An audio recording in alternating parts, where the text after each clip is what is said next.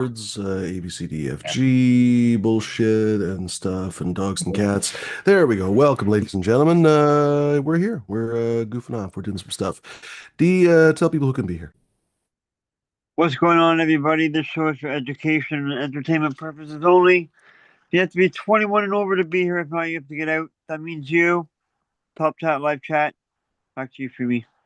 That's the way indeed. Very efficient. Thank you very much, D. Please do also hit the thumbs up button, ladies and gentlemen. If you could, it would be helpful in some way.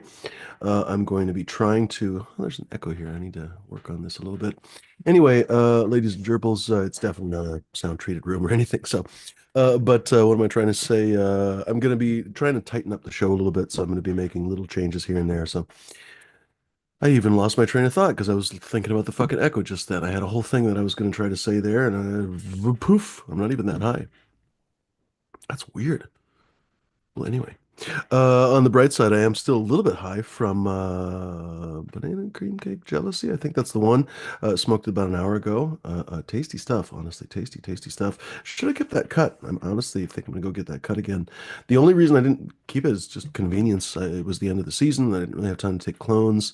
I was stuck in LA for a while and didn't have a chance to take clones. By the time I came back, the plants weren't all that healthy. So I really didn't have place to kind of re-veg everything. I re-vegged a couple plants and re-vegged my sour Morgana 3, thankfully. And because that would have been a terrible loss, honestly. And yeah, I honestly didn't have space. That's the bottom line. And so I let the cut just kind of go. You just let it finish on the vine. And dang, it's tasty. Honestly, seriously. No banana, no cream, none whatsoever. Okay, it's a little creamy. It's like a creamier gas, I guess. That's true. It is a creamier gas, but none of the banana cream cake or something that I would expect from the name. But man, a banger high, gassy as F, clean, clean gas, clean flavor, has a little bit of that kind of, what do you almost call it? It's not mold, because mold sounds terrible, right? It's like blue cheese or something, maybe. Maybe that, blue cheese, little tiny little bit of blue cheese in there. Fucking banger. So, so nice. It Like your infuriates mom. me to go back and buy that cut again. But anyway, if I wanted, I guess that's what I gotta do, right? Cheers, VT. I think VT is first in the chat. Good to see you, buddy. Welcome as always. Joseph Anthony following right behind. He says, happy, hope everybody rather is enjoying their Saturday night. Apparently, I forgot how to read. Cheers, D, of course, our illustrious main moderator, ladies and gentlemen, on this channel, and I believe also the big channel. So, folks, do not wrong him under any circumstances, or he will zap you like the lightning bolt of Thor. You won't even know it practically. Well, you might know it when you try to sit down again. Robert Benjul is in the house. What's going on, buddy? Our fellow Slovak in the chat. Now we can really have a party. Cheers, everybody else, ladies and gentlemen, whoever's hanging with us. Good to see you. So we're gonna be goofing off here. It's mostly gonna be Dee's show, as usual, but I'm gonna be here a little bit here, coming and going. I might cook some dinner here. I might make banana bread tonight. Haven't decided. Ooh. But gotta make it at some point. I got these ripe ass fucking bananas. These But on the PO box. that's it. That's it. Oh, you wouldn't even. My banana bread is it's intense, dude. Damn. It's pretty solid, man. When I do things, I do them full bore, basically. Your mama knows that quite well. But ladies and gentlemen, welcome to the show. Thanks very much for joining us. Like I said before, the show is for adults only, so please do remember it is not for kiddies, it's not for children, it's not for dipshits either. Honestly, if you're a dipshit or a fucktard, please just fuck off. Honestly, candidly, all the kids, all the everybody else, just fuck right off. Honestly, we don't really want to see you. If you are an adult, even if you are mentally a child, that's a different story, perhaps. But ladies and gentlemen, we don't want any kids on here. We don't want any childlike jerk offs, basically. So if you're a fuck face or a jerk off or just basically a douchebag of any stripe, just fuck off. Honestly, we don't want to see you. Hopefully that's clear. Let's call it the one and only warning. How do you do, fellow kids? Good to see you, Coffee Pot. Welcome, my friend. But ladies and gentlemen, what was I going to say? We are going to tighten up these shows a little bit. It's been bothering me quite a bit, so I'm going to just do it. I don't know how, little by little by little. I might honestly start doing more lives just by myself from time to time through the day. I noticed that Masonic base or Masonic seems to do okay with that, so I might do a little bit of that. I feel like I might accomplish a little bit more of my message. And the message really is basically to get back into the seeds. Honestly, it's been a struggle, honestly, the last couple of years, personally. Basically, I don't really need to get into the whole details, but some of you, I'm sure, can imagine if you saw the amount of stress going on in my life. So some of you can probably piece together the details. It's some of the most stress I think a person can deal with, and then somehow it all got piled on at the same time, and then I literally got pushed backwards into this fucking ridiculous lawsuit. Um, yeah, I mean, I put it this way. I haven't told, there's no reason for me to tell you guys about the lawsuit. You're not going to be able to help me with it unless you know something about shitty lawsuits. Basically, not a single person that I've told, not including my lawyers, nobody has thought like, oh, a guy has a point. No, the guy sandbagged me in the worst time of my life. It was really fucked up, honestly. And I have to go through this for the next couple of years, actually, believe it or not, because California is so backed up with this shit. So it's just hanging over my fucking head, right? So anyway, ladies and gentlemen, perhaps that explains to you a little bit why I've been acting like an absolute, basically like the Robin Hood version of Kanye West or something. No, that's actually maybe stretching a little too far because he takes his fucking wife out naked and shit. I probably wouldn't do that. But anyway, also he's a Nazi and shit. So yeah, never mind. Let's undo that comparison. But ladies and gentlemen, if you thought I was acting like an unhinged fucktard, basically, uh, perhaps that's an explanation a little bit more as to why I have been acting like an unhinged fucktard. But ladies and gentlemen, I would hope to win back your trust, essentially, if you do think I'm a fucktard, and very hopefully bring back the seed business. Basically, I really want to have, I think, a few more projects that I really want to do. You know what I mean? I'm not done yet, so I've still haven't gotten to the fucking feminized shit. Even haven't started, and I didn't even get to the point where I took the lemon tree, or not, sorry, the lemon tree, the um, Jack the Ripper lemon, basically, and brought it back basically into the Ruby Jack, and then consolidated that basically. So anyway, long story short, even if I did want to quit or something, it wouldn't be for a couple of years. So, ladies and gentlemen, I really would hope that you help me come back, honestly, by showing some interest, essentially. Now, I realize, obviously, I have to kind of win your trust and all that kind of stuff, so I'm not delusional in that sense. But I would very much like to hear from you folks if you have ideas of things that I can do. I'm very open to doing some contests. You know, we used to do a lot of photo contests. I would love to get back to them, honestly, because I sincerely think I know they were a huge part of my life, and I sincerely think that they are a big part of the present and future cannabis culture. I know that there's a couple, I don't know if they hang out on the show anymore, so I won't name them, but I know that there's a couple people who really became kind of serious photographers because of the photo contest that I ran. That was the whole goal. I can't take credit for that or something because I got the idea from Subcool. He's the fucking guy that got me back into photography. I gave it up for the stupidest fucking reasons you can imagine for a long time. And it was literally Sub that basically dragged me out of the fucking deep, essentially, because I was like, fuck, I could take those pictures. And little by little, first with my phone, and then I was like, oh shit, I could totally get those little fucking attachment lenses, the moment lenses that these days they're passe, of course. But oh, that's not true. They have like a new series that might be good, but I don't know. Long story short, they were a lot more useful in the past. And then finally, I was like, oh fuck, I gotta get a camera, and I finally got my own camera. It had been so many years since I had my own. That was a DSLR actually. It was the Canon 60 Mark II. We still have it actually. Great camera. Anyway, first new SLR in many years. You wouldn't even believe how many years. And it got me back into photography in a big fucking way. And long story short, we don't have to tell my whole life story. This is not the autobiography of Humidor evening. This is supposed to be actually a takeover evening. But I would like to get back into the photo contest. I think that would be super fun. Uh, you name it, ladies and gentlemen. Fuck, I keep forgetting to fix my Proton mail. I'm just gonna have to put it on a list. Or literally, I said I was gonna put a post-it note. I don't have any post-it notes. That's the problem. I'm gonna have to find something right on my forehead, like Smash says. Anyway, ladies and gentlemen, I'm gonna have to make it backwards so I can read it actually, because otherwise I'll just be, oh, I don't know what that says, whatever. But folks, old-fashioned coffee pot says, Fumidor, I fluffed your genetics on Reddit. Good point though, coffee pot. I think I'm gonna go back to Reddit. I did a little bit on Reddit a long time ago, and then just gave it up for the stupidest reasons. Actually got decent reception and then just stopped, I guess. Maybe because of all the stupid shit that was going on in my life.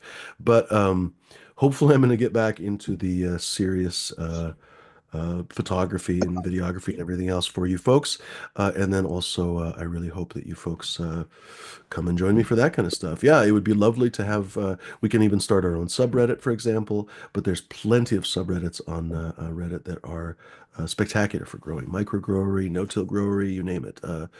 Several different cannabis genetics subreddits, a few different places that would be super fun. Cheers, Miss Chronic. Good to see you. Oh, What was I going to say? But please, ladies and gentlemen, I would love to hear ideas. If you guys would like to do some of the game nights again, I'm totally receptive to it. But it was a fucking slog to basically do it properly. Not enough people would hop on the panel. There'd be three or four of us basically making just the most boring fucking conversation you can imagine, and a couple people in the chat playing. We'd have a fun game, like in the game, but that's not much of a show, you know what I mean, ladies and gentlemen? So I'm perfectly happy to bring those back, but we have to have some kind of a vision that, yeah, 6 or 10 people are going to hop on the fucking panel, and most of them are going to play most of the games and stuff like that. That I would be totally fine with. Ironically, I accidentally paid for one of the fucking games. I don't even remember which one right now, but I didn't have time to email them about it, so I'll have to check which one I paid for the whole fucking year. Yeah, for the whole fucking year too, by the way. Anyway, fuck was I trying to say? So long story short, ladies and gentlemen, I'm hoping to come back very, very soon. I was hoping to already have everything back, but I haven't been able to. There's been this crazy snowstorm, and I know it sounds ridiculous, but I had a spine injury many years ago, and so my back is so shitty, and I have to do everything myself right now. So I have to switch everything over, and it has been very difficult. So, ladies and gentlemen, please bear with me. It will be done. It just takes me 8 times as long as any human fucking man. So, ladies and gentlemen, just bear with me. Let's start saying hello to our illustrious panelists. Welcome, ladies and gerbs, all gentlemen so far. Well, we pretend to be gentlemen, right? D Zombie, what's going on, buddy? hi. Just kidding. What's going on, chat? What's going on, panel? Taco flavor kisses. Nice name for the show. That's from South Park, right? For me. Ah, okay. Um, I'm smoking on several different things. Just hanging out. Sorry, guys, about the no pre-show tonight. I was sidetracked with some airline scammers. I've been calling them for over like 3 hours straight, Oh, that making their reminds me. having fun with their lives. Yeah. So and then I got sidetracked. And by the way, thank you to Hardcore for letting me know, reminding me, because I totally forgot about the show tonight, or I wouldn't be here. Hmm. Cheers, everybody. Why do I hear myself? Oh, Is that video? Here it go is. for smashed. What's up? Got a storm. Supposed to get like four. Last I looked, it was 4 to 8 inches of snow.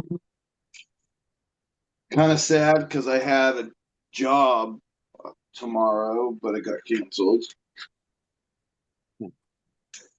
So now we just chilling. I just went downstairs and up potted everything in my little veg tent into bigger pots. Try to help because they were all getting stunted. It was just too cold, so I gave them bigger pots. Right on. They should be good. Yeah. I gotta go water again. The soil I used is really dried out, but should be fine. Cool. I thought I had that goddamn video for you. Oh, here, I'll just get out of my history. There we go.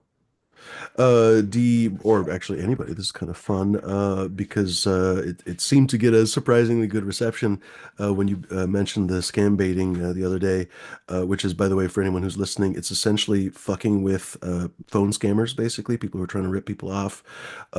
You intentionally waste their time, basically. That's what it comes down to. Up to and including actually getting them to dox themselves if they're local, you can actually get them arrested. Unfortunately, most of them are not in the US, so you can't really do anything about them. But at least you can waste their time. So anyway, D is really into it, and he was talking about it one of the last shows.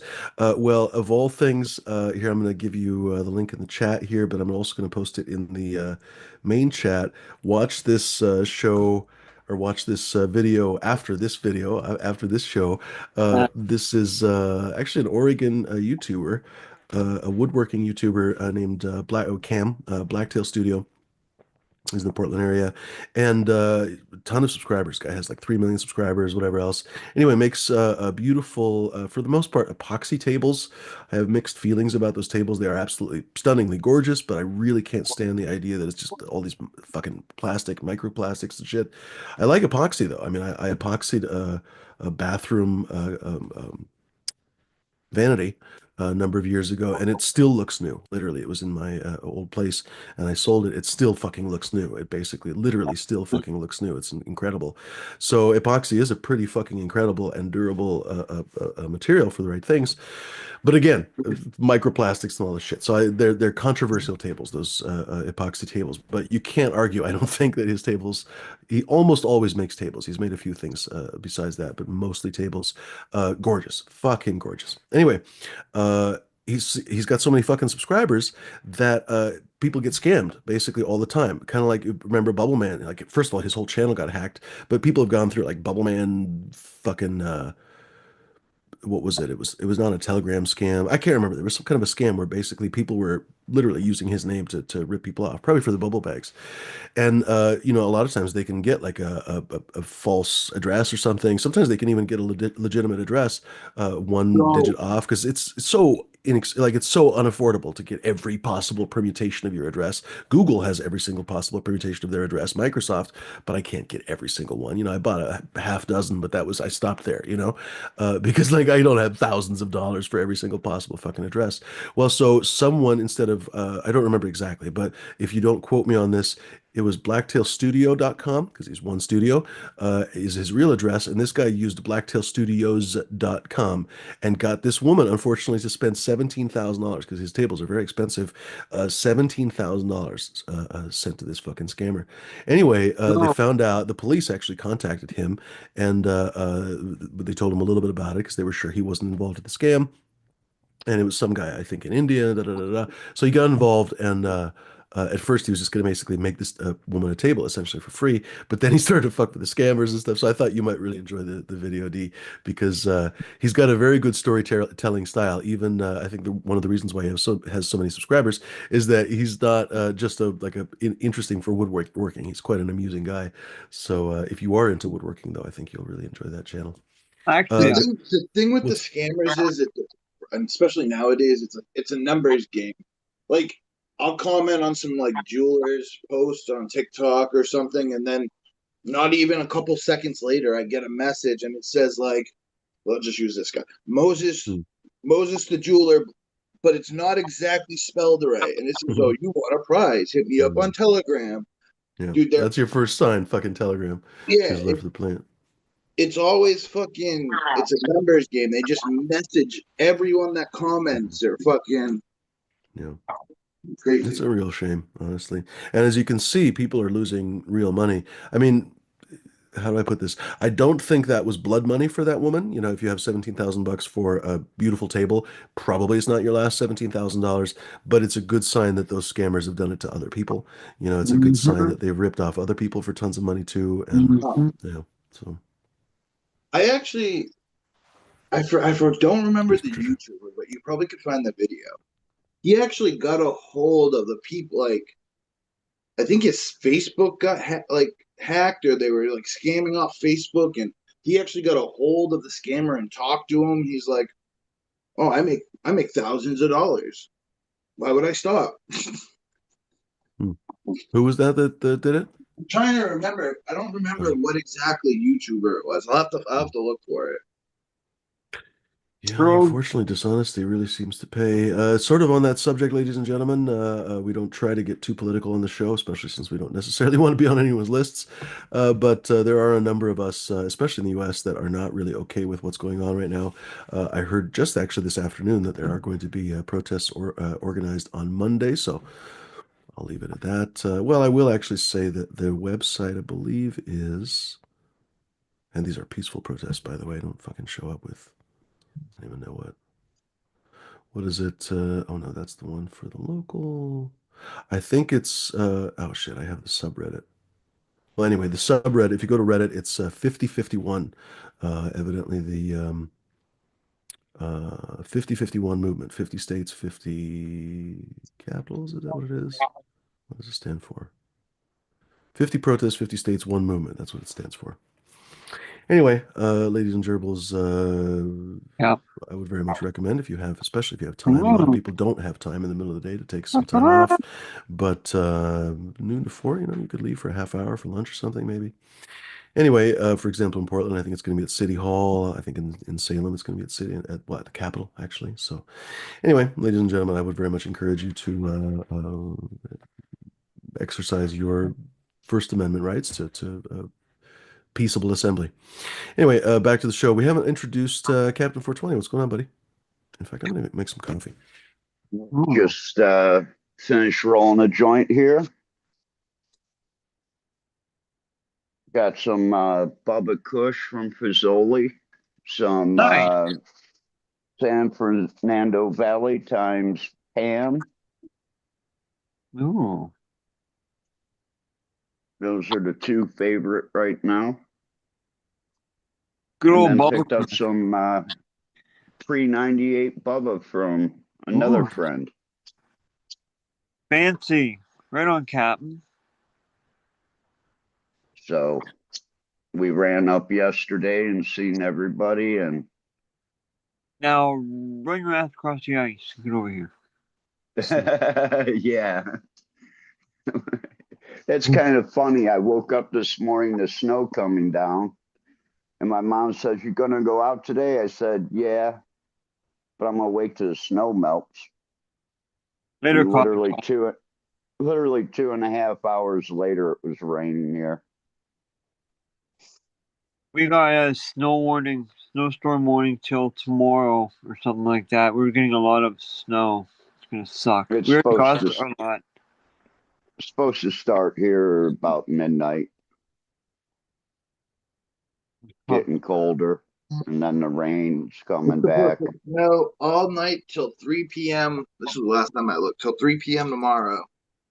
And then it's Yeah, going to turn into icy rain. Yeah. see, we're warm. We warmed up today to like 38, and that's when the rains came in. But now we're heading down back below zero again, so everything's going to turn to a sheet of ice. Tip. So I got another half ounce of GMO live resin. Nice. I got a fucking killer deal on hash rolls. I got a jar for $60 the other day. So I got 9.5 grams of divine cherry. It was like $100. Right on. I love live rosin. It's awesome. Live rosin. Yeah, and I actually like the live resin, the GMO more. There we go. You can dress me up, but you can't take me anywhere. It was funny. I went to Maine Thursday and I bought some flour from someone, my homies at Prime Connection. And then I left and I looked at it and I turned around. I went back in and I called him and I'm like, hey, let me get another half ounce of that. Nah, It was really good ice cream cake. nice. I like ice cream cake.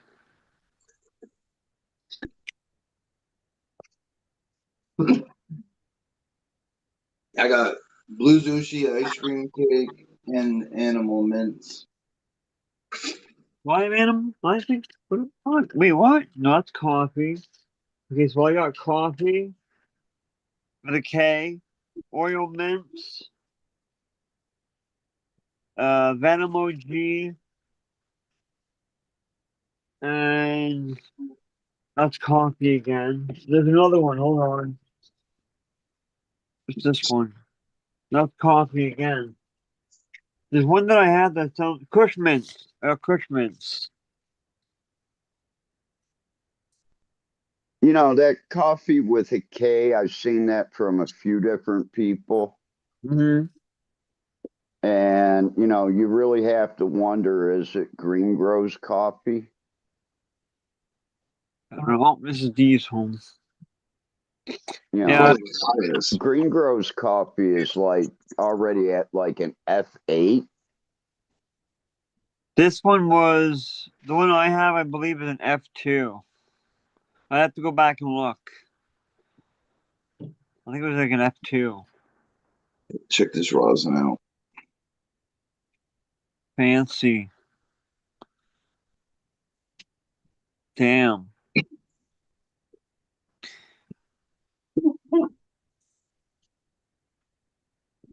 This is the GMO.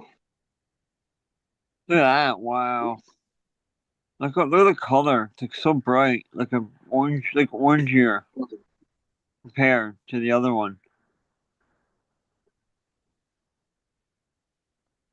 It's crazy. Cheers, chat.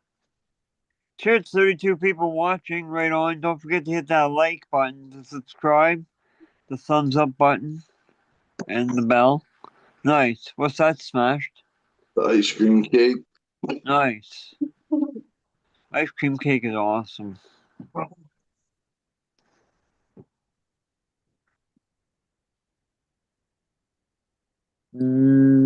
want to get some more apples and bananas.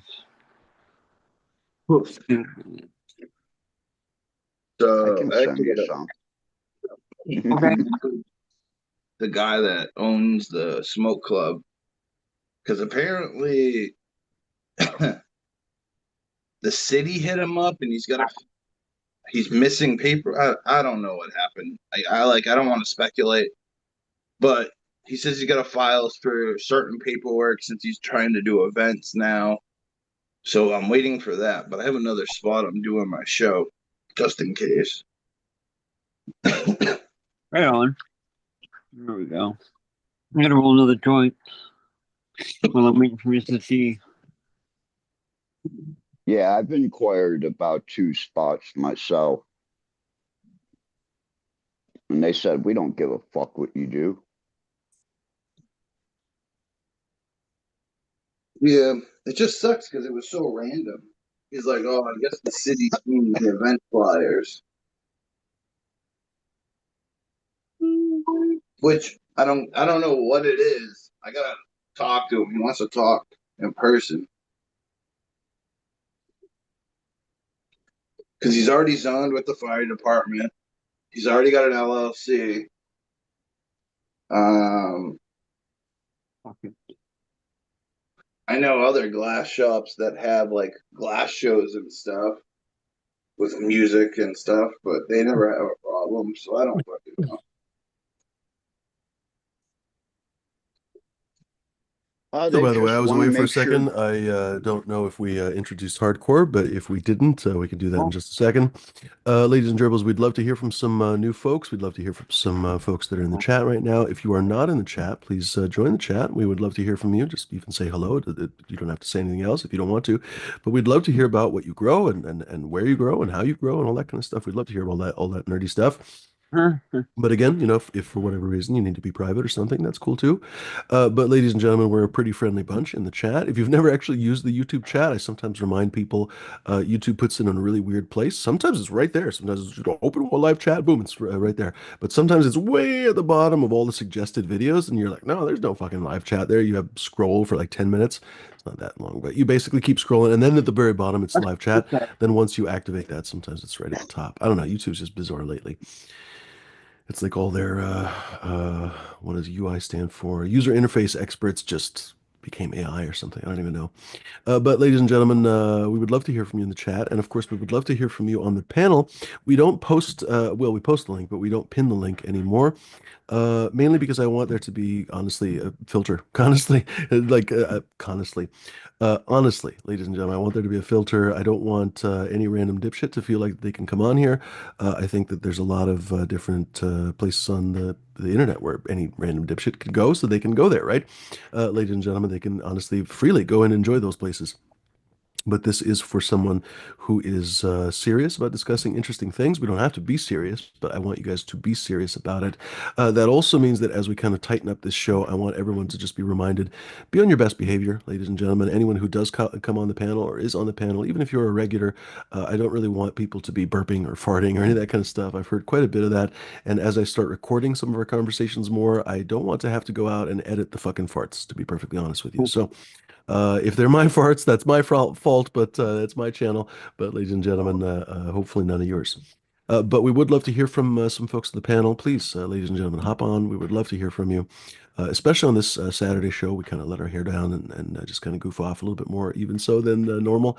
But ladies and gentlemen, we really only have a couple of firm rules. Honestly, ironically, the firm rule is firm. Unlike your wiener, we don't want any dicks, ladies and gentlemen. We don't want you to be a dick. We don't want you to be a lunatic, even. And we definitely, under any circumstances, really any circumstances, we do not want to see your wiener, honestly. We just have no interest. This is not a wiener-based show, not even hot dog oriented or anything like that. None of that. It's not hot dog, not a hot dog like Xinjiang from Silicon Valley came up with. Ladies and gentlemen, we don't want to see wieners. We don't want to identify wieners but with AI. None of it, honestly.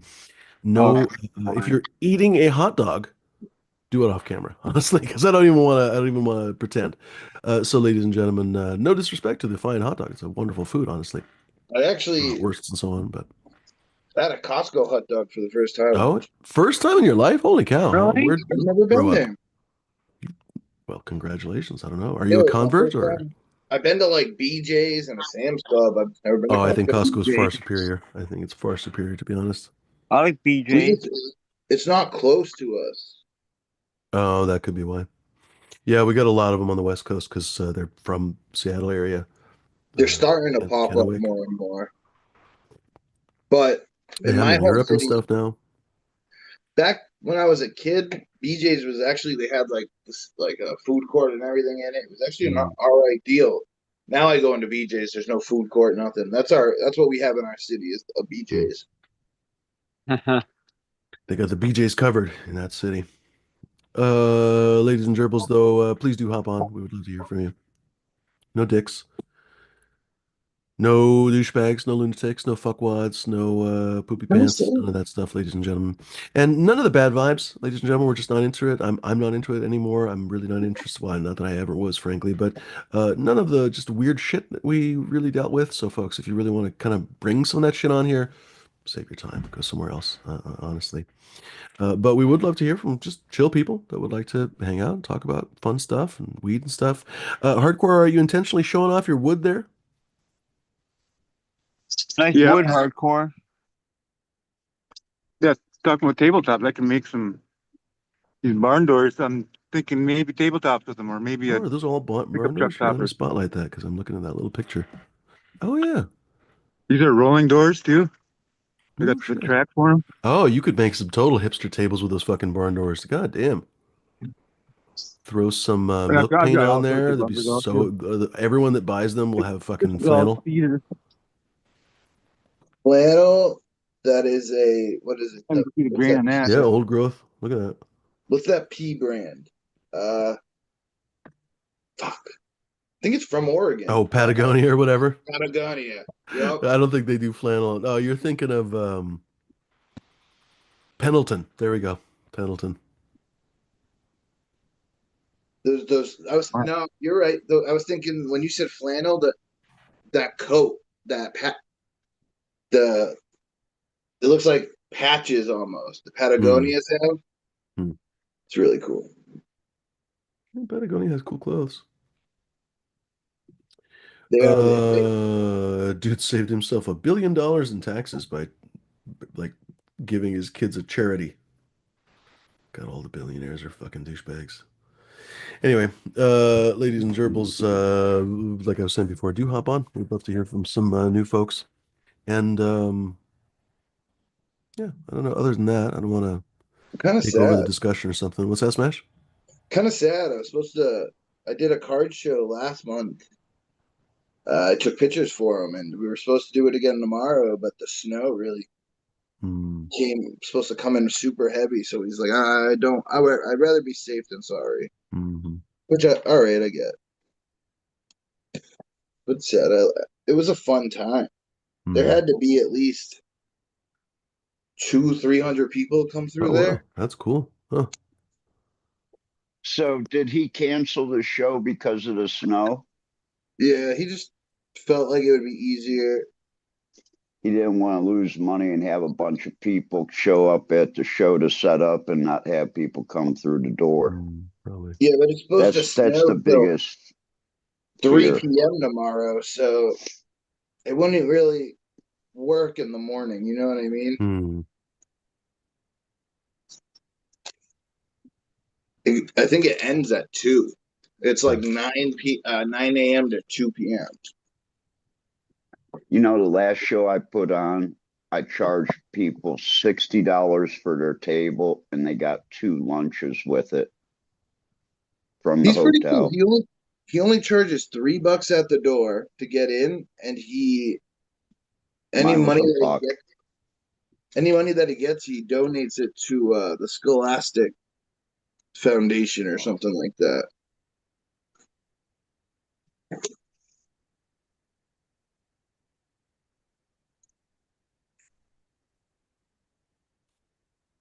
I Same think here, my last show, we hit like 75 tables. dude. This show was packed the last time I was there. I didn't count the tables, but there was like 5 pretty long rows completely full. There wasn't a table fucking missing. I had 650 some people come in, 660 some. This was just at an Elks Hall. It wasn't even a good venue. I put this on in Youngstown. I got people from the west side of Cleveland to Pittsburgh to Erie What side? because it was only like a 45-minute hour drive for them.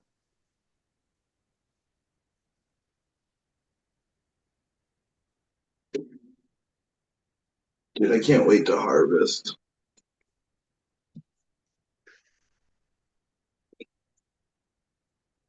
I should be harvesting about 12, 13 days after I get back from Thailand. Um, I can't think. Uh, so I flipped on the 1st of February. No, January. Yeah, 1st of January I flipped. So there's 31 days in January, and we're what, 15 days into February? So 46 days, something like that. Yeah, I'll be flipping like the 2nd of March, 3rd of March, because I just transplanted for this next 2 weeks in flowering. I'm hoping everything in this transplant starts growing.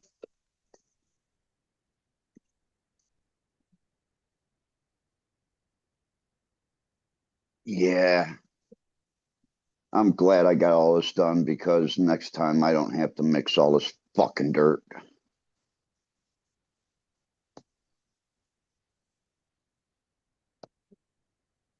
Thank God Happy Frog was only like $9.99 a bag. Need to get some worm castings. That was the last thing that I picked up to add to my soil was the worm castings. I want to get some worm castings. I want to get some lobster shells, crab shells. Coast of Maine. I know where to get that. Do too. Coast of Maine. And lobster shell breaks down pretty slow. You Although just you can go do it, to you could do the Korean natural farming shit with the oyster vinegar. shell extraction. I bet you could do the same exact thing with the lobster shells. What is it? Fuck, Doing vinegar, vinegar. opposite of It's vinegar. actually not KNF. I think it's Jadam. It's vinegar. What is it? Fucking, how do you make it? Hold on. Hmm.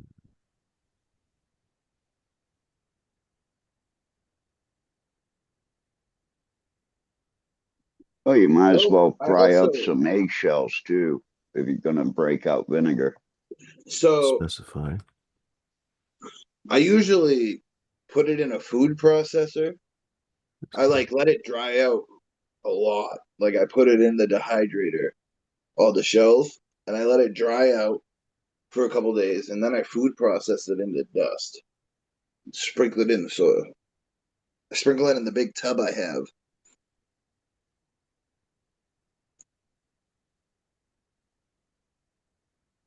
Vinegar, I think, helps break it down.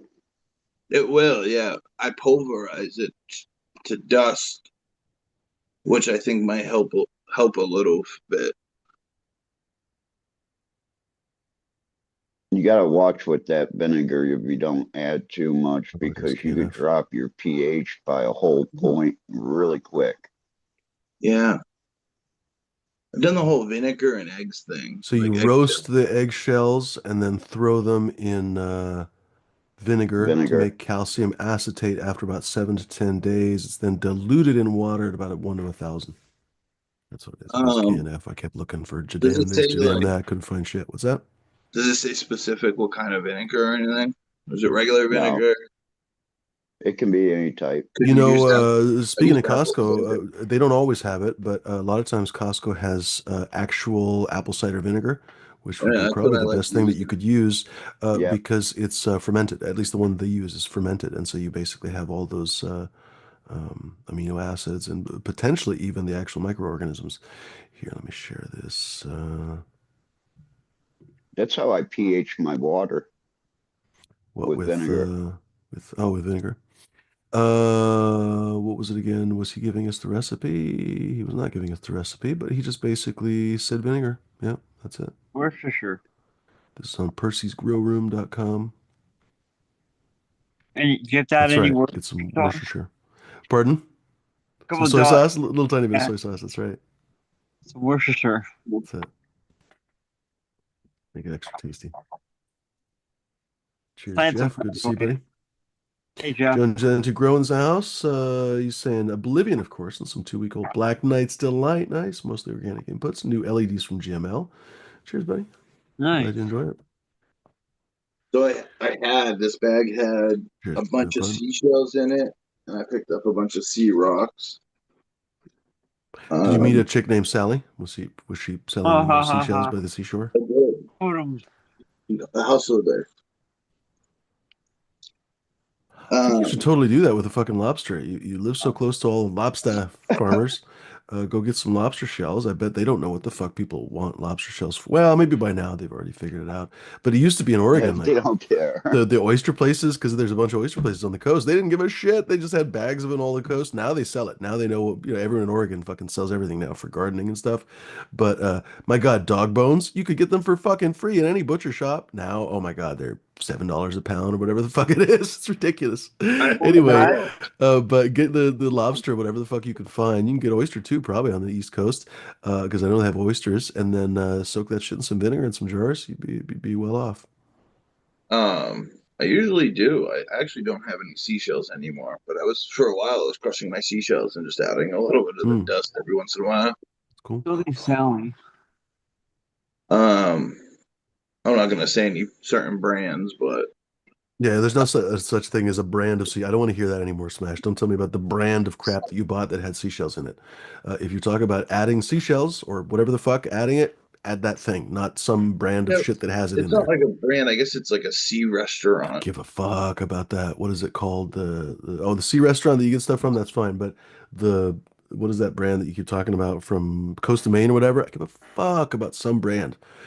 So no, if you're gonna add lobster shells or something, please talk I about make adding actual lobster shells that you bought in a bag.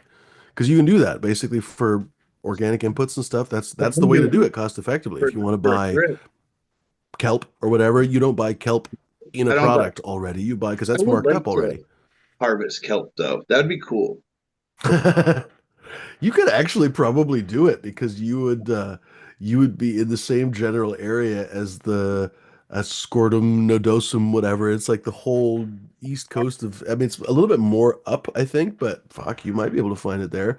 I know that you can use basically any seaweed, to be honest. Like we have seaweed on the west coast that's perfectly usable for all kinds of stuff. Wait, That's we where they want the make all the ground? nori that you've ever eaten, basically. If you've ever eaten any kind of Japanese or Korean food. It's from Pacific seaweed. Pardon? We want the brown kelp. I think so. Yeah. I seen it. I could probably do it in Maine. I bet you. Fuck, they got kelp there. Any place that you well, check that it's legal. Most of the time, it's legal, but not always. Any of the kelp that has the floaters and stuff, that's kind of what you're looking for, That's yeah. basically. So, High tide at a certain beach. So this beach, I think it's Old Orchard. There's stairs to go down to the beach, but it's only when low tide. When high tide comes in, the beach completely disappears, hmm, and it's up to like 3 or 4 feet. There's a whole hmm, wall. It covers the complete stairs almost up to like a hmm. wall. It's crazy. So like the whole Wow. beach disappears at high tide. So check with your state because sometimes tidewaters are treated very, very differently because of marshlands and stuff. They're super, super delicate ecosystems.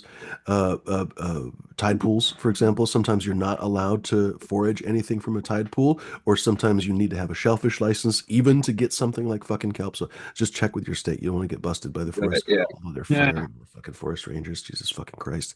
But anyway, the state forest rangers hopefully are still around. And I know California has state forest rangers, thankfully. Uh, you don't want to get busted for some stupid shit, right? Like especially something that you could have I've easily actually seen prevented, a right? video of like this mother and her kids were playing in the tide pools, like picking up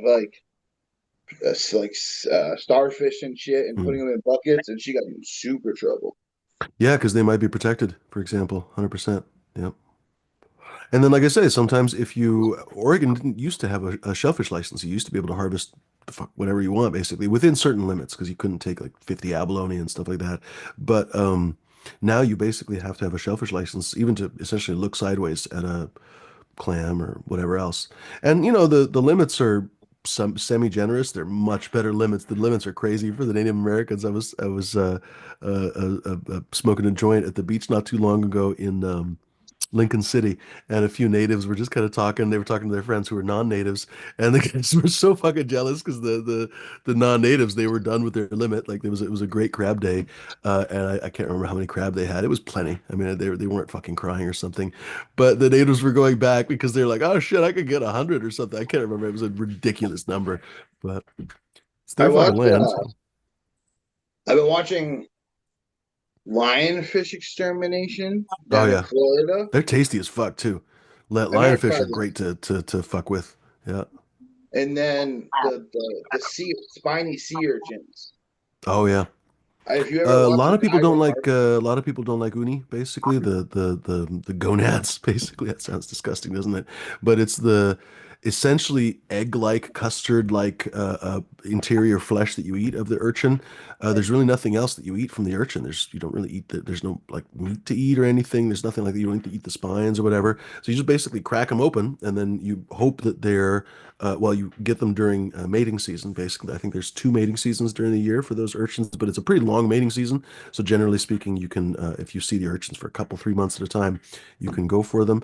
And then literally, like the purple ones are invasive as fuck, and you crack them open. Hopefully, they're full of that really creamy yellow stuff, which is very valuable, by the way. In some states, you could forage it and sell it. I think in California, you can actually sell it, so you can actually make a good just amount of got money, enough feeding like literally a cows. really good amount of money. You'd be surprised. But fuck am I trying to say? Like in Oregon, I don't think you're supposed to sell it commercially, but some people fucking hate it, So but uni's it's one of the delicacies in the whole sushi So thing. A lot of people love it.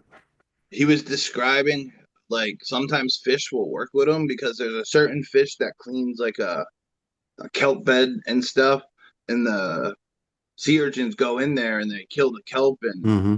Yeah, they're the not sea really urchins good. basically make kelp deserts, basically. Yeah. And he's like, oh, he has a huge like a net, and each one he scoops in and says 20 bucks, 20 bucks, 20 bucks. Huh. Wow. Kudos Yeah, I wish more people diversity did going that. again. Unfortunately, those urchins are so invasive, they're probably just going to take over. Um, They're like a few of the different invasive, like the lionfish. Basically, the lionfish has no natural predator in the Caribbean, and severe defenses, basically, with those spines. So everything just leaves it alone, and they just take over everything. And they eat They all the have babies. That's the thing. They're not even really that big of a fish or anything. So you'd be like, oh, it's the fucking great white shark of the sea or something. No, it's kind of a bitch. It's this little fucking fish, but it eats all the babies and shit of They everything. can So get pretty big. strip mines the ocean. They're like that. I mean, it's a decent sized fish. You can still make like an actual plate of food with it, but it's not 50 feet long or some shit, you They know? stay on the reef too, or a lot. Like they get bigger than a Mm, lot of the reef fish. mm. they have an invasive. I think I forget. Dude, it's been a while since I've seen it, but it's like I think it's like a snail or something like that. It's invasive in Louisiana, where it's actually Oh my taking God, Louisiana over. has a ton of invasive stuff. Bacteria, barnacles, you name it. Yeah, and these Fucking things hell, are life of the wiping out plant. a lot of stuff, Seriously. and there's no known predator to take it out except for human.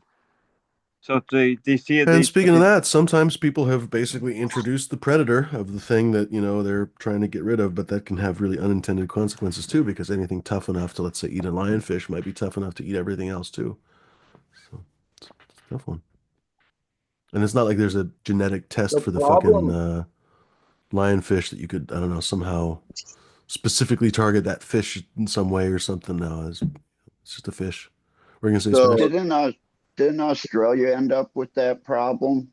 I They wouldn't be had a surprised. problem with something, and then they brought Oh, something they have a in, and massive, oh, then I don't know about that, but they have a massive problem with the coral bleaching. Unfortunately, they say the great white reef I is almost got stuck not only somehow. dying, but it's basically, they say it's essentially died, but basically we're in the last few years of it dying, which is beyond tragic, but I guess the world is just gonna keep doing that stuff. Fishermen are gonna get pissed at me for driving right by their shit.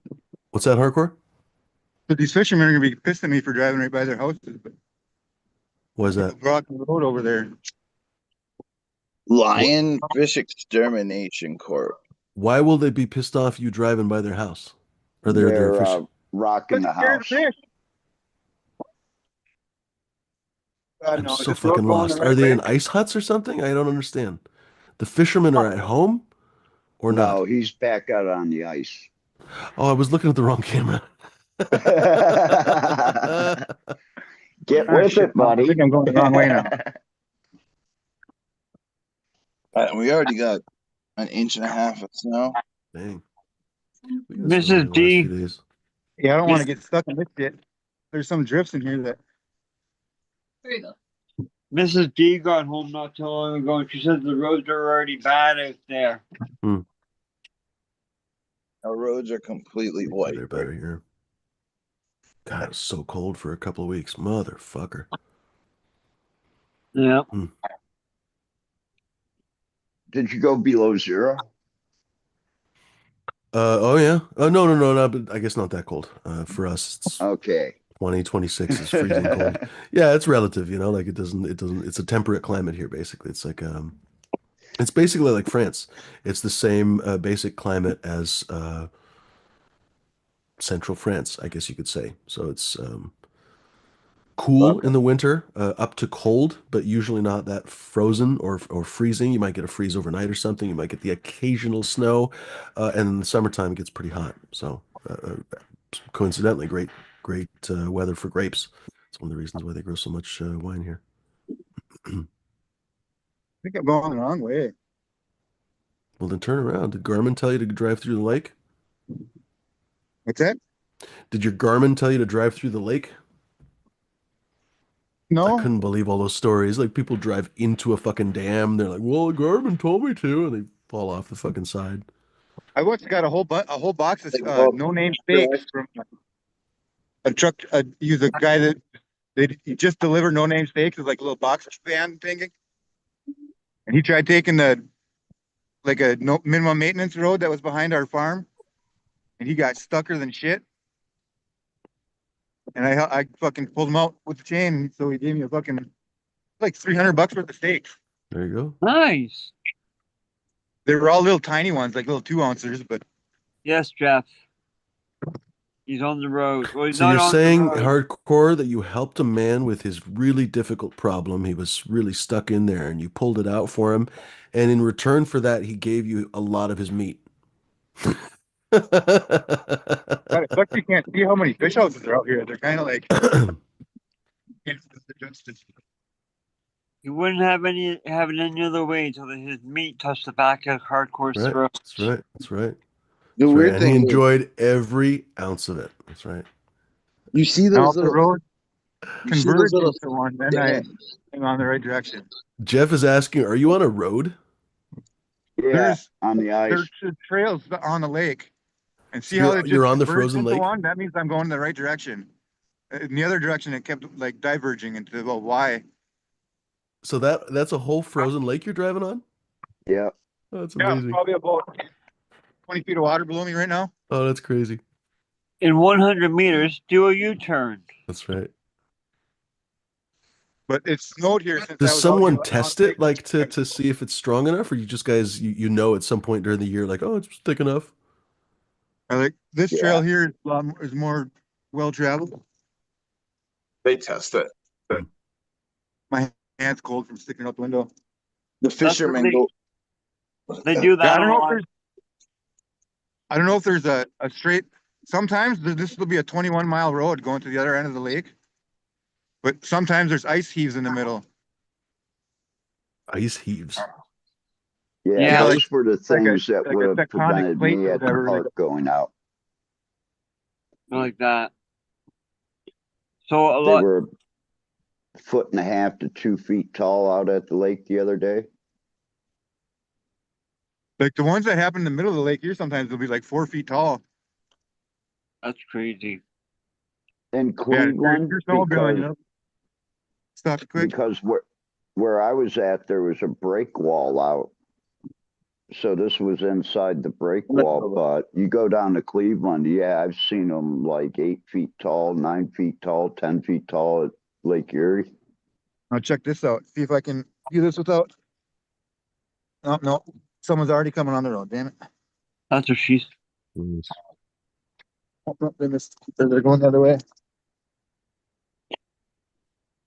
So a lot of places up in like northern Canada, they it's only certain times of the year where some of the small villages can only get supplies and everything they need for the year before the roads melt because they're on ice roads.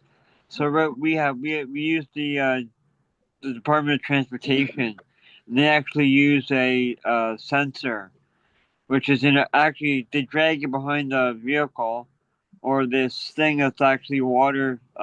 If it goes through the ice, it floats. But I don't it's get. yeah, something like that.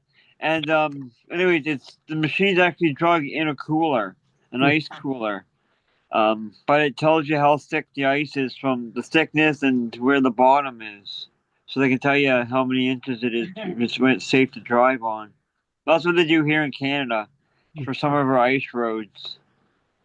I don't know if you can see that, but that's running water right there. Shit.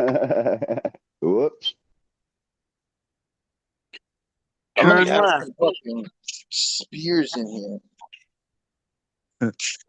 Is Shumi pinned for anyone else? Me? No, I don't think so.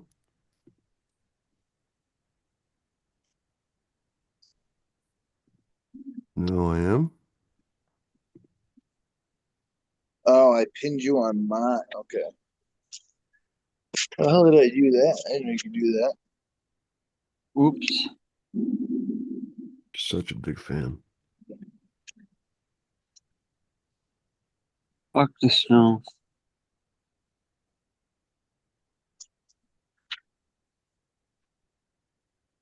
Oh. Pictures for a fridge.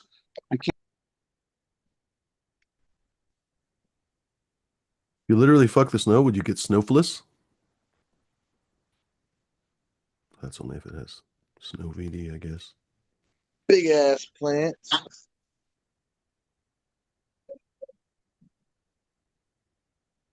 There Dude, you this go. little They're pretty GMO. solid. Huh? So those look pretty solid. Yeah, they're going good. This little GMO right here is gonna be a full, like this whole thing's just gonna be one big cola. Mhm.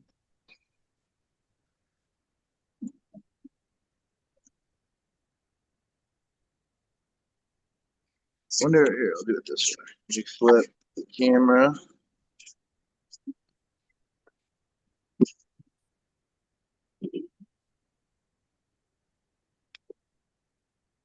So that's Chem Dog across the Chem 91 Calio. Stacking pretty nice. Yeah, nice looking Uh, structure. that is Apple Fritter, Huh? Chem 91 Calio. Yeah, that's between the two of them. That's the star. Holy fuck! Look at how frosty it is already. It's Dang, got the golf ball buds on this pheno. There's two plants in here. definitely. Yeah. Which Uh, one's the stinkier between those two, I haven't. Well, I'll tell you right now. or Let me oilier? clear my nose. People often ask, how do you select plants? How does anyone select plants? I mean, the best answer to that is the obvious way. You look for the most spectacular plants. You look for the ones that either most represent a particular genetic. For example, if you're looking for something specific, if you're looking for blueberry muffin, we were talking about blueberry muffin on Discord, I think. Well, if you're looking for that blueberry muffin, obviously first and foremost, you're looking for the one that smells like that blueberry muffin, and then after that, you'd be looking for the structure. But if you were looking for, like, let's say just good weed before you smoke it, you're looking for the superstars, the ones that grow the best, that have the most frost, the most meat on them, everything, you know? They're they're really close, but the one with this one with the golf ball buds it's a little bit more pungent. Nice. See? Mhm. And that's the other thing. The winners usually stand out, even in a crowd of 1,000. Usually the winner stands out. I mean, it might not stand out of all of them, let's say, for example, because you might have 5 or 6 or 10 winners or something, but especially if you did have 1,000, but even 10, 50, it doesn't matter the number, 10, 50, 100, 200, 1,000, 10,000, the winners will be noticeable. You have to keep your eyes open, of course, but, you know, keep your eyes peeled. It's kind of a fun part about cannabis. You're like, oh, that's the one. So this is just papaya rum cake, and she's usually a fast finisher, so she'll be done 55 to 60 days Hmm, normally. cool. What happens if you let her go a little bit longer? She just dies off. Hmm, funny. She'll die off by 70, 75 days. It's so funny. I have plants like that. You can't even re-veg them or anything. It's like they have a little bit of that fast flowering gene or something. Like they have a fuse that gets lit, and once they're done, they're done. Kind of funny. Some plants you can take forever. So this is hood candy from Soulfire.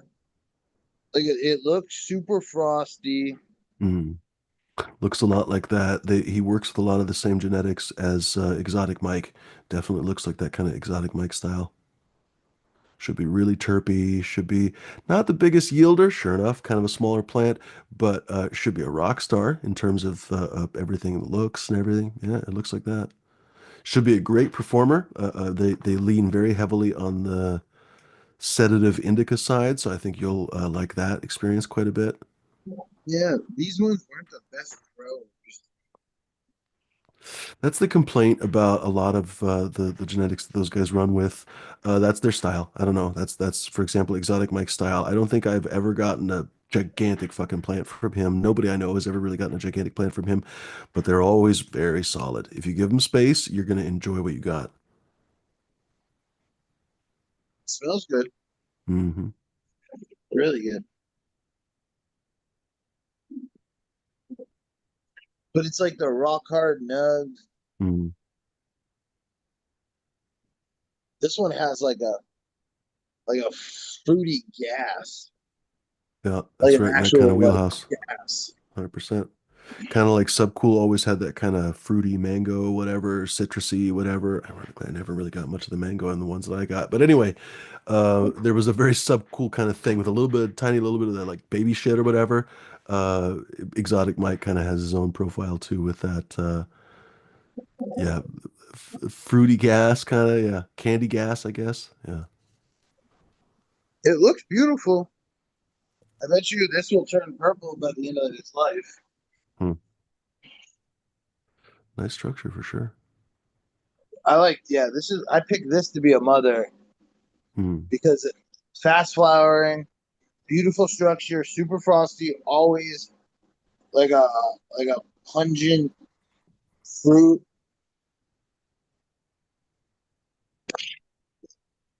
Uh, this plant,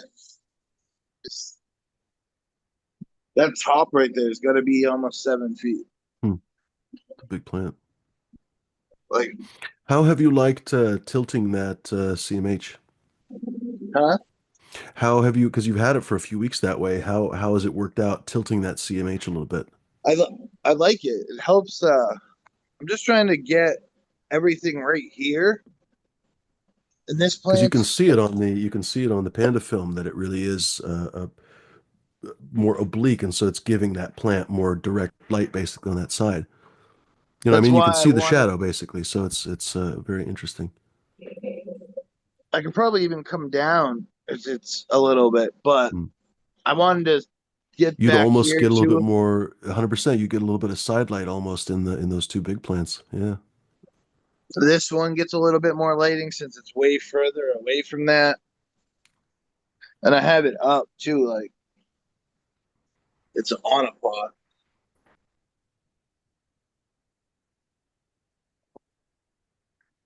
So I don't like this being right here. I'm gonna stab myself in the eye. What's that? Uh, so yeah, I just put 2 plants into 7 gallon uh in the little veg tank. It looks like shit. Okay, I'll show you. Right?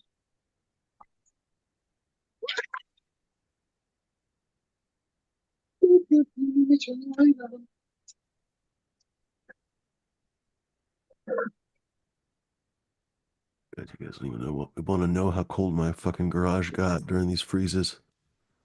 Even with all the lights that I can run and the heater running full bore. Blah. Oh, tell me about it, Fumi. Come Yeah, on. right. That's true. You probably have it worse. Fuck me. Blah. Luckily, nothing's died, but if it got any colder, fucking hell. I literally have 2 by 2, 10 by 5, yeah, 10 by 10 mats coming for Hmm. my floor. Hmm. Yeah, I I thought about that found too, but I floor don't actually heating think that mats. the ground, because the ground in Oregon doesn't usually freeze like it does in the Midwest there, I think. And even in the winter, usually just comes around at 63, 64 degrees. So I don't think I'm losing a lot of the heat from below. I think it's just going straight out the roof basically, and without I've said this on other shows, without insulating it like crazy and then doing a whole thing to avoid moisture. And then not only that, my big problem is that my panel essentially is full basically. So I can't add a accessory panel or anything because I got a heat pump and fucking air conditioner and whatever. So And honestly, unfortunately, that's just not going to work out there in the garage. I can only have a couple lights. they're honestly already looking better. But Oh, those little seedlings, yeah. Is it too cold for transplanted. them or what? Yeah, they were in little pots, Mm, like solo cups. I had them off the mm. ground with a heat mat, but it was just cold.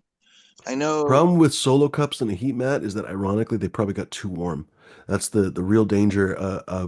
Grocery stores, thankfully, I think have started to not aggressively sell them as much because it was such a high profit item for them, I think. But because they pushed it like motherfuckers. Those heat mats you have to be really careful with clones, with small plants, you name it. Any kind of, like for example, Bud just came in with any kind of small. He uses the small rock wool cubes.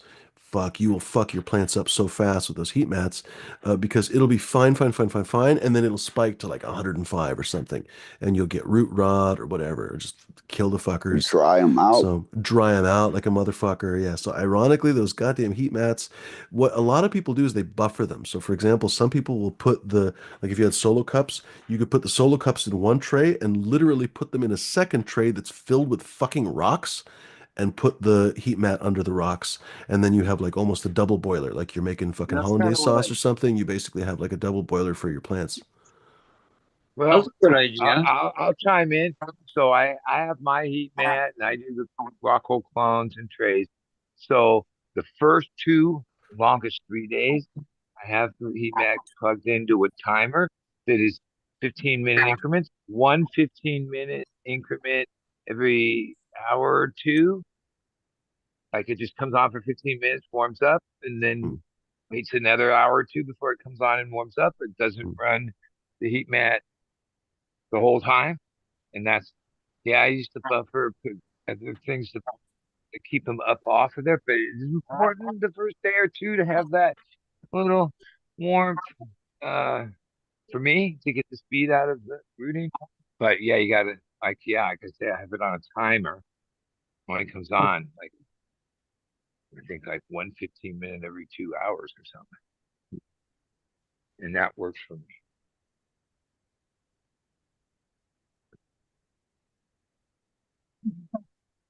You know those Excuse me. litter boxes that have like 2 layers? Maybe. Like they have the main layer and then they have one that you can like sift the poop Oh, and I stuff gotcha. with. So I That could found work. one of those and I used it. I flipped it upside down. I put the mat in between them and I put the seedlings on the top of Hmm. like. There you go.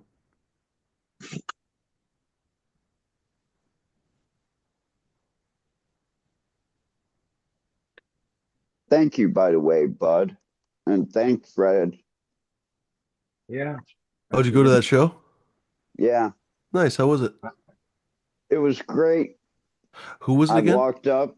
It was the Warren Haynes band. Hmm. So here's the timer. It's unplugged now because we're on day like 4 or 5. Hmm. This round is clone. But the first 2 days, maybe 3, yeah, use that. I just It's figured like get I them have into it's a biggest like pots a as I can. bigger heat mat than this little 10 by 24 ones. It's on this whole shelf. Was that smashed? I figured I'd just get them into as big as pots as I can. I I need to build a little. I have one in the flower room. It's like a little two by I think your four. next step, I mean, my recommendation would be your next step is to throw a little bit of cover crop in there. Help those guys build a real root zone. I think your big pots could use that too. It seemed like you had basically nothing going on there, pretty much no mulch or anything else. I think that would really help you basically build your ecosystem in there and really foster the right environment. It'll probably help you water a little bit less frequently. You name it. That's what I would do. I'd throw some cover crop in there, especially those little guys. And people always say, "Oh, what do you do with the cover crop when it grows up over the fucking plants or something?" You just literally cut it, drop it. Like it's there to serve the weed plant, basically. So Yeah. whatever you have to do to keep it below the weed plant, that's fine. Just like the fact that it grows up because the grass will germinate and grow really fast. When you chop that grass, that'll be really great mulch because it normally dries out really fast, doesn't especially that first kind of flush of grass. It doesn't usually grow too thick or anything, so it doesn't really like fester on the surface. You really don't want any festering fucking bullshit on the surface, but like dried grass and shit, that's gonna help out a lot. Those Um, 6x6s, Bud. No, these are 3 by 6s in beds. The white ones are 4 by 8. This one's various sizes that make this space work. This is just a lot of times like the trays and lights are empty in beds with cycling, waiting for these clones to root and then move them on. These are the moms that are going to get culled, except this one new variety. Your And then mama. these are like the redundant. I already just set the room a couple nights ago or longer, and these are like the extras. So then those are the moms, like redundant moms, really, because unless something happens, I don't take clones from moms. I take them from this like these size plants, the next generation of like Hmm. happier and fresher and whatever. Yeah, I got a couple black water germs here. Oh, you got Blackwater back? Hell Oh, yeah. seeds. Yeah, of course. We got to Right on. start with seeds. How small they That's are. fun. And they're germed, and I'm I going to know, use, right? Great things can come from tiny little fucking seeds, isn't it? Just it's uh, endlessly entertaining to like, see that. Yeah. there's not a lot of things that really excite me, like, oh, Blackwater. I guess it all started in 2025. Now I have them. I have them germinated, Huh. and it's kind of like a Good luck. dream, like if I didn't post this one picture that triggered this one response, I wouldn't have these seeds. That's funny. Oh, And it was like a dream. I guess it was a dream. I don't know. Like I definitely was a Are wish. those the Like I, original? Are the original Black Waters? Is yeah, that what it well, is? like Oh, okay, wow. so part of it is yeah. I think I told the story, but all right, I won't say his name. I don't remember But it. like I remember a guy, this guy, he's one of my cars. From back in the day, he worked for Sawyer. Since then, he's worked, I don't know all these names, but I did some research. Kenny Powers, I think is his name. I guess he's some breeder cookie associate. He worked for him for years and worked for Cookies and Burner. And, I went to his page and now he works with the post office because he Huh. has a family and needs the benefits, right? But so I made this post where one of my friends is wearing a teleconnection hat where it's really just my crew setting up a booth at the High Times Cup from whatever year.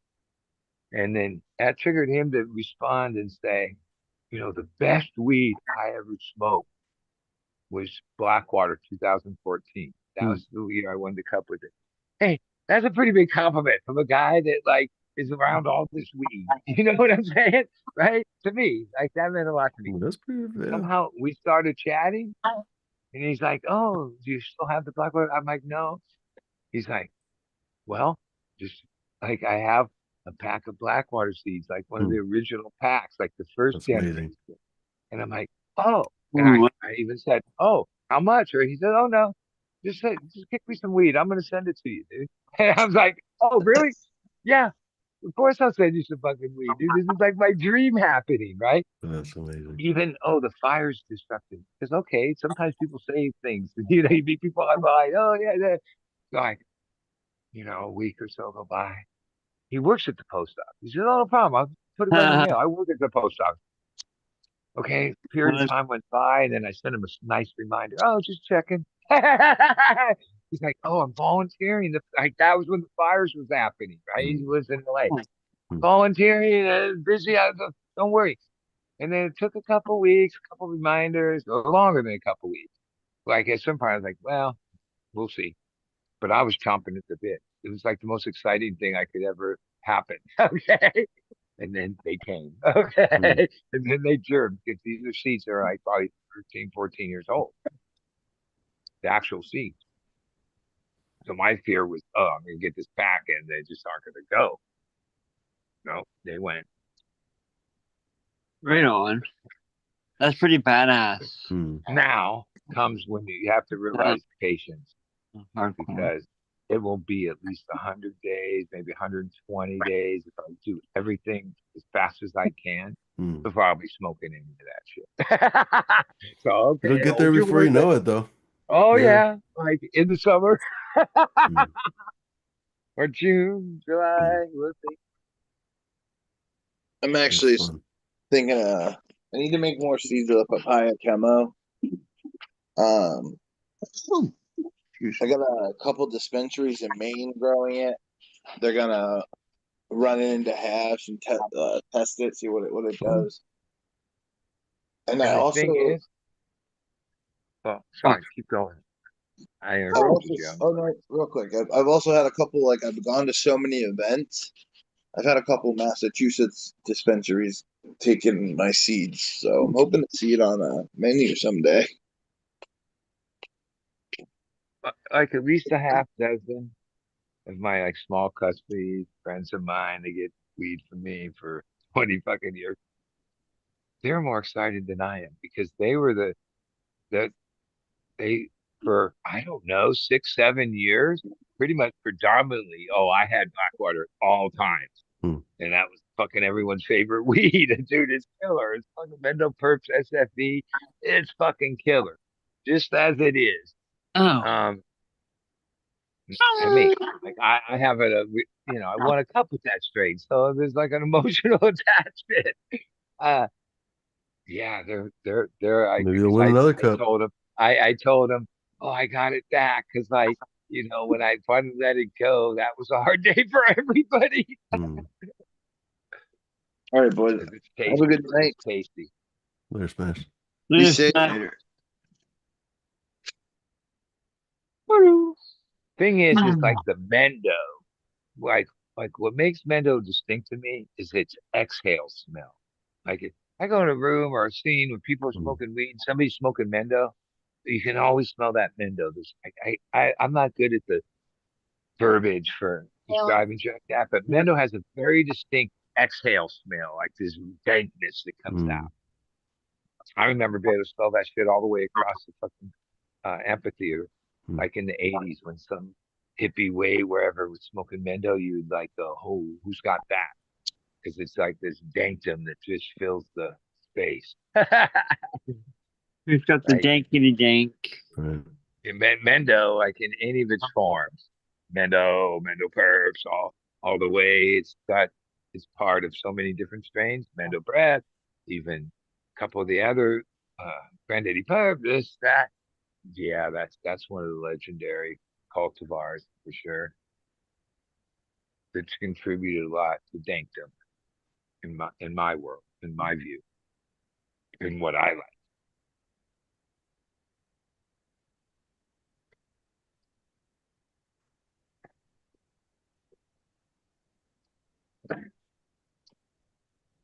Just trying to think if You I know, have any so really direct Mendo crosses. Not really direct ones, sort of indirect crosses. That's too bad. I used to have peanut butter breath, so I Oh, I guess love another that. sort of indirect cross, but I let that one go. Well, not fucking cross. Yeah, can't think of it right now. Peanut butter breath is you, awesome. I Yeah, like you it is know, like a nice cut, honestly. plug I went plugs. out Yeah. to Grow Generation. Was it yesterday? I had to get my supply. And then the guy's like, yeah, there's these tables like in the back. He's like, yeah, any free. And I'm like, really? He's like, take as much as you want. And I was kind of like, now that I got stuff home, I'm like, shit, I should have taken all those because he said Huh. to. But I don't even have 400-watt HPS. But he gave me like four horticulture bulbs. I got 13 single-ended ultrasound sun bulbs, and then like weird stuff like drippers and I don't even know Score. all this. Like, oh, What was I it, was just closing looking out for one stock of or the what? well, what they're really doing, and this is the shame of Trojan. Yeah, they're getting rid of all these other uh, brands and stuff Oh, yeah. because they're just shilling drip and this like the Right. house brands and shit. And then this is like some of this I'm just going to give to my friends that are outside. This is like Burma yeast. It's like a compost food source. It's like a big jug of I don't know what's in it. And then even this, I mean, I don't use Fox Farm, but this shit's all right for someone's outdoor, even just growing tomatoes. Grow big, the big like 2.5 gallon Oh, that jug. one's And fine. Is that I can't I remember, is that mean, the tea? That shit's fine. no, yeah, I mean, like it's all I hey wouldn't for buy it, free. but Like, yeah, for free. I was like, bring it on. Like, right. look, next thing you know, I have a bunch of stuff because it's not like I'm planning on using. I have my recipe. Um, But it's free. You just can't leave it all sit there. You got to take something, well, right? that's why I got, I got enough junk Oh food. shit, Like free junk, shit. it's easy to get junk accumulating Hmm. after years. Then you got bottles of shit you don't even know what to do with, 100%. But That's like I say, the problem with new growers. Basically, they go to those cannabis shows. I mean, I guess we don't have too many of them anymore. But when they used to go to cannabis shows, they would leave with fucking 3 armfuls of stuff that they have ultimately no idea what to do with, and it just takes up space on their shelf, right?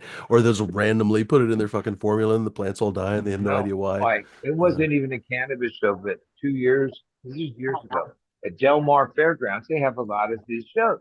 And there's like one of the largest gardening shows there for weeds and extra. And it's like a known thing. You go there on the last day of it, and you pretty toward the end, and then you could just go around. None of those like whatever they brought, they want to just go home. They're not trying to try to bring home all the stuff they brought, or a lot of it. But yeah, you can just get so much stuff. It's unreal. Gardening stuff is gardening stuff. Right? We used to go down there on that last day to basically explore all the stuff.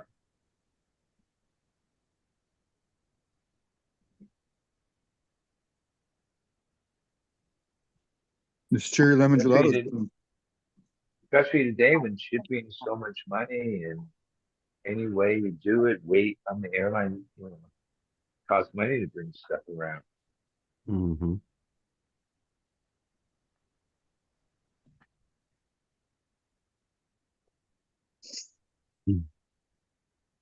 Oh, and I Hold got on, six folks. of them. They're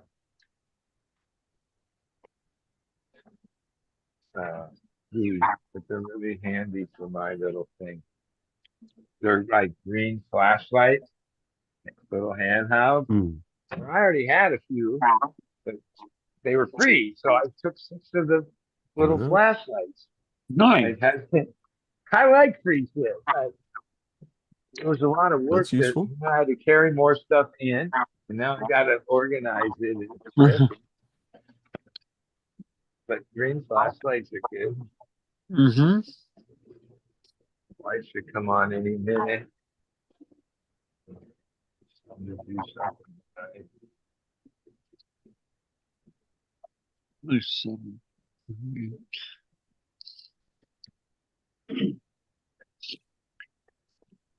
We're like, I've only had one trimmer this week because Jessica, my main trimmer's mom, well, she's in an Alzheimer's, $14,000 a month, care facility in Encinitas. Somehow they changed her medicine yesterday, well, in the evening. Her mom was just like in the hallway. They like fell out. Then they had to take her to emergency room. Like when somehow the doctor, when he changed the medicine, over medicated her. Like when you're paying a place 14,000 and then they over medicate your mom and like almost put her in a coma. Holy shit, I'd be pissed off. But that shit happens. Well, I ended up having a doctor that put me on the most common blood pressure medication, and it ended up giving me a mild stroke within 3 days of taking it, started taking it. Yeah, medicine ain't no joke. No. That's why I tried to take as little, least as possible. Well, I saw this meme that was like doctors and pharmaceutical industry and it killed like this list, mainly artists like Prince, Tom Petty. Like they were all people that like were taking what the doctor said and it killed them. Okay. Like doctors gave them drugs that killed them.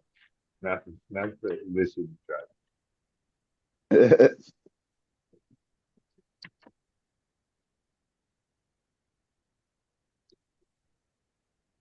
So I got a deep end, That's what a she said. Thorazine shuffle.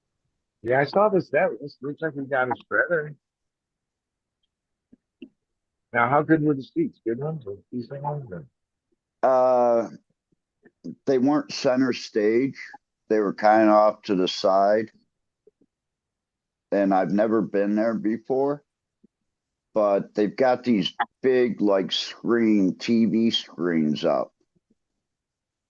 And where I was sitting, I was catching the corner of, basically I was catching a lot of it in my peripheral vision, but they put their ad for their venue in the one corner and it's like white. So I know definitely next time I go there that, where my seat Or should be. was it like sold out? You couldn't just move around? Like No. Oh, Bud.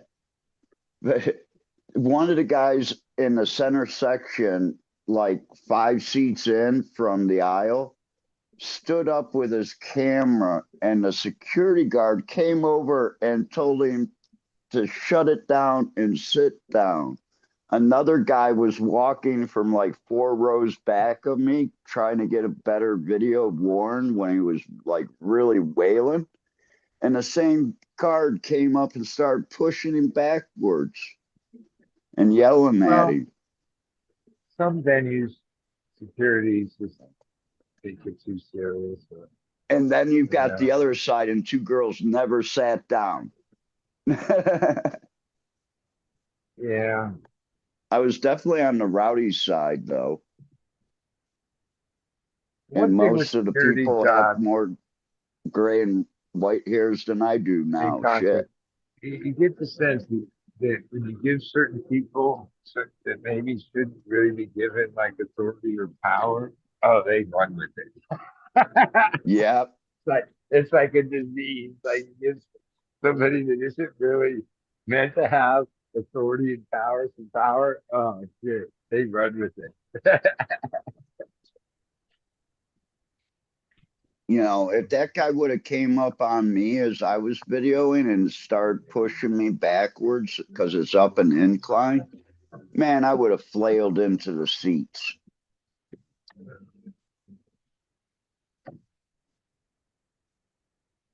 Yeah, because he went way over his power on that one.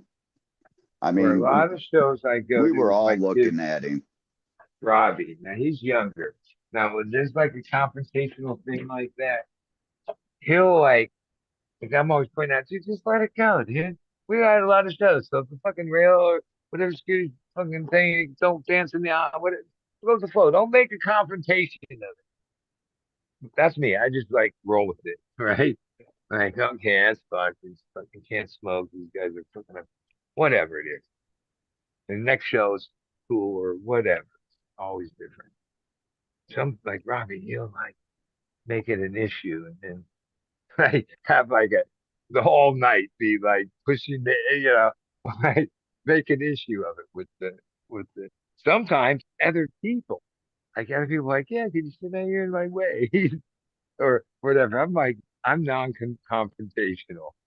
I go through life where I'm trying to avoid confrontation, not get in it. But he grew up in Chicago, so I always say, yeah, other friends that are confrontational of mine, they grew up in New York, where they're like that's just part of it.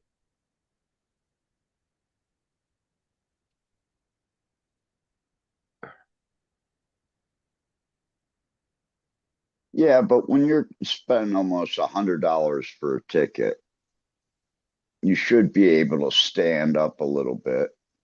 Well, San Diego's notorious for it, just due to our concert demographic. $100. Like, yeah, and it wasn't years ago, but I don't know how many years ago. It's like it's weird in time. A lot of people just sit during a show. That like other half the people are trying to stand, get up, dance a little in their seat, whatever they do. I don't care what you do. Like even if I am trying to sit down and you standing up, well, that's my problem. That's not your problem. But no, there's these people like, yeah, I could just like they have the nerve to say, "Oh, can you guys sit down?" Like, which is like that's confrontational. Like, like, but yeah, there's like this entitlement. People want to have everybody sit down because they want to sit down.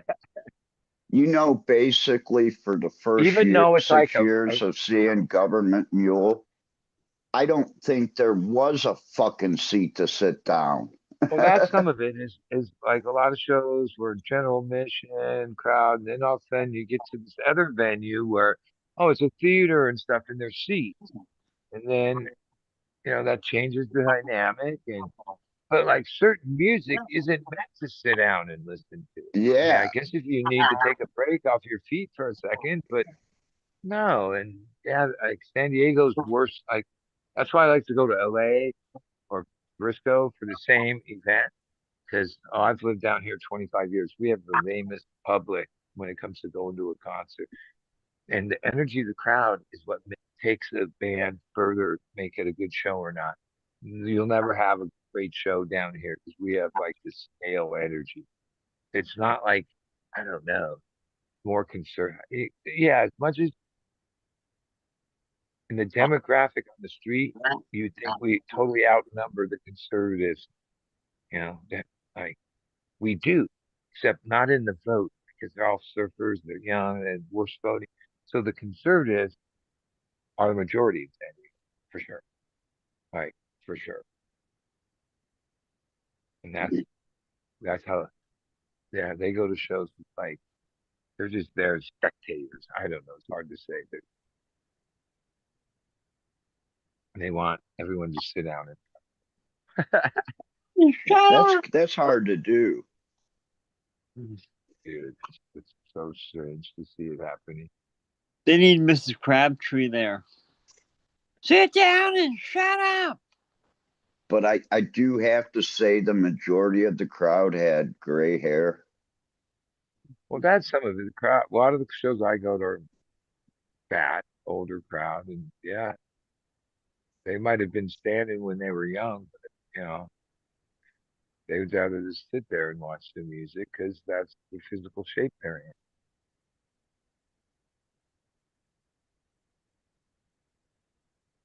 Or tried giving that ticket away. Even I walked up and I didn't know it was an old friend because he's changed a lot. But they were both putting their debit cards in to buy tickets. Did somebody use it? No, Yeah, that's happened to me I once. I A lot even of asked times, them if I leave the one ticket there, if the band won't be charged for it. yeah, it's fine. It's not fun. I didn't ask Because them they to. were standoffish That until just they happened. asked me. They asked me, well, who did the tickets come from? And I told them, and they were like, "Oh," and looking a little bit harder. Well, yeah, Fred's running the show. Yeah, He's the manager. Yeah, well, it's called plus one. It's the standard.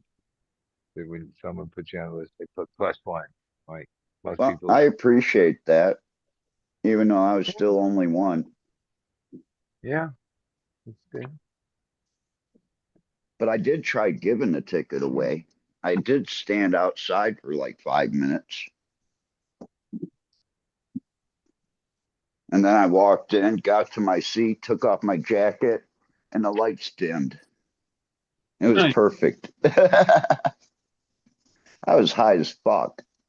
I came out of the show, got into my car, which was maybe 100 yards away, and I had a hard time getting my keys and ignition. My hands were shaking. I was so fucking cold. And I had a winter jacket on too.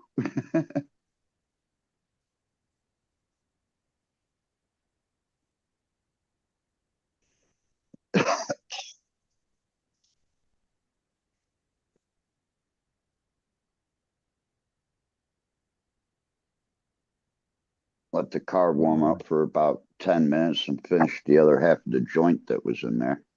Right on.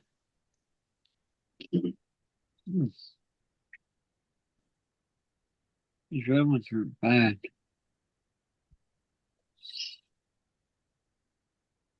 Hey, we finally get to see Ryan start one of these.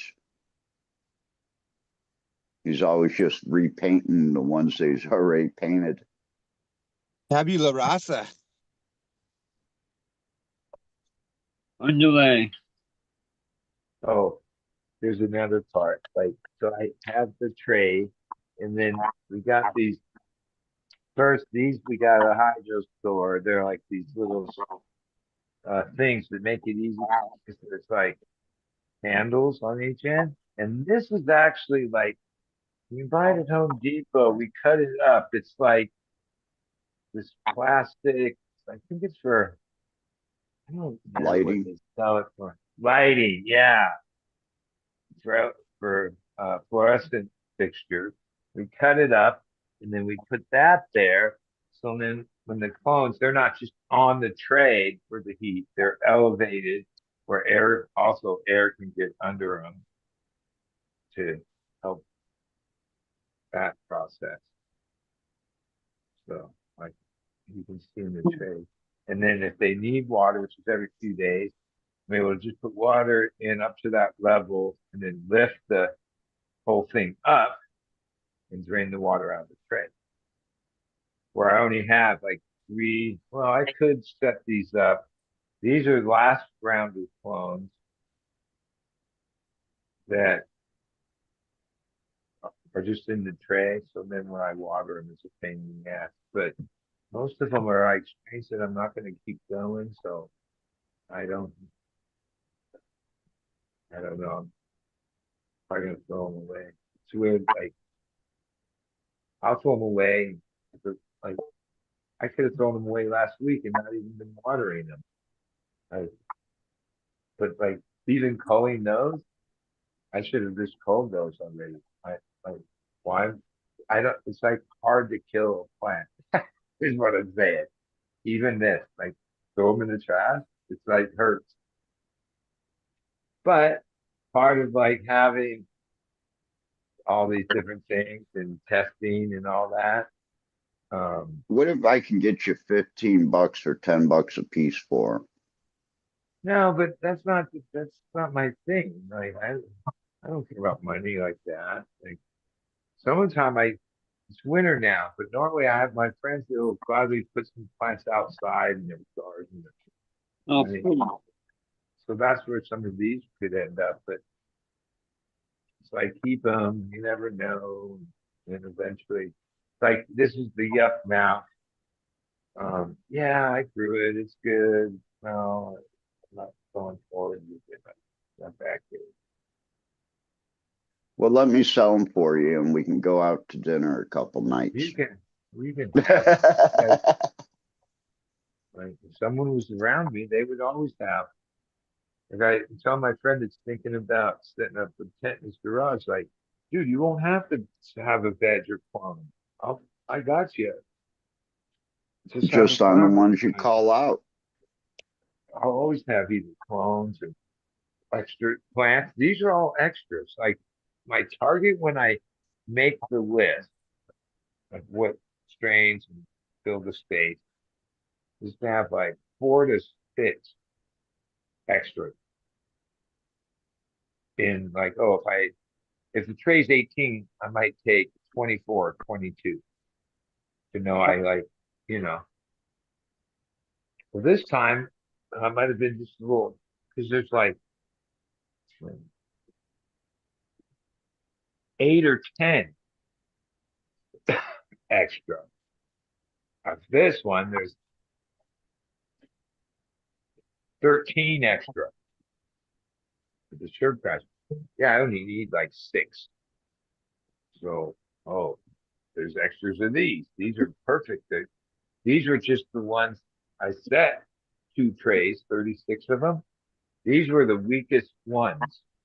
Like, so, You want the the weakest other one? ones had 3 or 4 tops. Some of these only had 2 or whatever. They were the ones that were left behind because I took the best ones out of the lot. That's why you take extra.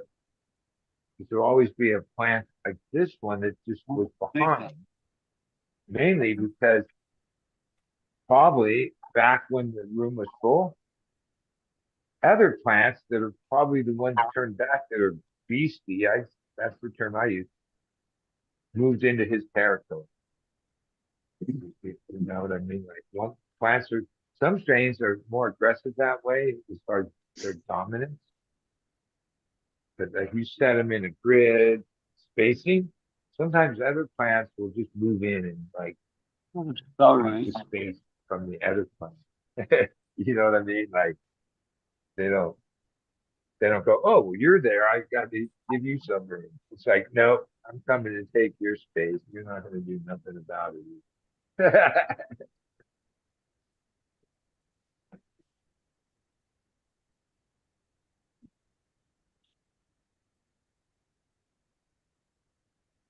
I love plants. I really do. I think I love plants more than people. Yeah, I'm starting to agree that way lately.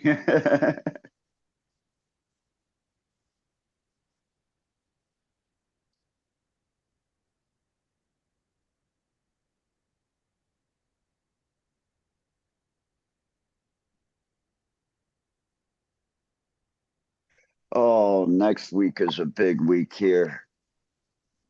You got 2 days in a row. They're going to be talking about Senate Bill 56.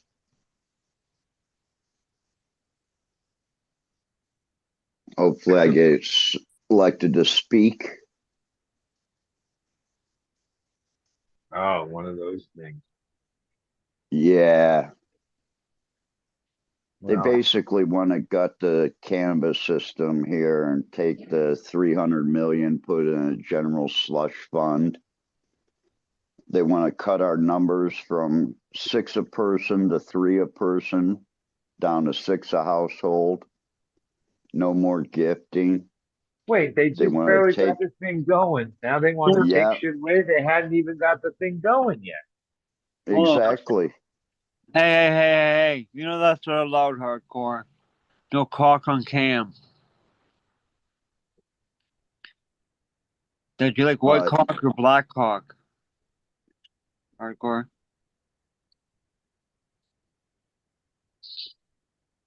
He likes the flexible cock.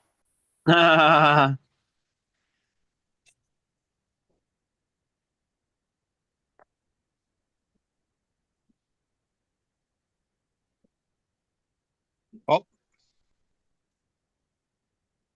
Hold on, what?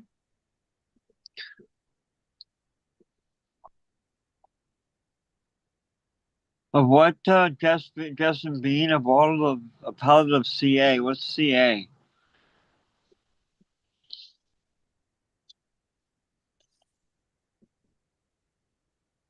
I don't know what I'm doing. Calcium, maybe? Sorry? NNA newts.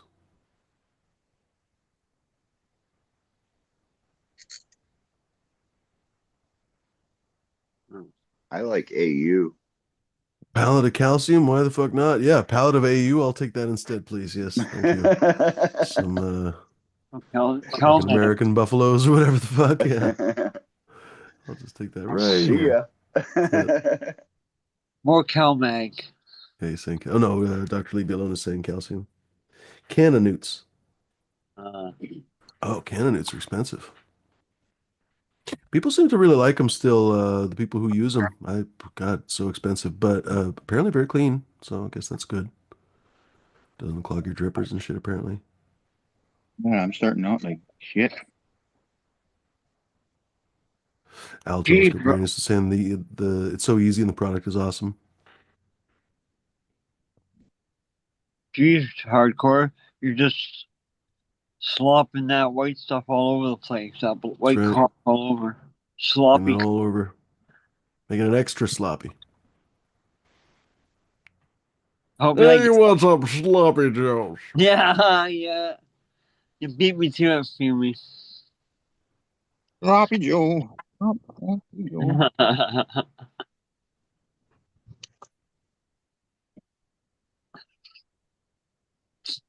Al says Canna was formulated by soil scientists to be low heavy metals. That's good.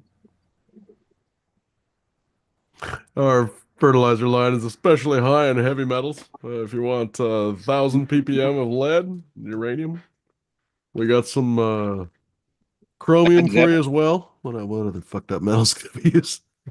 Trivium. Uranium. Mercury, just a tiny bit of plutonium, just a little bit Mhm. for flavor. When you said lead, did you mean Led Zeppelin? That's it That too. you're 800 ppms of lead Zeppelin in every bottle. Hey man, Led Crack Zeppelin. open the bottle. Stairway to heaven. Justin Bean's like, wait, where am I going to store a pallet of jugs? Well, your mama stores a pallet of jugs all the time, so. Ayo. Your mama's so fat, where she goes, she's got a pallet of jugs. Just teeing That's them not up bad, tonight. actually. What's that, D? Just teeing them up tonight. Mhm.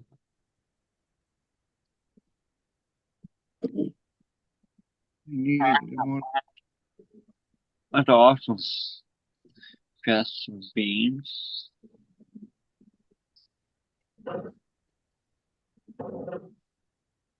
Our telescope Uranus says, "Wow, those 20 lighter jugs go for $300." Give me a liter of cola. What's a liter of cola? Liter. Oh, it's a liter. Oh, it's called liter difference. What? He's spelling leader the imperial way probably. I bet that's I just what it paid is. $3 even for 20 ounces of blackberry Dr. Pepper. There you go. Oh wow, I'd try that. Wonder how many ppm of calcium blackberry Dr. Pepper has. Check how Fruity much Petals. CalMag's in there. Tutti What? fucking fruity. They're Tutti jelly beans. fucking fruity. Wonder if blackberry Dr. Pepper was formulated for low heavy metals. Hopefully. Cotton We'll candy have to Fago. we'll have to have Fago. I've tried Fago. It's actually okay. I thought it was going to be dog shit, but it was fine. 5 million juggalos can't be wrong. Right? Yeah. With the To be Dr. honest, I've known a Pepper or few the juggalos. They're root they're beer. very, very unique people, but they're always very friendly. Magnet. ICP, the guy that's the main guy and the manager of that, man, he's an asshole. Oh, is he? Wait, isn't ICP two guys? Yeah, Island. I can't think of the guys' names right now. Violent J and the other guy. That's right. That's probably his name too, is the other guy. It's Shaggy Two Dope. Yeah, that's it. Shaggy Two Dope. Thank you, Hardcore. Names. Chocolate.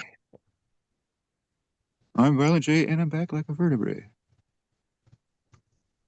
So the second year that we had him at the park for the gathering of the Who, the Juggalos, ICP? Ah. yeah. Oh, are you a regular ICP? Are you a juggalo? No, I was working security, You're just juggalo adjacent. I see. and my You golf associate with cart juggalos. got blocked. Justin My B. golf cart got blocked in because they all showed up for the wrestling match and to do their thing. Did you And tell them, get out of the way? I'm trying to Fago. no, I had the vice president of VH1 and the video guy and the sound guy with me. And I was taking them around the park to get bits and clips and stuff. And I ended up taking one of their carts to take because they wanted to go back up to the front to the bus because their sound was all full and they wanted to switch tapes.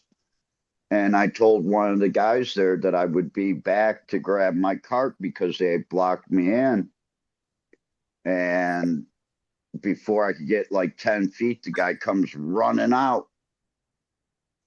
And I was sitting in my cart when they had pulled up. And he just exploded on me. And I ended up getting fired right then because I told him to go fuck himself. That'll do it. And that's when the vice president of VH1 stepped up and said, is he really fired? And he goes, yeah, he's out of this park. We're having him escorted out. And he says, guess what? We just threw out VH1 too.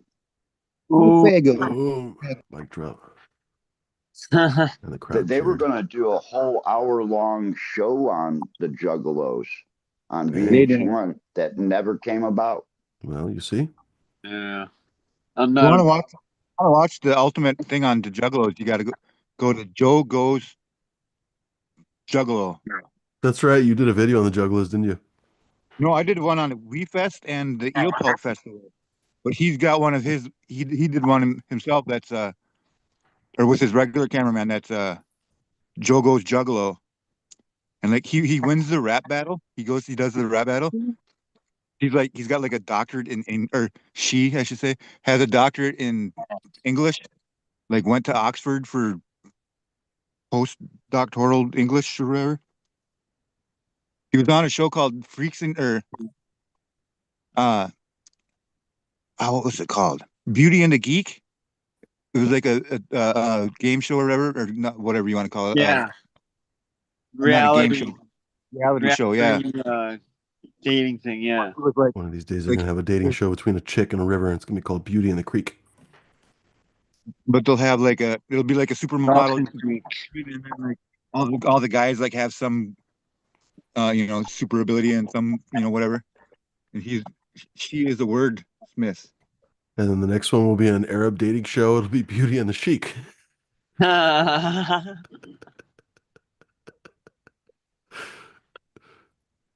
Patent pending. No. Copyright. Trademark. All of them. Yeah. Here's That's what Joseph. money gets you. Coming this spring. Beauty and the Sheik. Oh, damn it.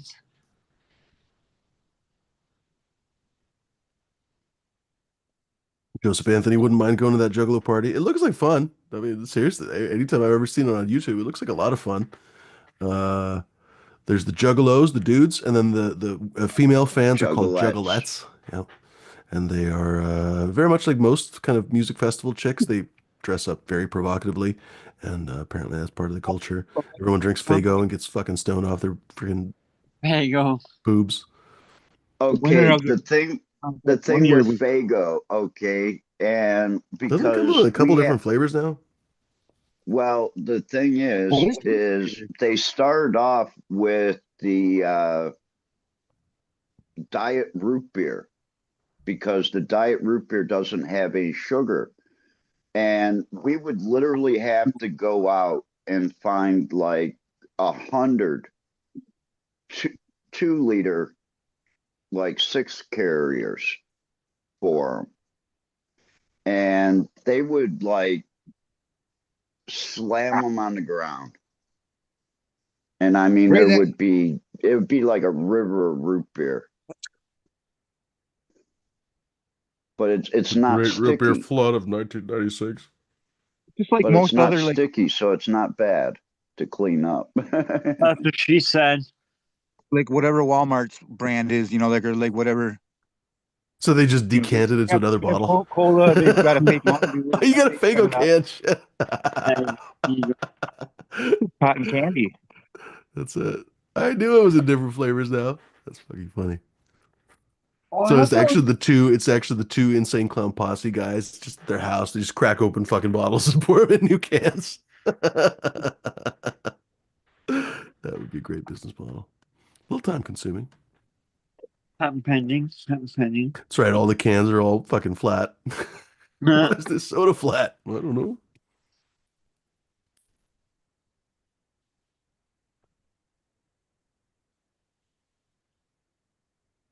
This can't be that exciting.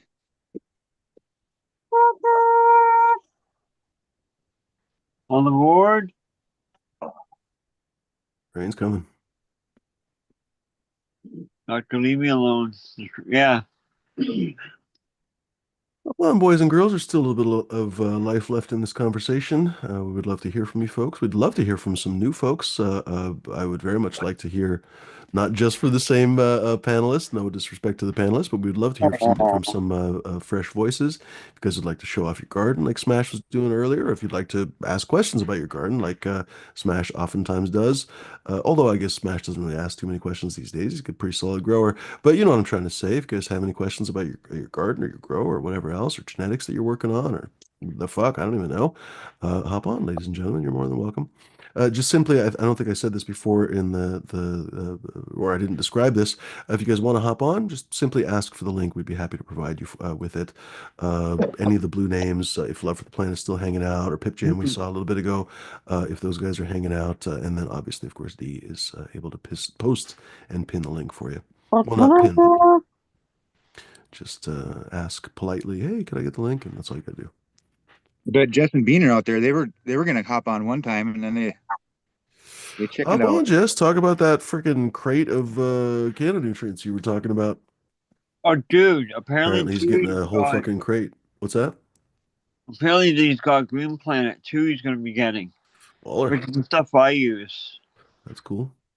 Yeah, I love Green Planet. The two part. They Green Planet has two lines, right? They have the synthetic and the organic, right? Because I remember John Burfello talking about it. Yeah, they got multiple. They got different, lots Gotcha. of different shit. It's crazy. I use the two-part system. Do they only sell it in Canada or is it in the US too? That's a good question. I know that, yeah, I don't know. Hmm. All the grocery stores around me are shit anymore. Hmm. Most of them around here have closed, to be honest. There's very, very few. There's a few independent shops still around. Bloom still has one. They used to have 3 stores. I thought they were going to survive of all of them. They seem to have the best industry connections and everything, but man, they closed the store that I went to. And so now the only one that's left, I think, is the Division store. Yeah, their first store in Milwaukee got closed. And surprising because that area was big time grow, especially they soaked up all the business from warehouses and shit down in Oregon City and whatever. So surprising that they closed. It must just be Bud has talked about that. A lot of the bigger farms and stuff, they go directly to fucking Hawthorne or whoever. They don't even bother with the reps anymore. So yeah, a lot of the grow stores has just basically lost all their fucking business. It's really kind of surprising that nobody has been able to stick around, really. Very, very few of them are left. And some of the stores that are left, they're kind of not really what they used to be. Like last couple times I went to Roots store, no disrespect, I don't know if Rich still manages the place, but when I've called in with a question or when I've gone in, the staff were not knowledgeable anymore. Like they used to be very well trained, all solid growers themselves. That obviously is not the case anymore. So they're probably not retaining staff. I'm just guessing, obviously, but they're probably not retaining staff. And it's probably kind of like the bud tender situation where they just have a revolving door of people who know a little bit and are happy to learn, maybe. But you have to have someone to teach you. And if Rich isn't there anymore, I don't know if he is, but if he isn't there anymore, then fuck, who would be? Because he was a solid grower, breeder, you name it. So case point. So for example, Portland area, there's very few good grocery stores anymore, at least that I know of. There might be a couple on the west side that I don't really know too well, but yeah, even the whole Willamette Valley. There's a halfway decent store in McMinnville. There's another decent store in Salem. You kind of have to drive these days to actually get somewhere that has like independent shit. Because that's the thing. For example, some of the stores in Portland, because I think one of the big companies is a Grow Generation or something. They have one of their stores up in Portland too, and they had the same shit. Just basically, I went in there one time. There wasn't a single product I could buy, like literally not one product that I could even buy for my grow. It was all just hyper synthetic garbage. I think they had like an Now, organic line that was just whatever, dumb garbage. Hmm. now I was on a live with on a IG live, and a guy was stopping in one of the grow gens in a different area because he's used to Santa Cruz, and he says this place up here has different products and different prices too. So I guess they do carry different products in different Hmm. areas. If anybody out there doesn't have a discount, hit me up. I think I got a name for you to use, So I a could tell you VIP this. name. I won't get into who, but a very high-ranking vice president of one of the bigger companies that was pitching me on last tail end of last year said, GoGen is going to file bankruptcy in 2025, Hmm.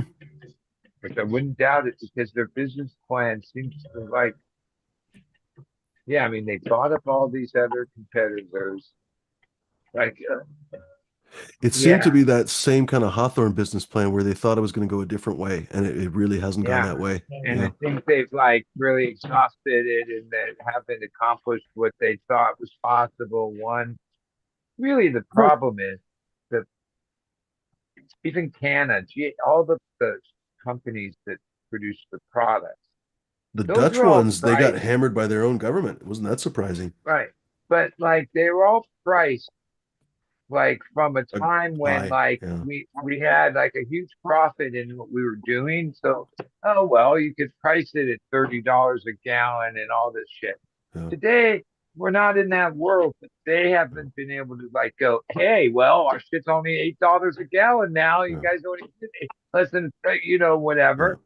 So like hardly anybody uses any of those products, which okay, it's not that the products are really that bad. I mean, some of them are, but for the most part not. They're just way overpriced Yeah. considering I just spent I don't even want to get in how much I spend. We still just are on the same old thing that we used to, which is like I get why people eliminate that. Holy shit. One It minute costs a warning. lot of money to use, Hugos and products Keep and your shit. bowls, your Holy bun. Oh fuck. shit, like 10 seconds. You guys better roll your joints fast. So when Well, I was getting my churros out of the Cheers, Jeff. freezer, a jar of diamonds and sauce flew out and broke. Happy 420. Now it only had like most of the Oh, that diamonds and sucks. sauce Fuck. I hate that. Oh my God. Look at is that in the broken jar bottom of here. fucking. Oh, And I mean, there's a little bit on the sides, Jesus.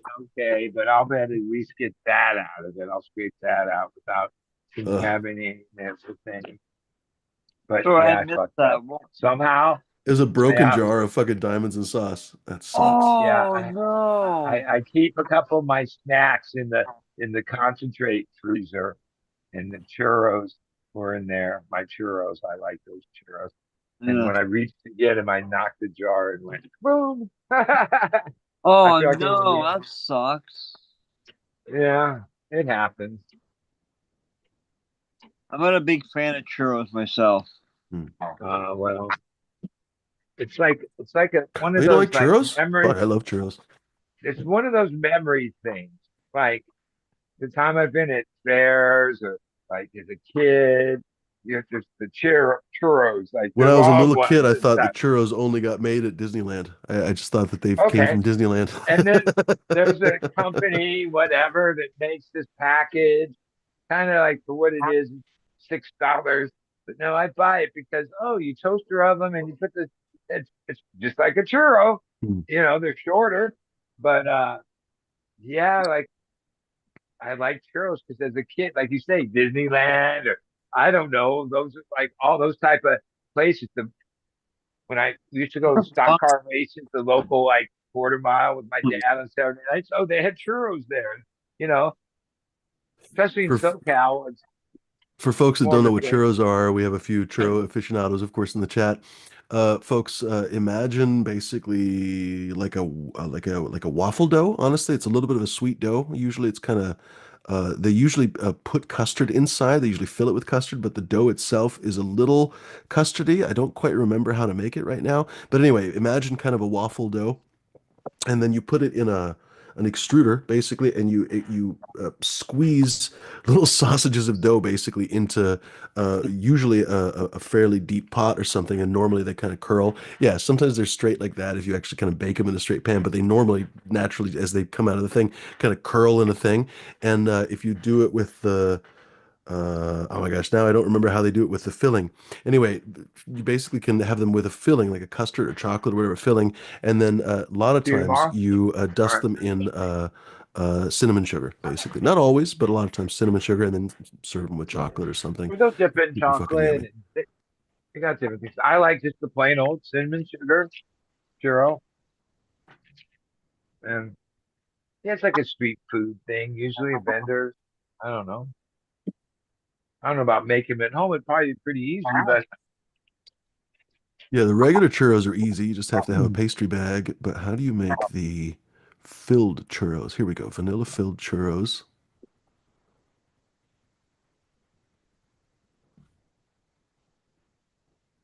So for the only one dough, thing. pretty much just flour and water.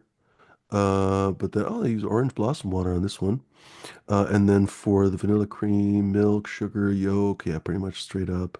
And then you, just looking through here, Probably extrude it squeeze it in first. afterwards. I It's think usually how that's they do it. exactly Yeah. what they do. Hold on, where Inject am it. I? Yep, they inject it in the end. That's right. No Nice one, comment. D. Nice one, D. Yeah. Too easy. Well, it's a Mexican pastry treat. It's Mm. No, probably they're not good for you, that's for no. sure. Like No. some of these things that we think are Mexican are just like American creations to make money here. They're not really. Well, from what I remember, churros came from the Portuguese, I want to say, via like France or something like that. I can't remember exactly, but a lot of those pastries, for example, all fried foods basically are Portuguese. The Portuguese basically came up with the idea of cooking shit in oil. Fucking hilarious. Um, so and then the croissant comes from Vienna.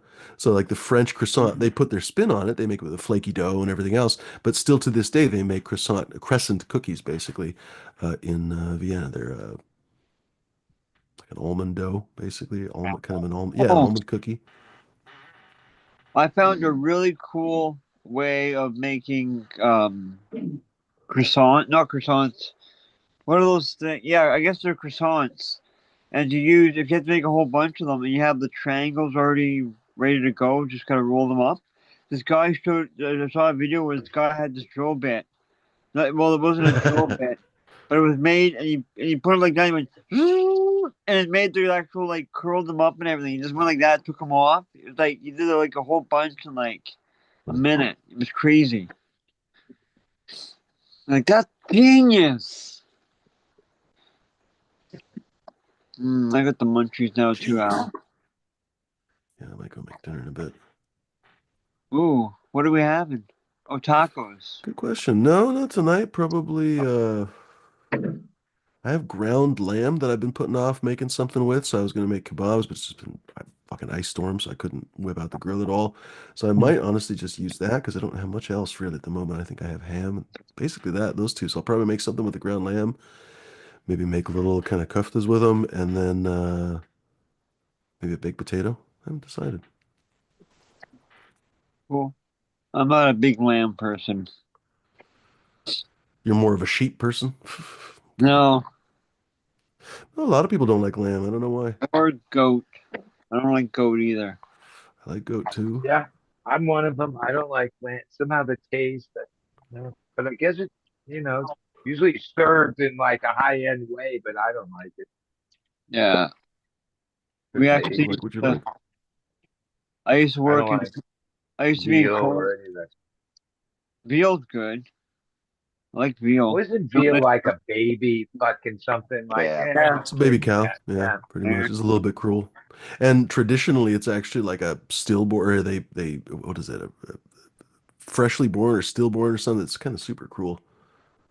And wait, lamb, what's the baby Lamb's of a that? baby sheep, so it's not that much Okay, nicer to but be there's honest. It's another not like you meat can. that's like a Well, baby we're too. such good people. Pardon? There's another meat that's like a rarity that's from a baby, not veal or Suckling pig, Yeah, for suckling pig. example, I was or gonna what say else do they veal's probably say? suckling too. Yeah. Just fed on milk. Uh, what Use else would foie it be? gras when they force Oh, feed goose or something. Foie gras is really a controversial thing for sure. There's plenty of French people who swear by the ducks wanting to gorge, and that there's truth to that. If you see ducks, they fucking love to gorge. So sometimes you'll see these ducks walk up to the thing, and they're happy. They're like, "Oh shit, I'm about to have a belly full of fucking seeds or whatever they feed them." I can't remember. Um, so yeah, I mean, people are very much up in arms about the fact that, I mean, if you are force feeding these ducks, that sounds horrible. But at the yeah. same time, ducks do traditionally gorge themselves for the winter, right? So, because that's the idea, basically. They're gorging themselves and their liver fattens from the gorging, basically. I just want to know how they can dive into a vat of gold coins and not get hurt.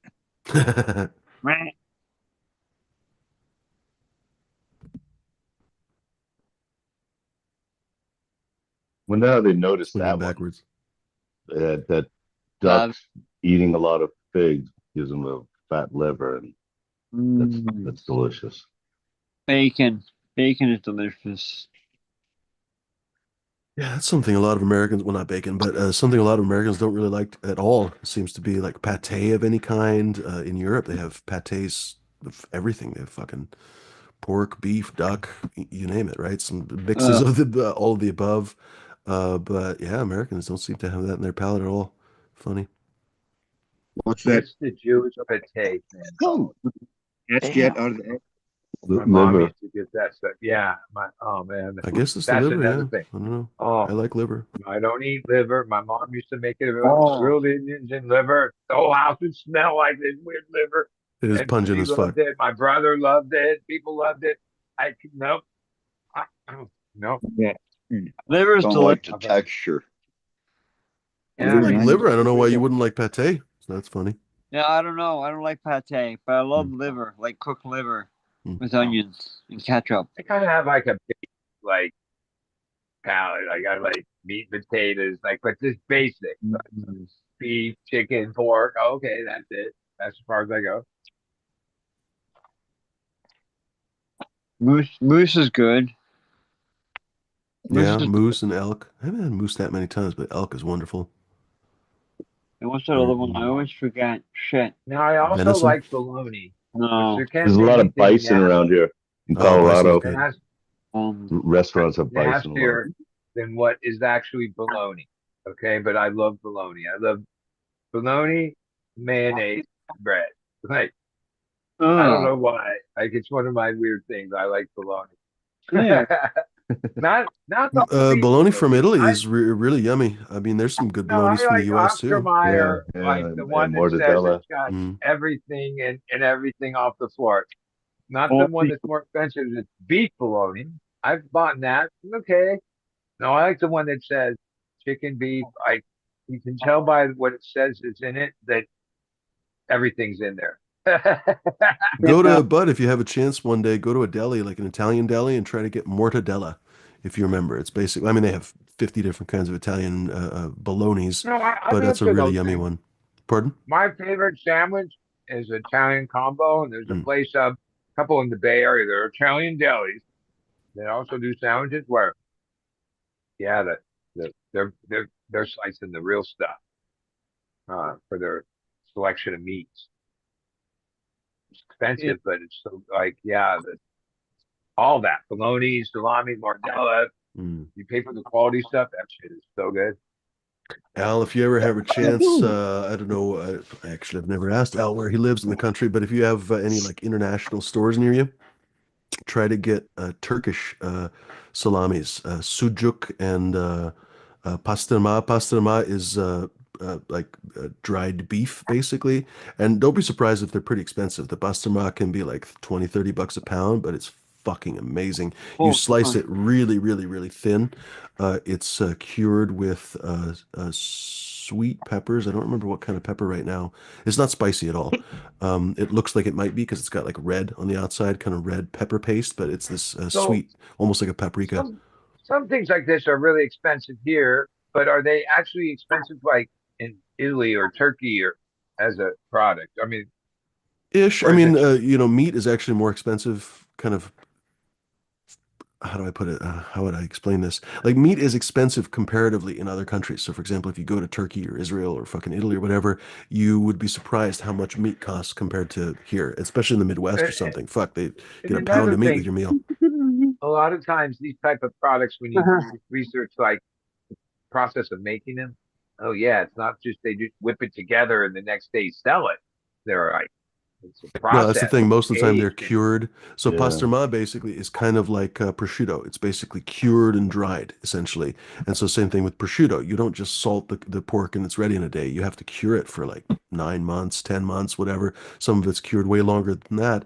And you have to cure it in the right environment and everything else, which is basically fermenting, right? So that's one of the biggest reasons why stuff like that is so expensive. The time, the amount of material that you bought that you lose. So, for example, the prosciutto, you lose a lot of. It's kind of like dry aging a steak. You know, the steak starts at 1 pound, and by the time you're done with it, you have to cut off the ends, and it's physically lost mass from the water evaporating. It's like a half a pound by the time you're done. So, if you started with $35 a pound prime ribeye, well, now it has to be $65 or $75 a pound ribeye just from the amount that you lost, right? Not even counting the time or anything else. So that's one of the reasons why stuff like that is so expensive. So I mean, the proper answer for that question would be, yeah, a lot of those things are on the expensive side overseas, but anytime you import something, you obviously have to pay an upcharge, right? You have to physically take it overseas and time and all that kind of stuff. So, well, if there's one place to treat yourself, I mean food, right? mm, Yeah. You can't eat all that expensive shit 24/7, but mm. that's what it is. Treat. Minnesota has spam. Did you say spam? Sure Spam, did. spam, spam, spam. Green eggs Yep. and spam. All right, I'm gonna go make some dinner. Let me make the ghost already. Yes, he is. Okay, good. Hop on, folks. We'd be happy to hear from you. Welcome to the show. If you guys are in the chat, please say hello. We'd be happy to hear from you. And if you are in the chat, just ask for the link to join us, and we'd be happy to see from or hear from you. We'd be happy to see your garden or chit chat with you, whoever you guys are in the chat. If you guys are first timers, now's a good time to hop on, I promise. And there you go. I'll be back. Okay, Nice see you later. I just found a good viral seed of coffee with a K. Right on. Here's everybody in chat. Hope everyone's having a great Saturday. So, I grew all these single plant, test varieties, and I'm trying them out. So I'm growing one of biscotti. See how it is. I want to try that again. I Yeah, tried I've already decided out of the Gary Payton biscotti yuck mouth, even though none of them I'm moving forward with, mainly because of structure, and they just didn't excite us enough to want to expand them into one of the main things. Plus, I have some other ones like Pinnacle. I have some other cream pie, something. So search still goes on because I replaced grape gas and apples, bananas. So I got rid of them. So I'm still Nice. like running a couple things, looking for. I try to have 4 varieties, basically, in my style, at where I grow pounds of it. So you got to grow. Can't have if I had all these different varieties, I wouldn't be able to create pounds of it. Yeah. Right on. So like 4 is kind of the spot where you still are growing whole pounds.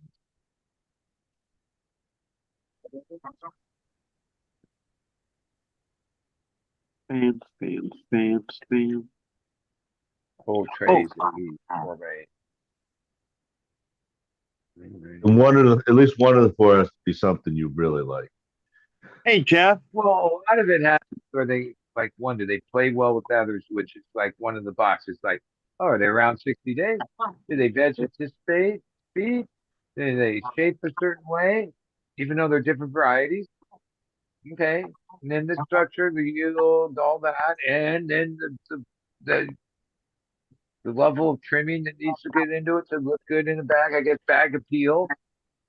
And then ultimately, if they're Yeah. all those good things, you gotta, and Flashy and pack. is our customers going to want it just regularly? Is it good enough for them to want regularly? Because like what I call the cork board, we went like 3, almost 4 years with those 4 strains. We just boom, boom, boom, putting them out. And got better yield, created better batches through those times because we learned that the variety and how to maximize the strain as it acclimated and aged to your uh, epigenetic environment. And a couple of them, the ones that got rid of, yeah, they just faded off. They ran great for a bunch of years, a bunch of cycles, and then they weren't like bad, but they weren't the same as they were, and they were like we were over it. I don't know, it's hard to explain. They were still fine. If that was all you had, you would still be rocking. But some of the customers started saying, "Oh, like they would tell us things like, damn, one of the guys you say, I've named the cheetah piss like 5 things. Because like in his thing, at a smaller level, people are used to like new varieties all the time. They're not like, oh, I already had that one. What else you got? Because the market's that way. Even if something they like people that buy 8s or whatever, consumer level, they're used to like something new all the time. Because that's basically been cannabis the last 5 years. It's constantly the latest, greatest strain, right? So when you only produce the same kind, so like even though he would sell it to them, if you tell them it's a different name, that's all that you need to do. They don't even they're the consumers, they're not like gonna go, wait, Wow. ain't that the same as this? No, because you named it something else. I'm Yeah. telling you, No, I'm sure it's names like that. so suggestive. Even if that name implies that this weed now smells like that, even though it doesn't smell like that at all, like the power of suggestion is like hard to get away from. Like if you know a strain is supposed to smell a certain way, it's gonna be hard for you not to smell that smell, even if it's not there. You get what I'm saying? Like that's how your mind works, right? Power suggestion. Like, a lot of times, But oh, these have to be more or less like more newer and less sophisticated yeah, like smokers I though too. remember 4 or 5 years ago when we first tried to keep up on the hype. That's when I started cracking seeds, and I realized as a grower, by the time I was even to get a hold of that seed, go through the process, find a pheno, and then run it at scale enough that I had it, then we were like moved on 15 times since then. That was like, you know what I mean? Like by the time you were had that product, it was already we've moved on to this strain. We seem to have slowed down a little bit, but for a couple years, it seemed like every week was some new latest greatest variety by somebody. A lot of it was hype because I noticed that a lot of those we could go through the list. What happened to this one? This one? Remember when everyone was talking about this? But some of the ones that are really good, they circle back, Yeah, meaning, oh, like it's years months later, later, right? somebody will ask Or if you even have it. longer, like, oh, the GMO and the Donny burgers and some of those, oh, they circled back. Okay. Um, certain ones circle back, meaning, oh yeah, they were something. A lot of the ones it's hype or whatever. Yeah, they don't circle back. They drifted off into Okay, one hype time. hype heaven or something. Because I mean, there definitely is a model where certain breeders post a certain way and then have follow up and do whatever. Oh, they can get a certain momentum on something, but that doesn't mean it's any good. Like, you know what I mean? Like to me, what means it's good is people are still growing it years later. And actually, when it's really good, people are taking it and breeding it into stuff they want and carrying it on. That's when it's really good. Wow, the hundreds of strains that have been popular in the last couple of years, maybe only, I don't know, 25, 30, or 40 of them will probably stay around for 10 years. You know what I mean? Yeah.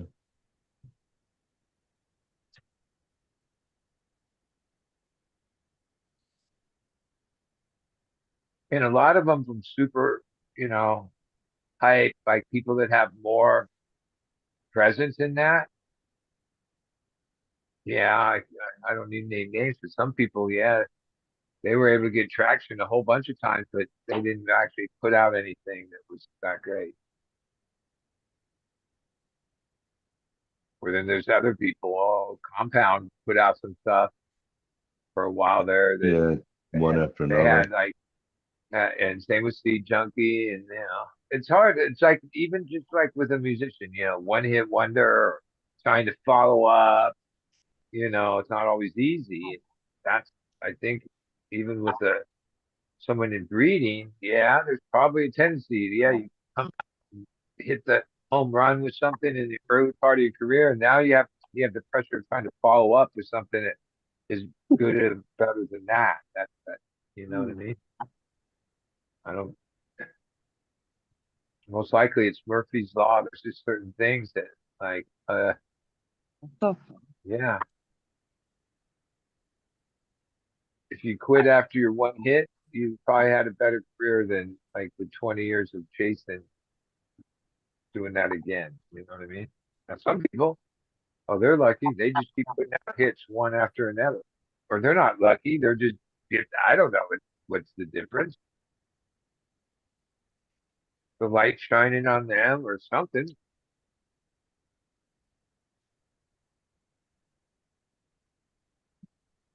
Hey, hardcore, is that an anchor you're drawing by chance? Which I knew. Looks like an anchor from this angle. Or an arrow.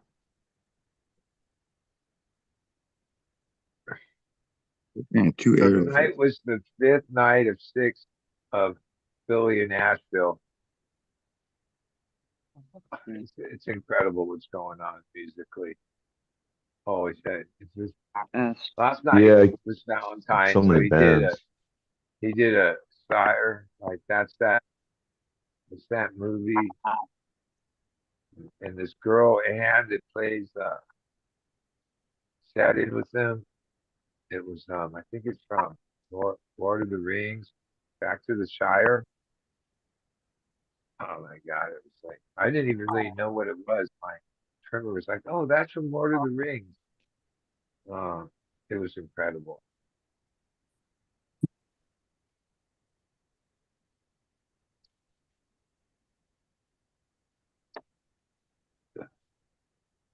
Tomorrow's the last one in Asheville. There's like an Instagram post of like time and lapse of the downtown area of Asheville last weekend, the first 3 nights, and it just basically shows like sidewalks where like there's people, all kinds, mainly they're there for Billy String, walking and shopping and all this.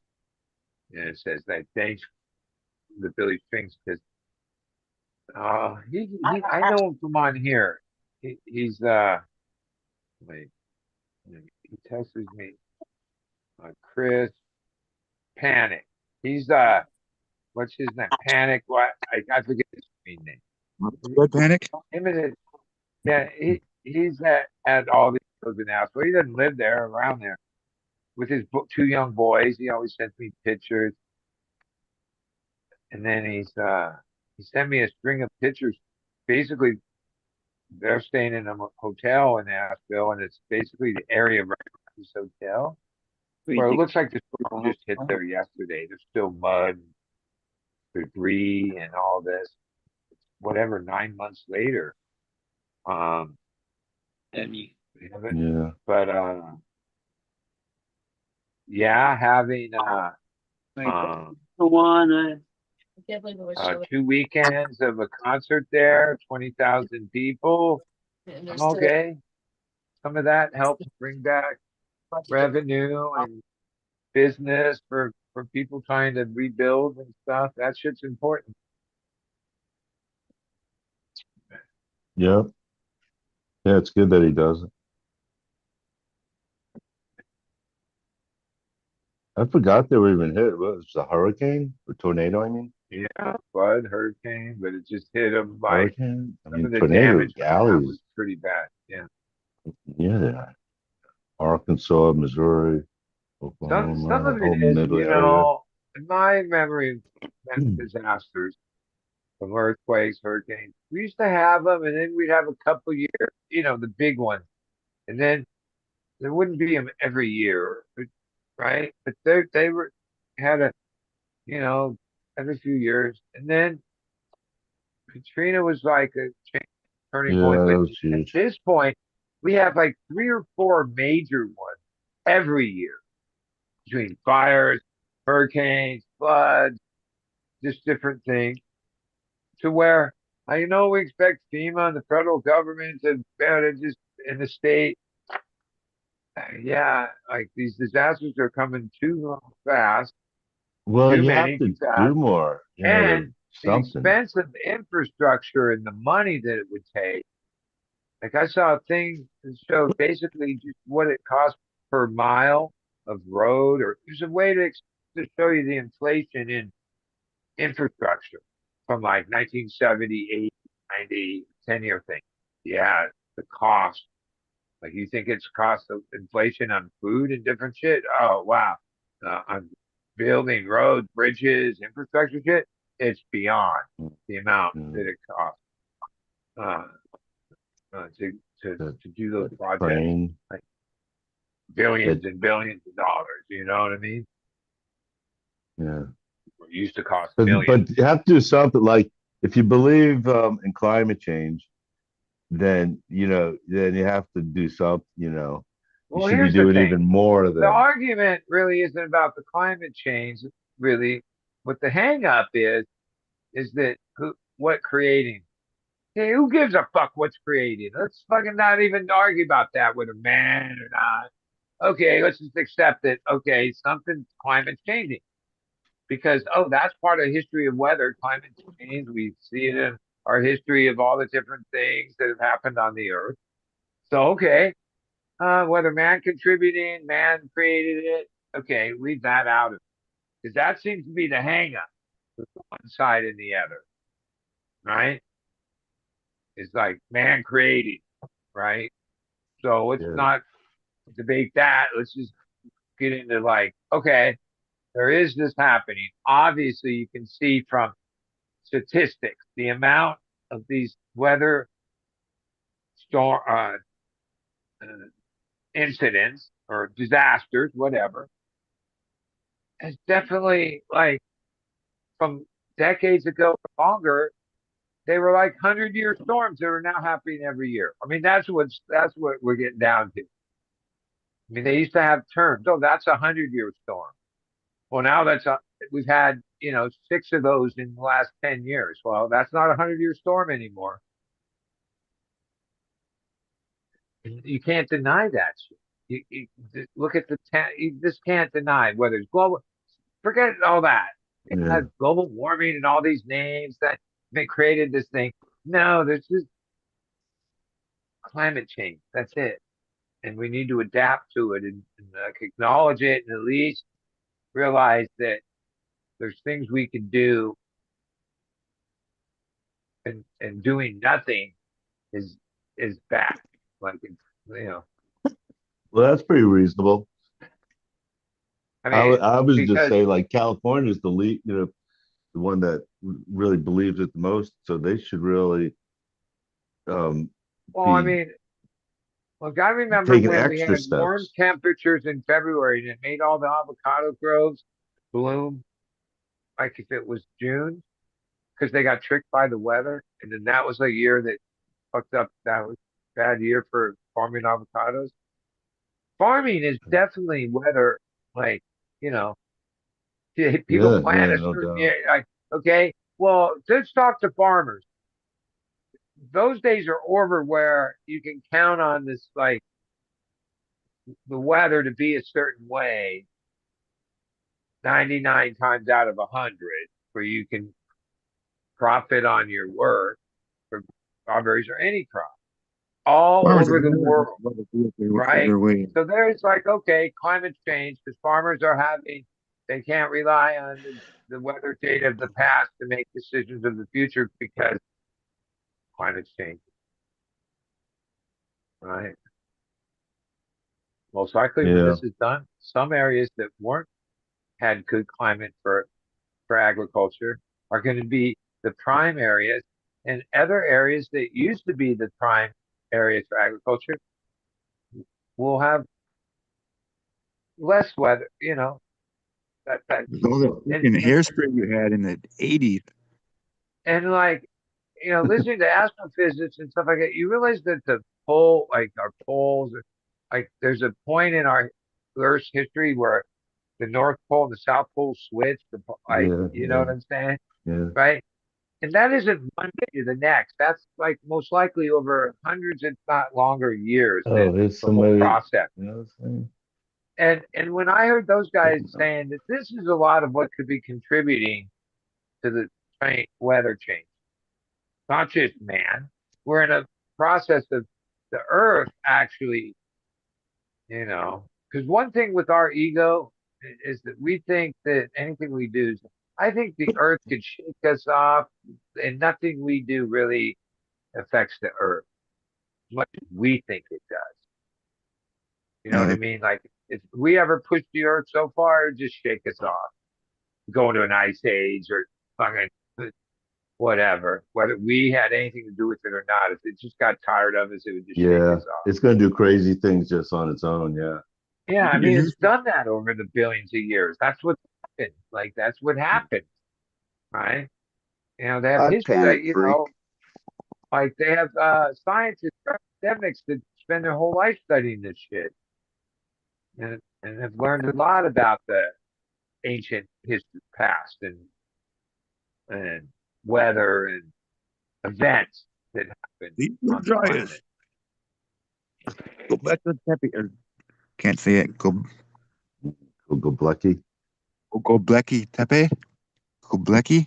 Blatant things that were Go like Bleckatapping. Yeah. destroying like habitat and nature and stuff. Well, humans should always care about that We shouldn't be like, oh, well, they're endangered, they're in species. But then again, evolution says, Planet well, all not corn. everything. Want corn Some from things die in the process of evolving to other things. So, that's also part of it. But I think that things on the endangered species, some of those can be attributed to something, man. I mean, some of it is.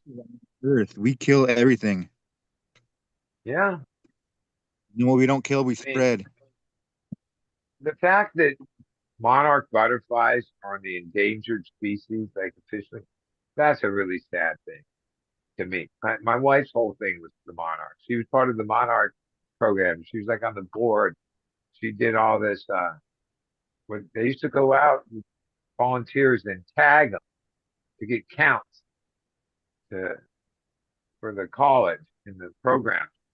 Yeah, that's really cool. Yeah, yeah, Yeah. I remember you talking about that. And it's Hi, really Ben. Had them because released in your he got house. this Welcome to the program show. called Yeah, it's what like have a we? federal. Hey, Bud, we got a new person here. Why don't we just say hello to him? Oh, I didn't see. I was What just wondering. what's going on, everybody? What's going on, everyone? Is How that, you Hey, doing? is that you, Figured, dead fish? figured I'd stop No, by because I Pen. heard Buddy talking shit about me. So Where you at? I'm in Asheville. I'm at an Airbnb. We got one more Now, night. hey, how was tonight, dude? That was fucking Tonight sick, was the dude. best. Yeah, tonight was the best for sure. When I was watching Great. it, my trimmer, me were watching. I was like, Oh, it is. yeah, the vibe in the crowd coming through in the stream. I was like, I don't know what the crowd's got is on something tonight, more than Yeah, even last night or the other 3 nights, which were all great. yeah. A lot And of the instrumental psychedelics, man. tonight, I'd have to say this. Tonight was Jared Amando. It was his fucking show, dude. Like he was the highlight. Like on the stream, they just kept cutting to him because he was shredding almost the whole night and soloing, and he was the standout if you ask me. This was like a Jared show if you ask me. Billy Yeah. kind of just was in the cut and let his band do the thing a lot tonight, but Jared and then the other guy, Chris, playing Mando with Jared, two Mando players. That was Chris awesome. Thompson. Yeah, that was great to see. Yeah, that's the second time he's come to Asheville and played live. I saw him last time he was here, and he did that West Dakota Rose. It was fucking awesome. All right, because I've talked about it a couple times from those pictures you sent me. How bad is it there? Pretty bad, huh? Yeah, Like it's that. destroyed. Everything is destroyed, man. It's terrible. It's so bad. But Anywhere at there's this point, water, it's been completely washed away, and it looks exactly like it did in September. It's so sad. There's people walking around with like grocery carts and their dogs, and all their stuff is gone, and they're living in tents. And there's and it's thousands like, and thousands of people, and it's like 20 degrees, man. It's fucking and freezing. it's like It's 8 or 9 surreal. months afterwards. FEMA is supposed Yeah, to, it's things are really supposed to bad. help, Yeah, but just on somehow to the didn't next get there. disaster. You know how we do. We're on the Yeah, fires now, man. This shit's history. yeah, it's the same. Those pictures were like, holy shit. But that's It looks nothing, like man. this, like you That's say, this happened yesterday. It's like already, yeah, shit, it's almost storm season again. yeah, yeah. Yeah, it's really bad. I've never seen anything like it. It looks like a war zone. And I've been through a ton of Well, hurricanes, man. And Florida rebuilds within 2 months. You know, if a hurricane hits Orlando, it's rebuilt in 2 months. But here it's just been forgotten about.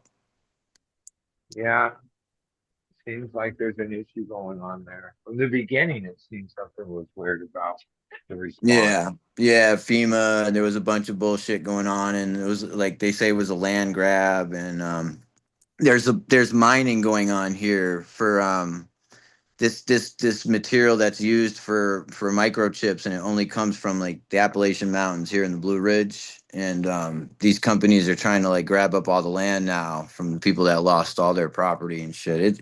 It's really sad. Yeah, well, that's probably in the end. That's probably that's what's going down. It's There's some silicate, some I can't quartz silicate or something that's used for like every smart device in the world, and I guess it all comes from this area. So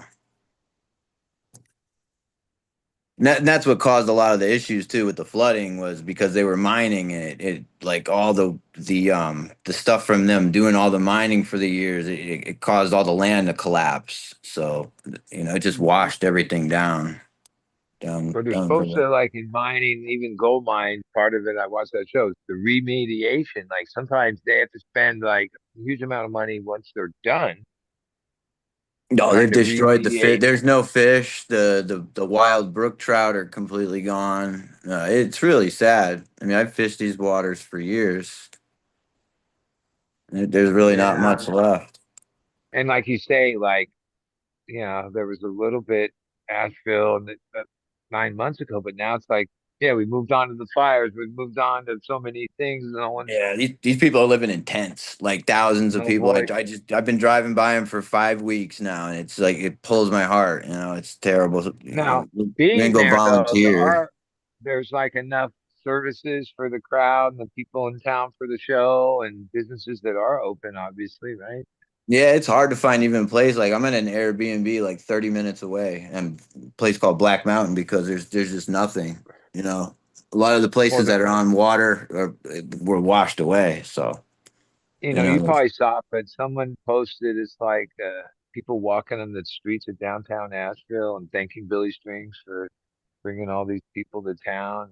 yeah, because it was So, desolate. Yeah, yeah, there's nothing but like FEMA what and government and shit. Yeah, a few months afterwards, there was a bunch of music did like benefits, but Asheville was in such turmoil. They did them other places, raised money, but yeah, actually Billy going down there 2 weekends, 6 shows, that probably yeah. did more than Yeah, any of I that. that's right. I bought those tickets immediately because it was either like I can go see Widespread Panic, up in Atlantic City. Jimmy's coming back from cancer. I haven't seen them in like Ah, nine dude. months. But I spent my money here in North Carolina at home, where Billy and I Well, get and 9 shows along too. with So how big of a venue is it? Pretty big.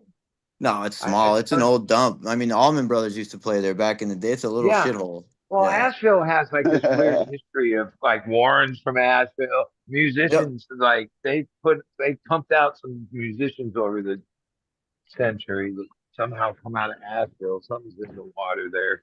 Yeah, it's a huge music city. It's all it is. Yeah. Yeah. I'm embarrassed to see myself from you guys. I'm Well, I'm gonna. glad you're there. Like even when you text me, I'm like, yeah, when I know somebody that's at the show, it makes watching the stream that look like, which a lot of times I do know people at shows. And then it's like this weird thing because I want to be at shows, but my life is not able to be at every show like I used to. So yeah, it's been great these last 5 shows. Tomorrow Yeah. will be. We're getting a lot of love. We got nine here before March, so that's pretty awesome. I So like the idea now that this tour where it's like instead of 1 or 2 shows where it's like set list or like having 6 shows, he's able to spread it all out, yeah, right? Or even that's three great. shows or 4 shows, like Yeah, you could less settle in. towns, Yeah. more shows, settle in. And Yeah. yeah, that's a good well, he's always changing it up, dude. Like that's what makes it special. Captain, did you make it to see Warren on Yeah, yesterday? Was it yesterday? Thursday. How was it? It was good. I got my deep end, Oh, so nice, that made me nice. happy. That was You get like it? one of 3 songs that I wanted to hear. Yeah, he's got a few good But new ones. yeah, Did you get that the river only rolls one way or whatever? Did he play that at all, or was it Warren Band? It wasn't Government Mule. it was just Warren Band. Oh, okay. Yeah, buddy hooked me up with meeting and he fucking knows everybody. He hooked me up with Freddie, who got Well, me and my kids in fifth row, fucking at Cocoa Booth was awesome. yeah, That Fred's was the great. man. That was great. He stayed at my hotel, so I was like, well shit, we gotta go. Yeah, Yeah, Fred's the man, definitely. Yeah.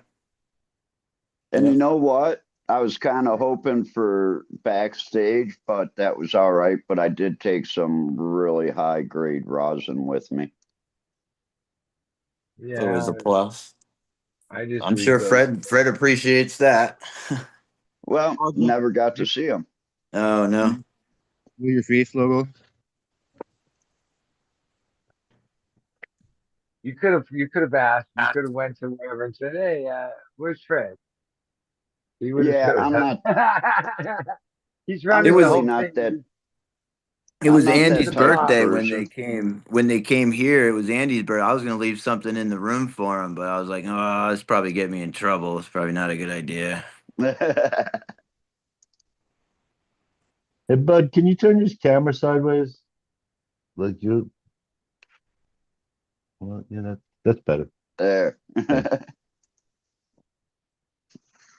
He's better. Jeff's getting a little vertigo. Yeah, I don't. Yeah. That's good. No, yeah, you were sideways before. Now you Yeah, I. Well, I'm glad we're all here talking about music. It's all about the There. music, dude. Yeah, I didn't get Yeah. to see Billy when he was here, but I know he played here. Um, Ball it's actually a Arena. nice venue here in Colorado. Yeah, ball, right? You Fiddlers. played Ball Arena?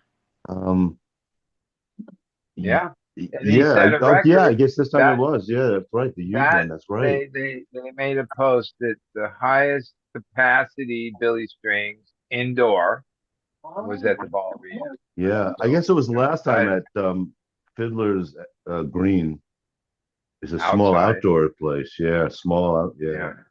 Well, Ball Arena must that be a pretty yeah, good almost funny. Yeah, yeah. capacity to That be able to, because that's he plays interesting. arena. I thought Bridgestone was bigger, but apparently not. Yeah. Ball, I think, is bigger, and that crowd was big for an arena. It was roaring. Denver was killer. Green nights there to open the tour. Yeah, I've never seen him But then in Colorado. That's one thing I want to do. I want to make the trip to Colorado for sure. well, he definitely has a flavor when he's in different parts of the country. Like me being mostly the West Coast, and what? Oh no, I want to go to your area to see him. That's where the roots of all of it is, right? Yeah. The bluegrass and stuff. But Denver probably has the second vibe. They have their own vibe that's probably strong. Like, yeah, they have, revivals there. Yeah, he's got loyalty out in Colorado for sure, like strong. West Coast, yeah, like LA's the thing where, because LA's LA, where, oh, they're all cute, but they're all like fake cowboys. Like they all, like, oh, they're Hollywood people that know, oh, it's Billy Strings. Oh, I'm gonna pull out my cowboy boots and my hat. They're not really like authentic people. They're like Hollywood people that are in costume. You know what I mean? Where you go to Alabama or you go somewhere else, oh, the people dressed like that. That's because that's who they are, right? They're not in costume. Yeah.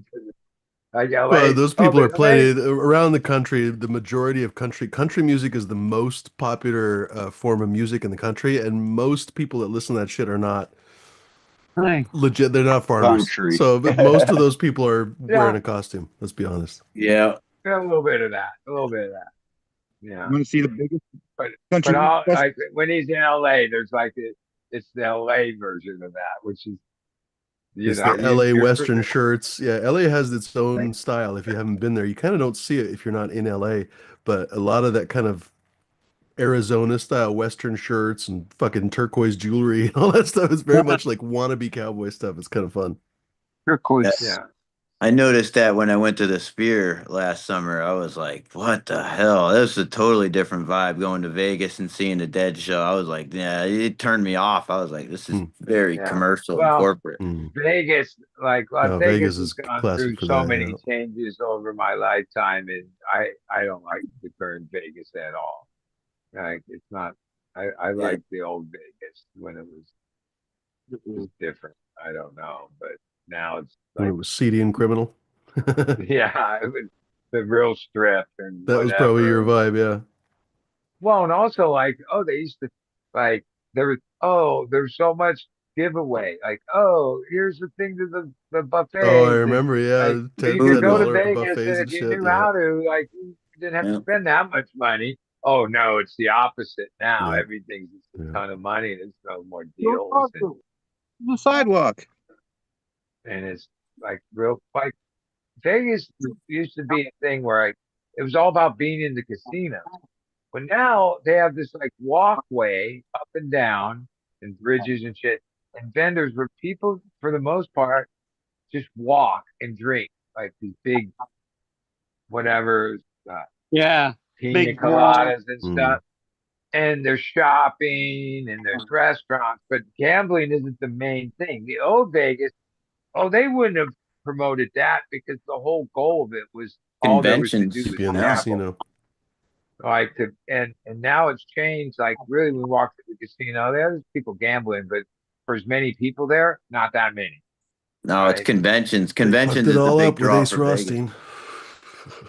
Right? Because it's like a tourist thing. They have this walk, and people just walk back and forth, drinking, and go from spot to spot. There used to be even the way it was designed.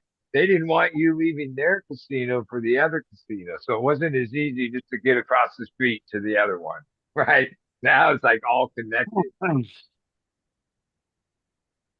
It's and they're more, all is it owned more by the family same place. oriented now? I remember Less sort they of. tried to do that, like It's a really circus become a food circus. place. Like really, I mean, to be honest, they have some of the best restaurants and the most variety of top restaurants.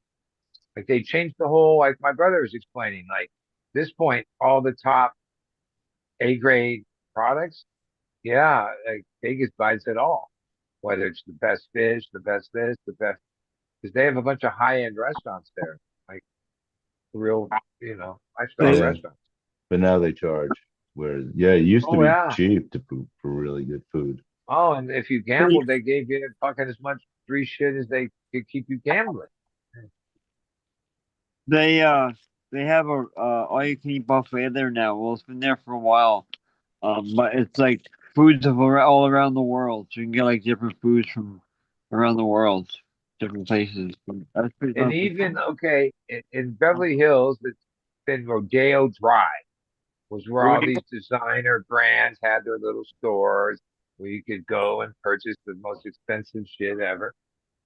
That after decades of Rodeo Drive being the spot, it's declined. A lot of those stores closed up because the real mecca for all those stores is Vegas. Like they have all those Hmm. designer brand stores there where you can buy Put where the whatever. money is. Yeah. What I want. Mm-hmm.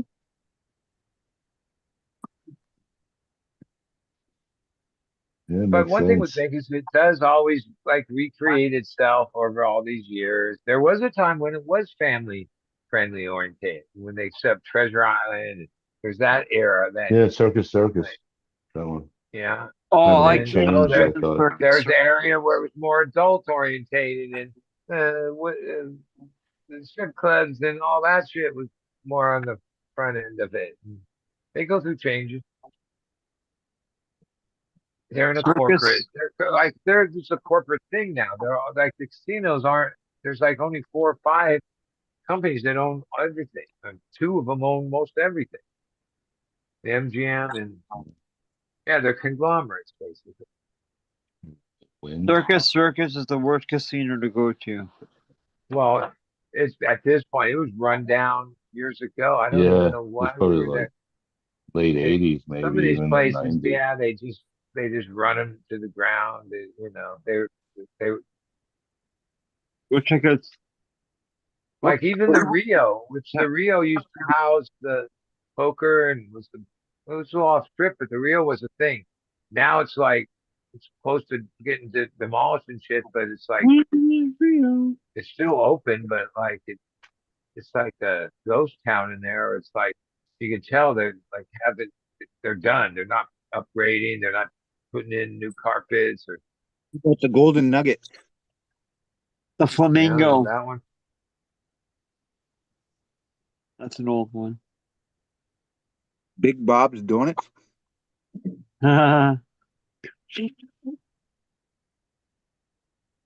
Well, the first time I went to Vegas Dead show was in the early '80s. They played at the Aladdin Theater.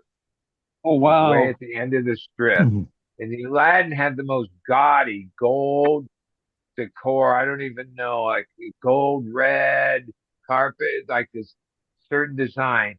And all the deadheads in tie dye and crazy in that place in '83, I think it was.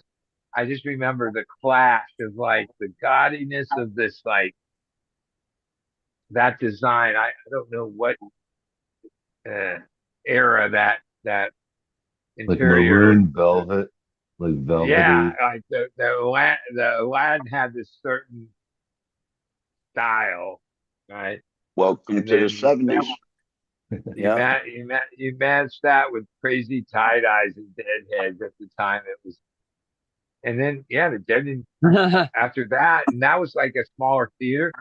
Vegas, we weren't allowed back in Vegas till the '90s when we were at Sam Boyd because like just the craziness that went on. Even in '83, there was naked deadheads in the fountains at the Caesars, like bathing, you know, because that's what deadheads do. And Vegas wasn't down with that vibe. And so it wasn't like, oh, we played in '83 and then we didn't play there at all until '90s when it was out of Sam Boyd.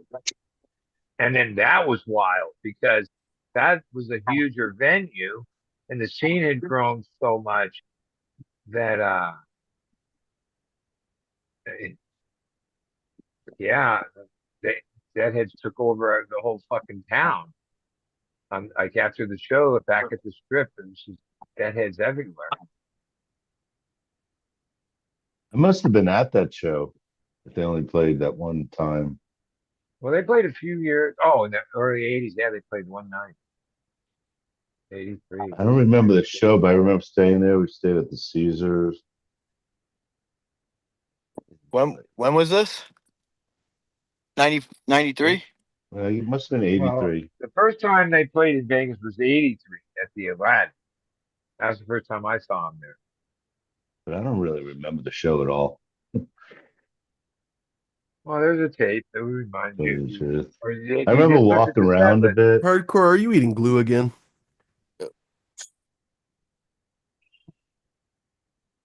Mm. Don't say anything. Well, Biscotti What's going was on, Dave pretty 15? stony. I smoked a few hits and got stoned as fuck off it. What cut was that, I bud? don't know.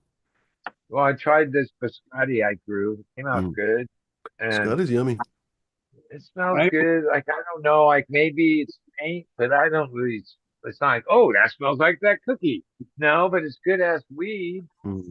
and No, Biscotti's a stony. little bit Like better breeding than some of that other stuff. It was, oh, now I completely forget what the cross is.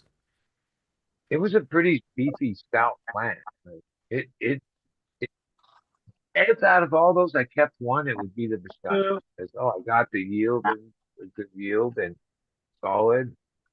And actually, Bruce Banner.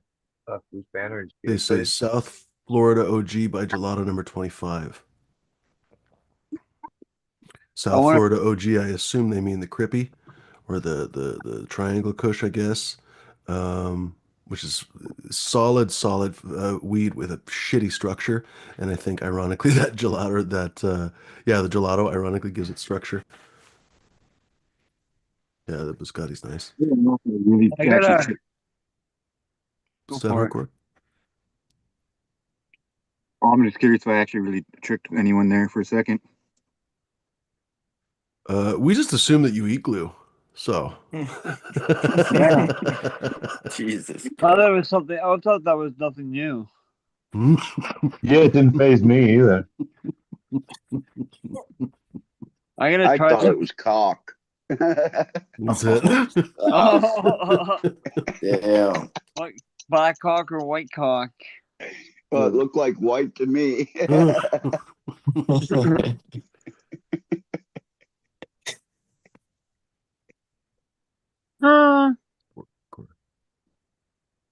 I I gotta try the biscotti again. I got a free sample of it one time, and I wasn't too impressed with it. But Worth I think trying it was again. just Probably wasn't yeah. going very well. It's good.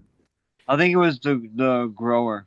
It's a lot more gassy gelato. Basically, the gelato is very nice weed, but it I think people way overplayed it. You know, it's a very nice, creamy, somewhat gassy cookies cut or something, right? With a decent high, but the high doesn't last all that long on most of the different numbers. But that South Florida OG, again, I'm kind of presuming that's the triangle. But anyway, if it's something that could compete with the triangle, it's going to be fucking heavy hitting, hard shit. So that's basically why it's good weed. Fucking lemon cherry gelato right now. Lemon cherry gelato is good as well. Wow. Different Yeah, breeding, I think. A different someone else made that, I believe. I won't swear to that though. I already know like that the Bruce Banner wouldn't really be my like daily smoker because it's more. I could tell it's more of a sativa type. Mm.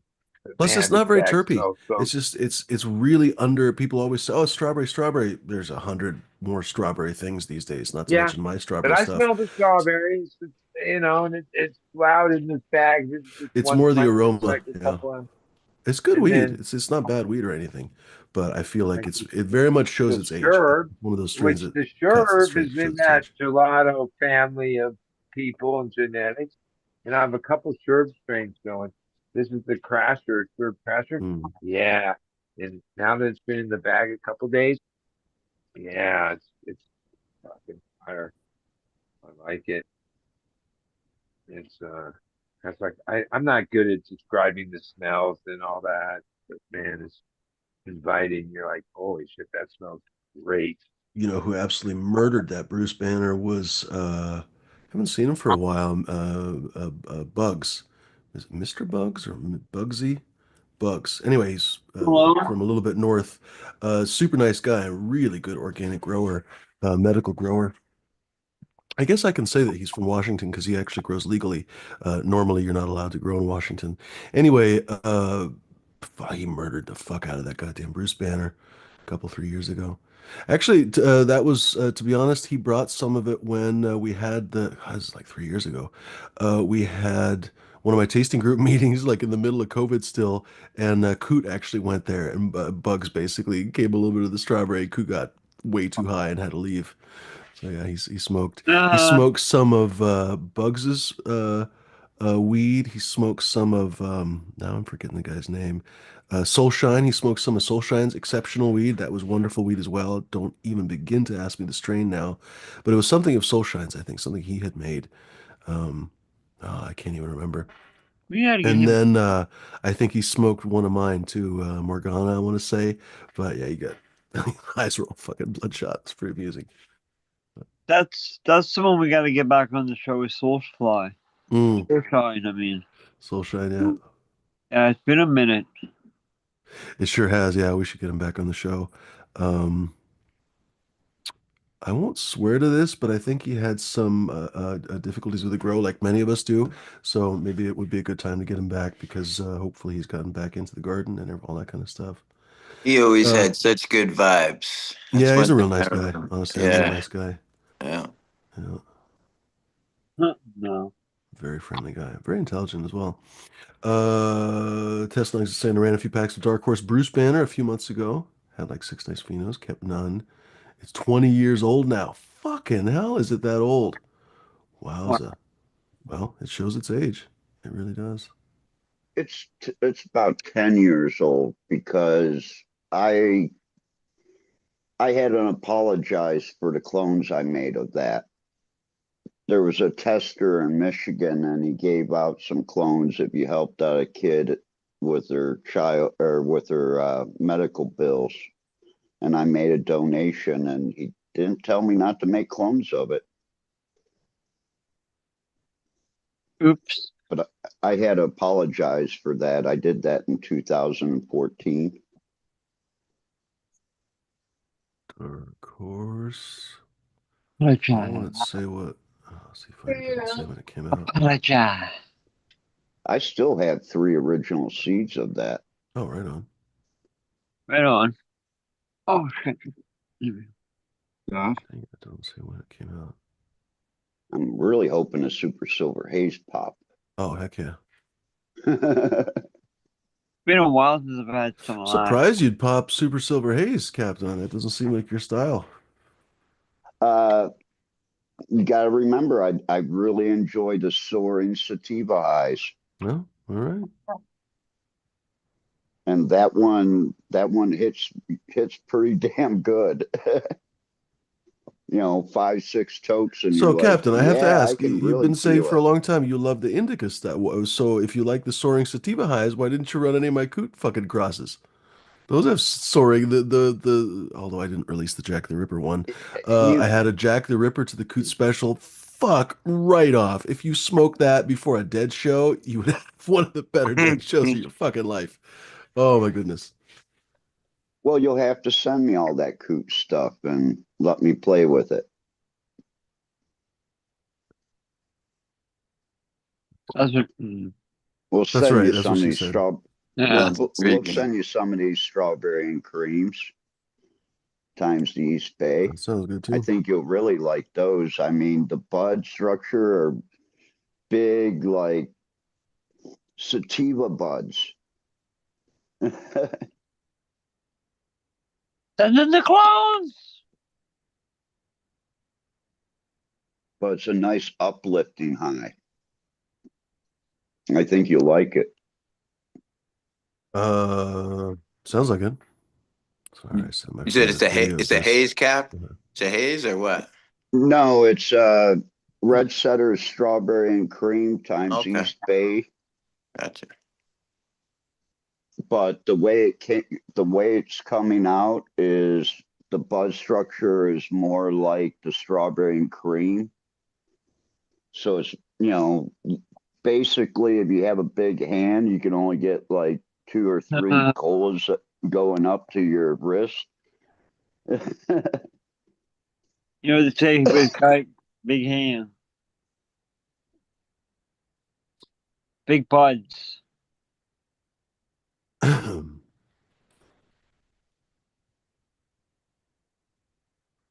like big buds, and I cannot lie.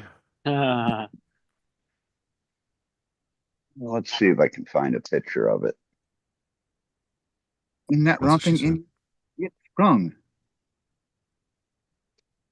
They're called The bionic fuck? boomers. Seniors once riddled with Go away. debilitating arthritis pain. Oh, it's an ad. Sorry. I was trying to find I sent my friend the video of the German defense minister at the Munich conference that's going on right now, the security conference. He was saying how shit that's going on right now with the U.S. is just not acceptable at all. And he had some very interesting comments. Europe is fairly well freaking out at the current lunatic turn of our government.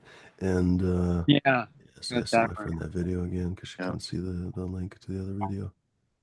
Some fucking crazy times. Prince Elon will save us. There is. Oh I God. mean, are you serious? There Like is. I'm genuinely curious. I mean, I'm not, because I know that essentially a lot of Republicans basically have followed the fucking leader down the hole. I don't know why, but of all the people to follow down the hole, that guy, but whatever, that's the guy that they're following. So you rarely will get a conservative these days who actually will tell you that they don't think that what's going on is okay. They think it's great. They think it's wonderful. I think in the back of their head they don't, but they're just all so conditioned to go along that it's going to go a lot further before any of them peel off.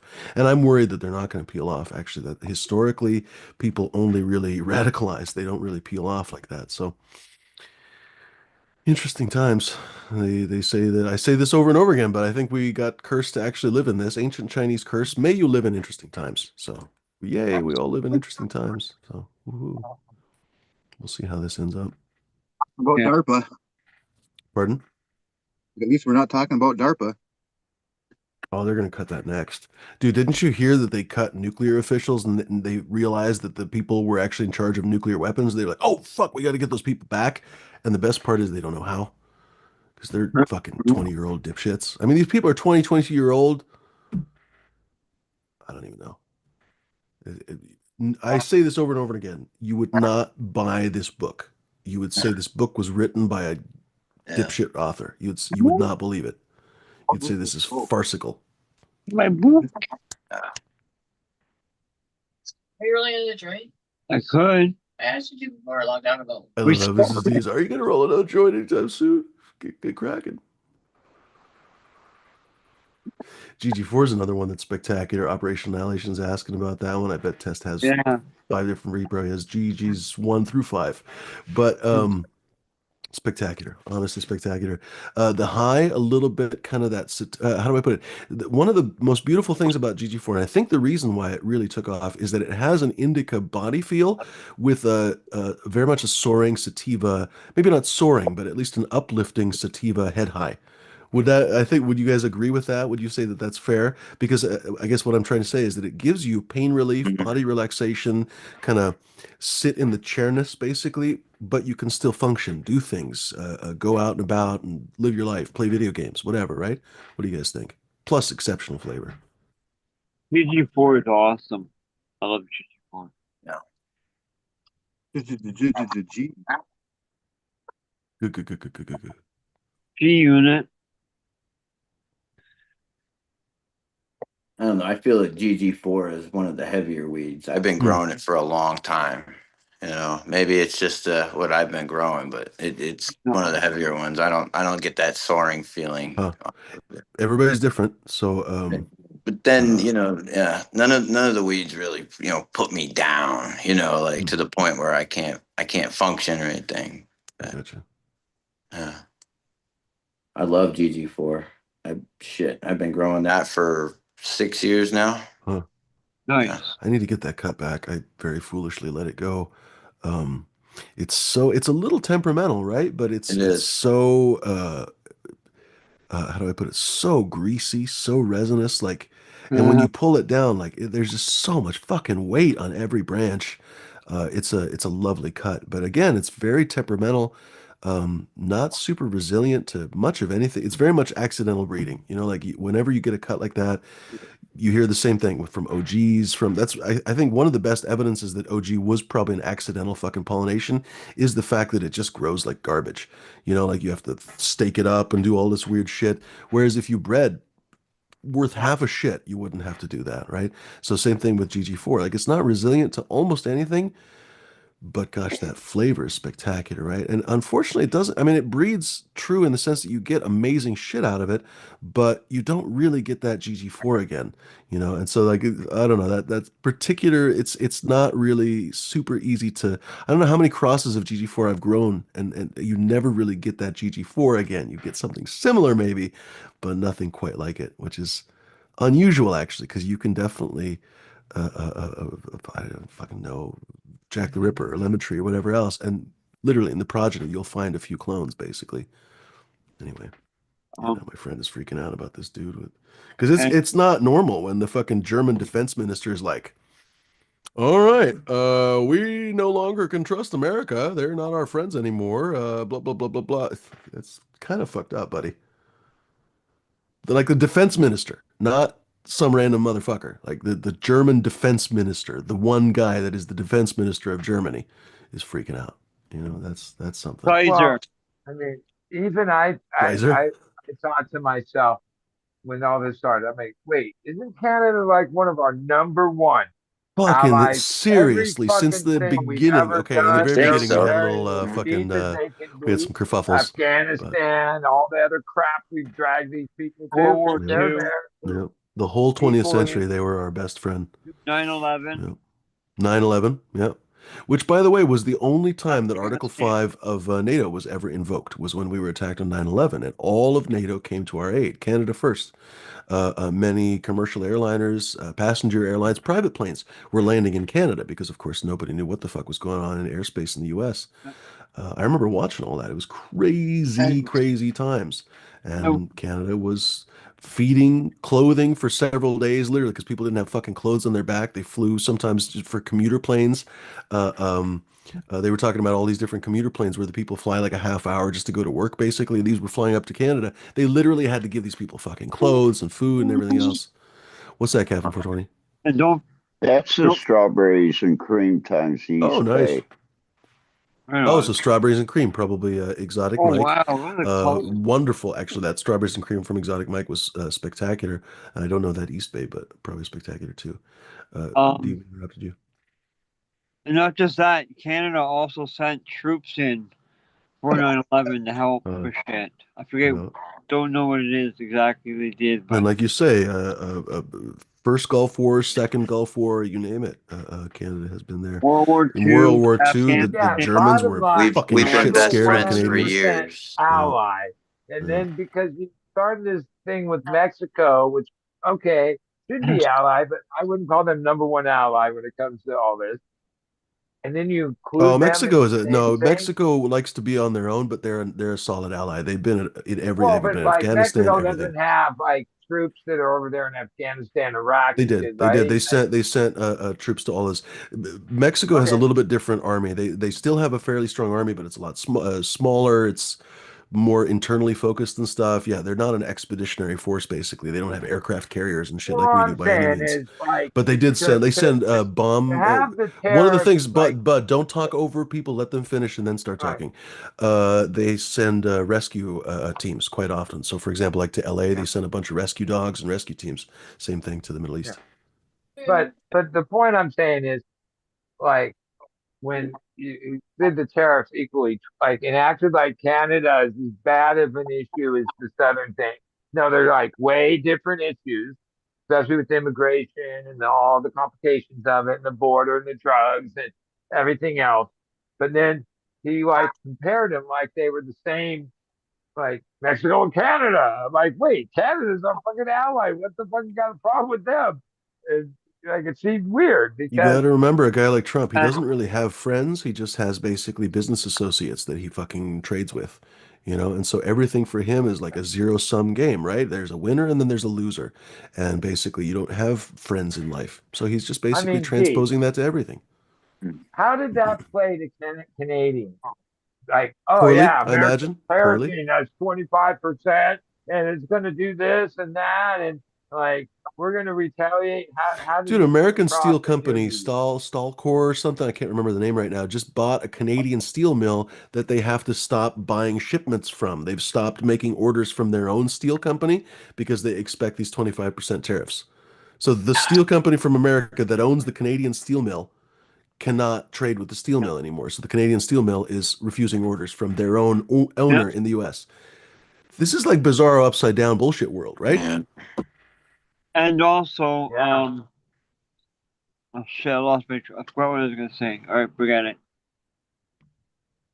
Well, What do I'm we just do? wondering, like, to Canadian Oh, news and all that, this change with like, oh, America now, America is like turned its the table or like because like every president treated Canada like differently. You know what I'm saying? and Trump is so wrong. And there's Pierre post. That's funny. I mean, because you Trump is guys so are going wrong through your about. own changes up there, right? With the prime minister, like Oh, the guy yep. that Sorry, bud. he's on the way out. Trudeau's Yeah, gone. yeah. We're gonna be having a new. We're having a new election coming up soon. Hopefully, it'll be conservative. But Pierre he's Poilievre. actually in charge at this moment, right? He's on the way out. Yeah, He's still Justin Trudeau. So D, Trudeau. you want the conservative party, D? Is that yeah? Yeah, Pierre Poilievre. Now, is your conservative party like our conservative party, or it's different? I don't know. I'm not sure, bud. Well, the root of it. Not Ours as is nuts. supposed to And so be. that's the thing. If folks, just as a personal policy, if folks can't justify the policies of these conservative parties, I'd rather not talk about them, to be honest, because I don't want to boost them unintentionally. Low Yeah. information voters led to the catastrophe that we're basically dealing with in this country. So I'm not going to allow low information discussions on this show. Just as a rule of policy, this is essentially the policy of the Yeah. entire show. We don't talk about nonsense.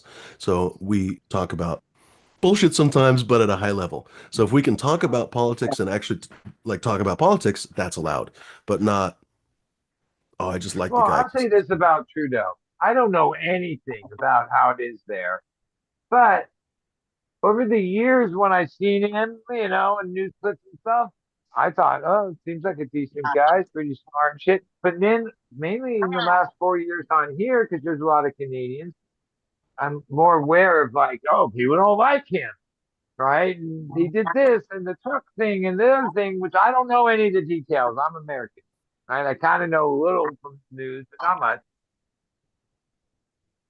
But okay, I guess so. Yeah, He's not let's the move on because right precursor. now we're He's just the talking he's about on the other side. vibes. We don't know anything about Trudeau, and we're just basically talking about the fact that people don't like Yeah, him. Okay, that's nonsense. You're Yeah, just I don't perpetuating the want horse yeah. shit. So if you could explain why people don't like him, by all means. But if we're just talking about the fact that people don't like him, I that's just could, but perpetuating nonsense. No, well, please do if you know I why don't people really don't like him. want to talk about it because he's an idiot. All right. But was he? Did you like him at first, and then he just didn't live up, No, or you didn't like him at all? Okay, no, I voted for him unfortunately because he was okay. going to Well, you legalize it. I would voted for him. never legalized cannabis here. I was just so medical. It was just so stupid. Anyways, yeah. One thing I don't think I agree with what Trump says though is that because of the tariff tax thing, he's drugs the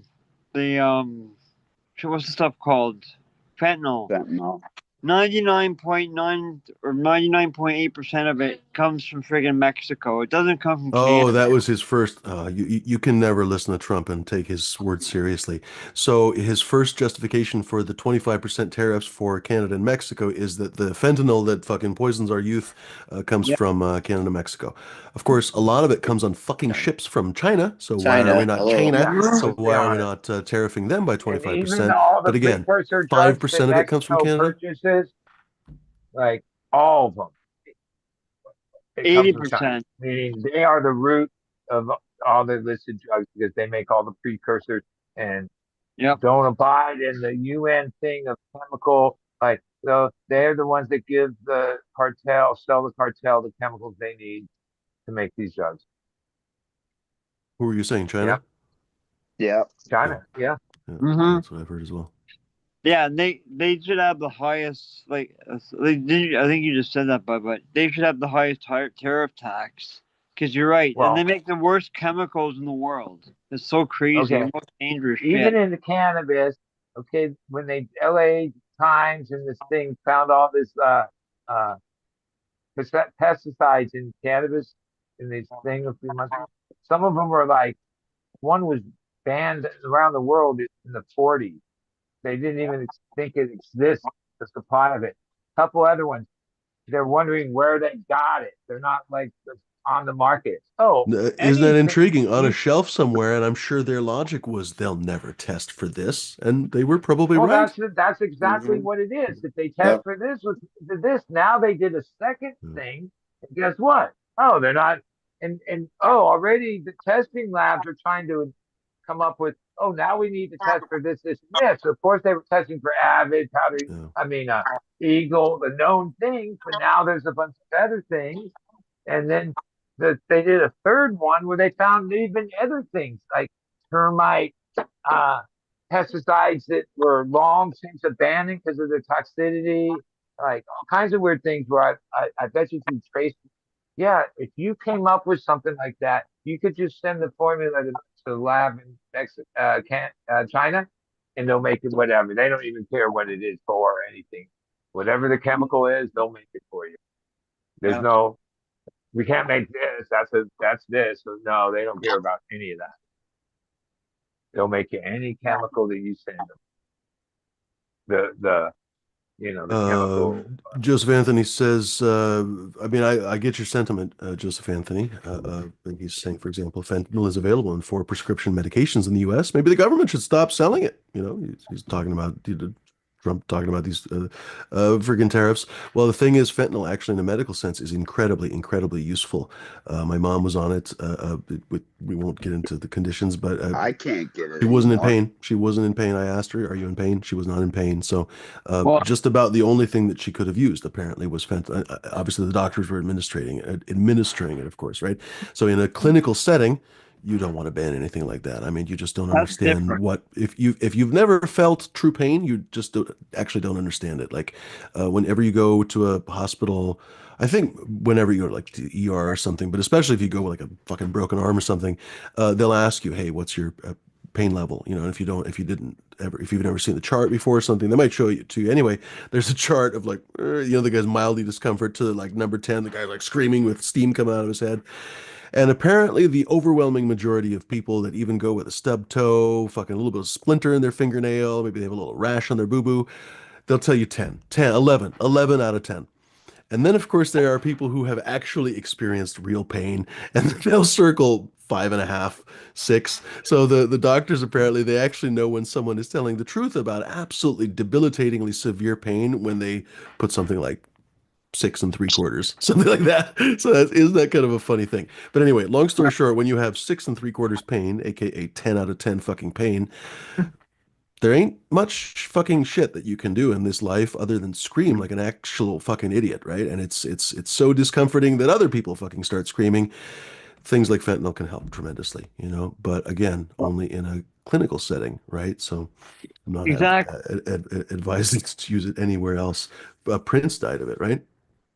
Anyway, Well, and you Prince have started nerve in a clinical damage. setting. He started in a clinical setting, but of course, Prince being Prince, he can do anything at private doctors and whatever. Michael Jackson basically died of fentanyl. It was a fentanyl derivative, I think, wasn't it? Sad shit, honestly. Michael Jackson was into it. That was something else. It's in the No, that bag was of something tricks different. for Was it what do you propofol? call it? An Propofol. Was anesthesiologist, right? So an anesthesiologist uses it was an all opioid. these things as a way to put you under for surgeries and stuff. Yeah. And it's a very precise science being an anesthesiologist. Oh. And yeah, they have the bag of tricks as far as like Yeah. crazy drugs. And propanol, that one that Michael Jackson got a hold of, was about as crazy as you could be. Like, but like even Prince, I went to a lot of Prince shows. And he would stop his whole show if he smelled weed in the crowd. Like he was pretty Yeah, he much was a Jehovah's Witness. claimed to be sober and against drugs, and I believe it. But due to his pain from his hips and shit from years of high heels and dancing, stage he was in pain, and doctors started treating him with opiates. And when you hear the story, it's kind of been tightly held what happened. Yeah, he didn't have a lot. He wasn't a person that had experience with drugs. He really didn't. He lived this sober life. Next thing you know, doctors give him this drug. He immediately got, not immediately, got really strung out. Right? Had two doctors, and then that wasn't enough. And there he was. Basically, they have evidence he was in front of like a pharmacy trying to buy some from somebody else Wow. because he Yeah. got strung out. Hmm. And yeah, not having experience being an adult man, like I'm telling you, he didn't seem to have drug experience, right? And boom, took him out, right? And next thing you know, he took so much, passed out in his elevator and died, right? I hadn't heard that. That's interesting. And oh, yeah, like even those last performances in the last shows, oh, I guess I could see he was on something. But Prince was about as sober as there was for all those other years. Like he would say things like he's like in between songs, like he's definitely like wasn't a druggie. He So owned one of the like at big. first when it came out he died of an overdose, I was like shocked. Not Prince, he was like anti-drugs, Yeah, I thought that. right? Right? But oh, when you get dig into the story, oh yeah, same with Tom Petty. Tom Petty, like could barely walk. He had hip surgery, all this stuff, and he basically was killed from doctors' prescriptions of drugs. Yeah. Right? He had a tough fucking life too. Stalkers, they burned his fucking house down. He lost all his music and shit. Jesus H. Christ. Yeah. But like in the end, that was super sad. Like that you go to a doctor because you're in pain and whatnot, and the next thing you know, what they're doing, treating you, kills you. That was the whole thing. That's basically why people have been trying to sue the Sacklers for fucking, I don't even know how long, and I guess they're going to get away with it largely. They made billions basically by pushing opioids on people who needed pain relief and telling them, oh, it's not addictive. There's nothing. Yeah. It's like vitamins. It's Well, honest. It's better than it was vitamin more C, than honestly. them.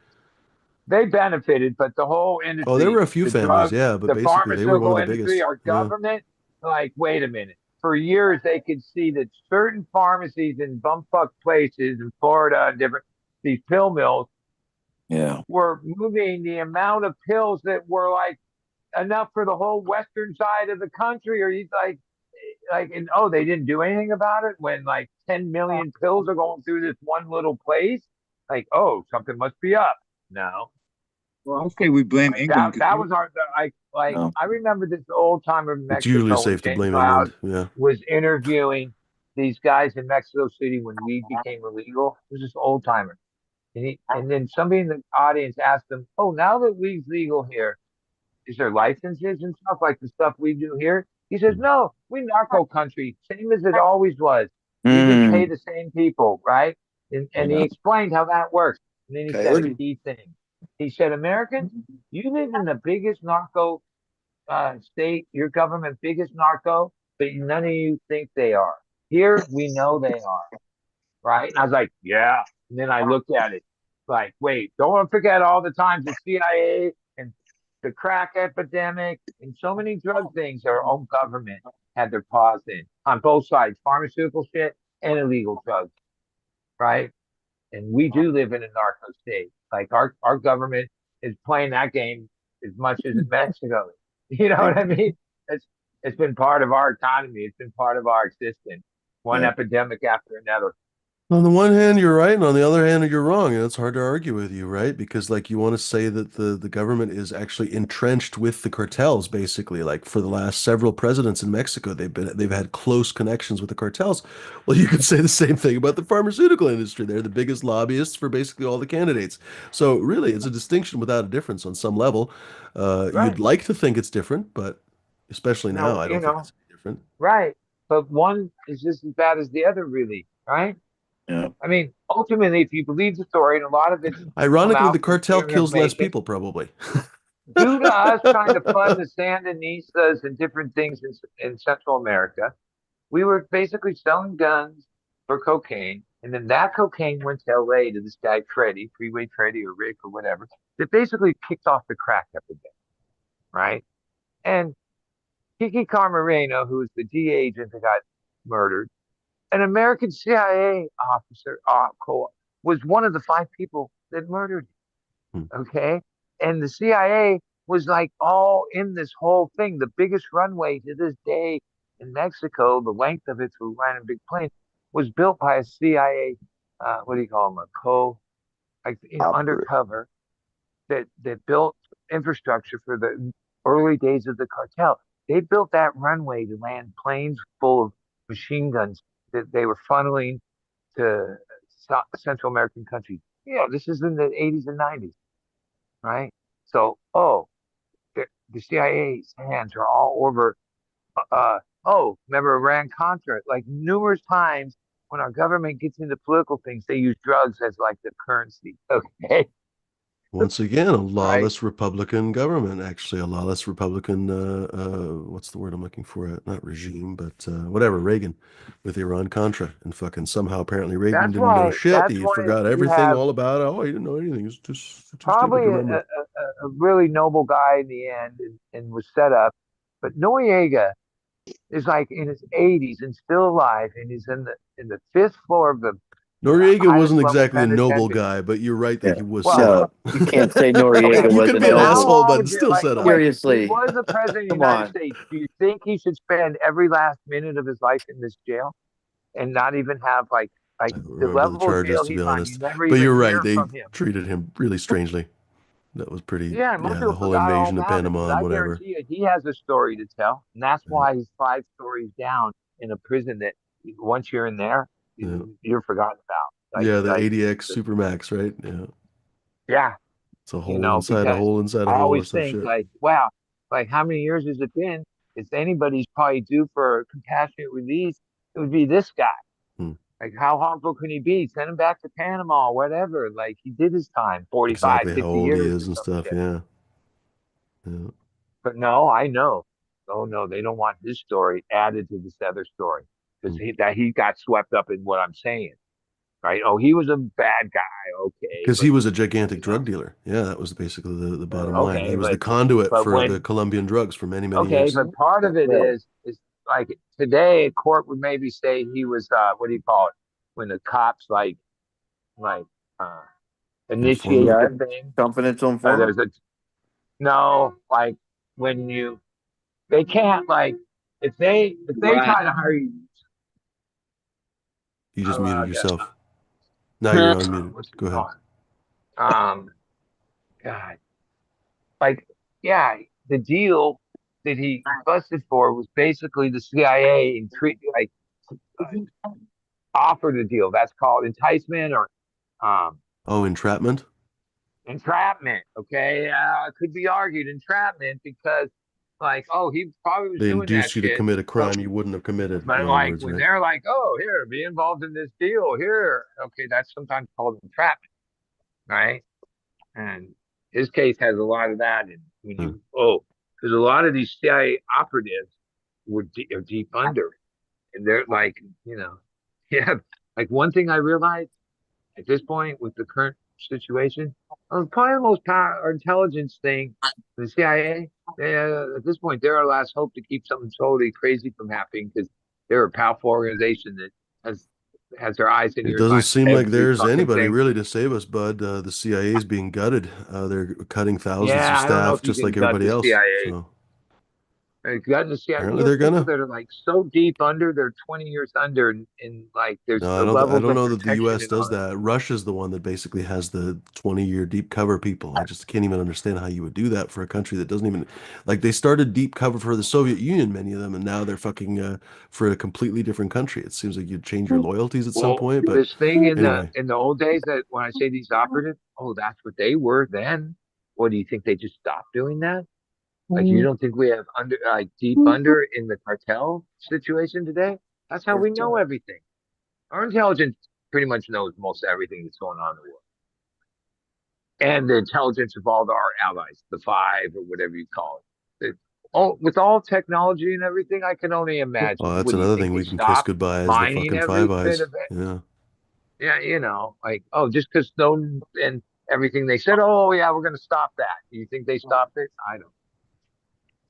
But, they will use whatever it means to know every single bit of intelligence. Who was that masked man? Hardcore. Like even with the 3 or 4 times Putin and Like Trump met, where there's not an American record of it, or at least Trump thinks that. I guarantee you that the CIA had that room bugged long before he ever walked in it or whatever. Or even one of Putin's guys is actually a CIA guy. Who the fuck knows, dude? That spy shit's deep. They've been There's a playing it mess. a long time. I just put a link to it in chat. It's about the FBI agent that like it started out he was taking down like a Detroit biker gang and shit, and but he ended up like actually taking down Noriega and but it's like there's a playlist that's like I don't know it's maybe 5 hours long or something like that. I think that's the right link to it. There's two different ones. Like I gotta look up what the other one is here, but it's pretty cool. It's like from the I think it's from the point of view from the FBI agent who ends up like having an affair with some I don't know. It's a crazy dang story. Hmm. Crazy stories about the guy that broke out of the Bangkok Hilton. Wow. J5's talking about this is a very typical story. Excuse me. It says, lost friends to the original smokable, snortable oxys. Jesus fucking Christ. Yeah. And never did an opiate till I had multiple fractures in my right leg from a backcountry snowboarding accident. That's how it always starts. Oh. Many years ago, I met this guy. If you met the guy, you'd think all American, honestly, literally tall, athletic, put together. He was a manager at UPS, did relatively well for himself. Fuck off, addicted to Oxy, basically. He was spending two, three, $400, literally $300, $400. This A is years day. ago. That's how much money it was for oxys, for a few pills of oxys. And he Yeah, was telling me that was the first time that I realized that heroin was actually the cheap version of oxy. I grew for up thinking that sure. heroin was super expensive. I guess I was fucking Oh, sheltered, right? No, heroin apparently is the super cheap street version. You can get it for 10, 15, $20 of yes. that oxy pill that is far cleaner, far better, far everything, apparently. So much better that it's worth spending $300, $400 on this fucking pill. Can you fucking believe this shit? Anyway, Oh the kid yeah. was absolutely strung out, I, basically. He told me he was strung out on fucking opiates. I I had a doctor at one point, you know, a chiropractor that ended up getting hurt in a car accident and ended up getting strung out on oxys. You see, And yeah, it happens to doctors he too. was Yeah. talking to me and he's like, yeah, I'm taking, 40s a day or $75 a Mm. piece. And it was like, wow. Yeah, that's my situation. I'm what 47 years old, and I've been addicted to opiates since I was a child, Mm. basically since I was a child. Yeah, I used And heroin for here, 17 years, heroin, Mm. and thank God, still alive. But it starts with something, going to the doctor. That's what Mm. happened. Mm. I had club foot and started going to the doctor. They gave me oxycodone, and I went to OxyContin, and they cut me off, and one thing leads to another. Mm. yeah, I think I was lucky that I can't stand the high on especially oxycodone. I don't remember if I even really had. I guess I think I had OxyContin and stuff. They gave me a few, spine injury, and I had a couple different wonderful encounters with life, right? And back then, they just threw these fucking pills at you every single time I went to the doctor for a checkup. And mind you, after my spine injury, I was going to the doctor I don't know, at first every week, every couple of weeks, every single time. They're like, "Are you out of your pills? Your 200 fucking pill jar? Are you out of them already? Do you need a prescription?" No, no, no, no, no. I'm good. I'm good. Because I had used maybe five of them by that time, like a normal human would. Every single fucking time they were just throwing these prescriptions at me. If I wanted to, I could have accumulated, I'm not kidding with you, thousands of pills. Not Things have changed anymore. man, now, I, but yeah, They not don't do it anymore. They've anymore. gone completely the opposite. It was so irresponsible. I remember Yeah. thinking back then how ridiculous it was. And the most creepy thing for me, I guess maybe people knew that you went to the doctor or something, but I had several neighbors. They would just like smell it, especially when I lived in an apartment years ago before we bought the house. They would just like smell it on you somehow that you came back from the doctor, and they'd like knock on your door and, "Hey, how you doing, neighbor?" Gang perks. 100%. How the fuck did they know I was at the doc? I don't know. Sixth sense or something. It was so creepy. Oh, yeah, okay. I went from being a licensed Ohio State licensed narcotics user to not being able to get anything. Hmm. All right. Mm. Since So I'm going to medicine. chime in my story. So it's got to be 10 or more years ago. Dr. Perry, he passed on my dentist. We had this long-term plan because I had all this work to do, right? Root canal, this, that, over time. And the way it was at his office at that time, when you have that kind of work done and you checked out, there'd be those yellow envelopes, little ones, and the Percocets secretary in lady them, would Vicodins. They were 10 milligram Vicodins, and there was like five in each envelope, and they'd give you a few of them, Percocets. and and and and like that. And I remember a couple times, even though my tooth thing wasn't hurting anymore, when I'd run out of the, I would go call the lady and go, "Yeah, my tooth still hurts. Can I come get a couple more of those things?" And they'd be like, "Sure." And then that was at the same time. Like I remember I had this one customer. It was a vet, Vietnam vet, on all this stuff, and he'd trade weed.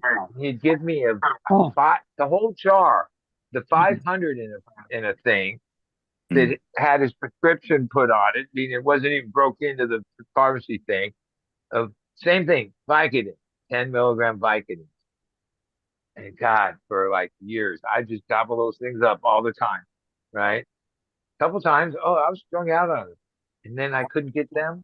And then people like, oh, my one friend in a wheelchair had these 30 milligram oxys, and I cut them in quarters, and they were too strong. Because I like the Vicodin buzz. I don't like all that. I'm more of a coke head than an opium head over my life, right? I'm not like I've never been heroin and junkie like that. I do drugs, but that's one I've tried it. It's not my thing, right? poker puffs. Uh, but yeah, over the 10 years, and now it's been a couple years where one, they got really hard to get, right? Because all my friends, I used to have all these friends that all had scripts. It was easy. Everyone had a script. And they were like, "Oh yeah, give me some weed. I'll give you some of these." Mhm. And now it's like, oh, everyone's one friend. I mean, he just retired after 35-year career as a public defender. So I mean, he's a straight guy. Right? He's a little heavy set. He walks with a cane. His knees. He's in serious pain. Like he's a person that needs them because he lives with serious pain. Okay. Yeah, and all the rule changes because of the abuse they made using these drugs basically for people to get high, right? The opiate thing. You Now can't with have the them. restrictions they put in, they've like made it that people that are really the people that need these drugs. There are some people that their daily, life Right. requires it. And, right? Right? Even though they're addictive and this, with the right doctor, they can be managed, right? A bit. They have a bit. One thing when I messed with those, whatever you took yesterday, you like over time, you always had to take more to get to the same place, right? That's like, oh, this only works for so long. Then even a doctor knows that, and that's the ladder. If you look at the ladder, they start you here, and then oh, they move you up here, and they move you up here, and then they move you up here, Called right? maintenance, And that's not opiate right, maintenance.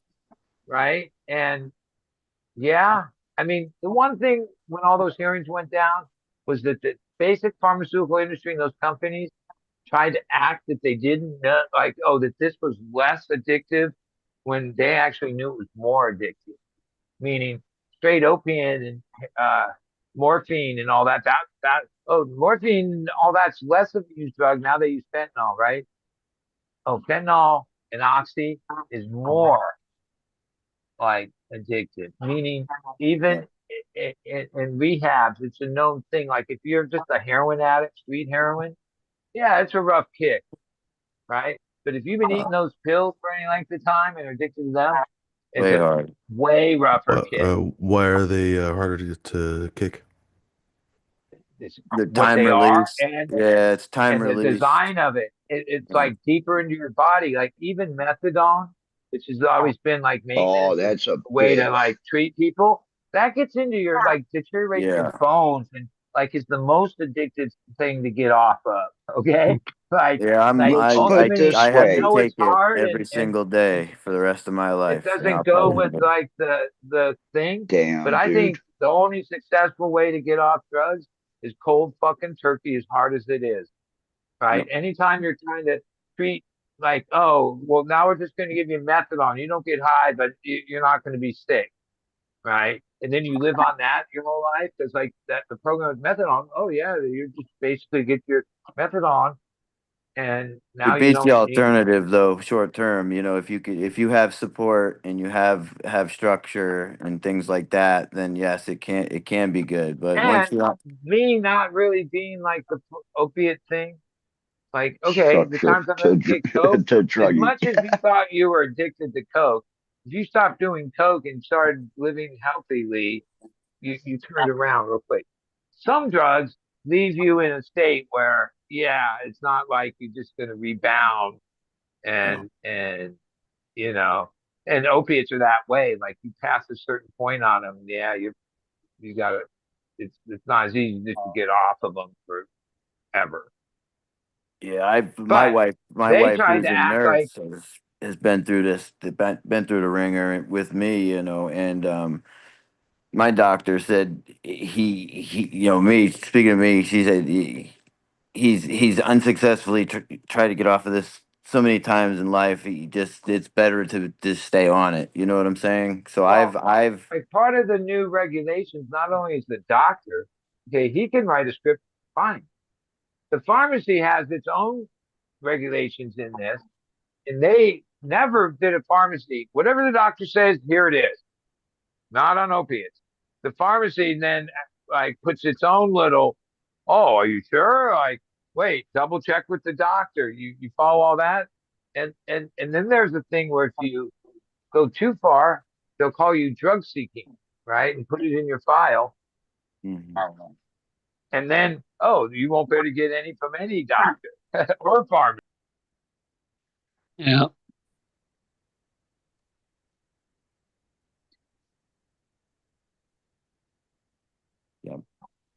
Drugs are bad. Okay. It Drugs are looks bad, like I'm coming kid. to North Carolina. Yeah, okay, they're bad and they can be used bad, but overall, they're not bad. People are bad, and like, and like even the idea that like in places, Portugal and even Holland, where they've legalized drugs to a sense, especially with cannabis, a lot of when we're young, why we do things is because we're not supposed to do them. And you lift that, you'd be surprised how many less people do them. That's what some of the data is kind of showing.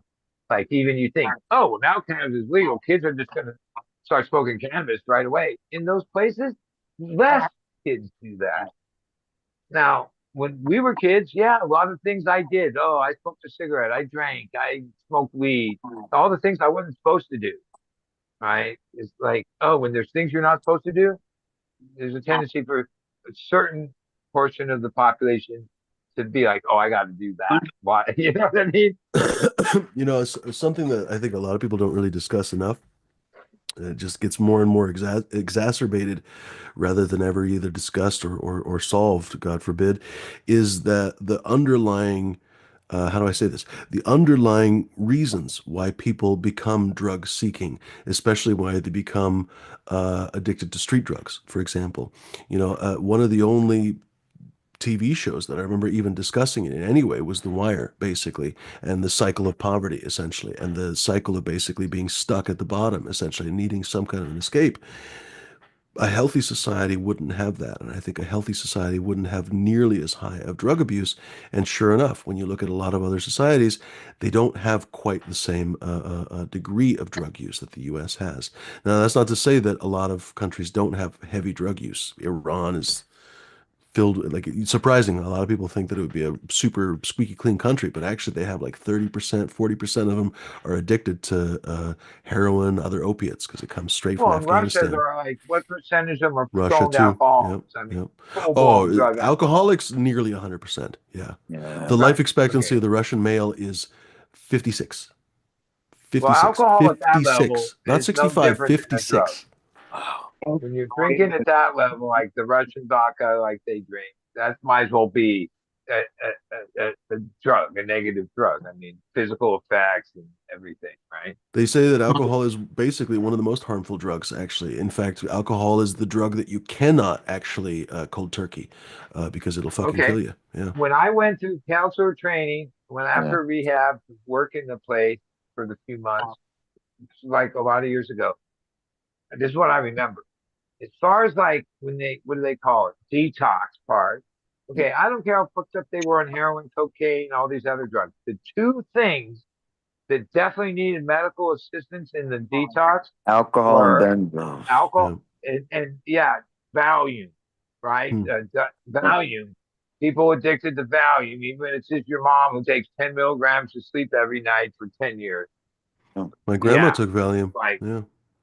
Yeah. I right? remember on her And nights But then. like a lot of those other drugs, as much as the person's sick and is dying and looks like this, most likely they're not going to die, right?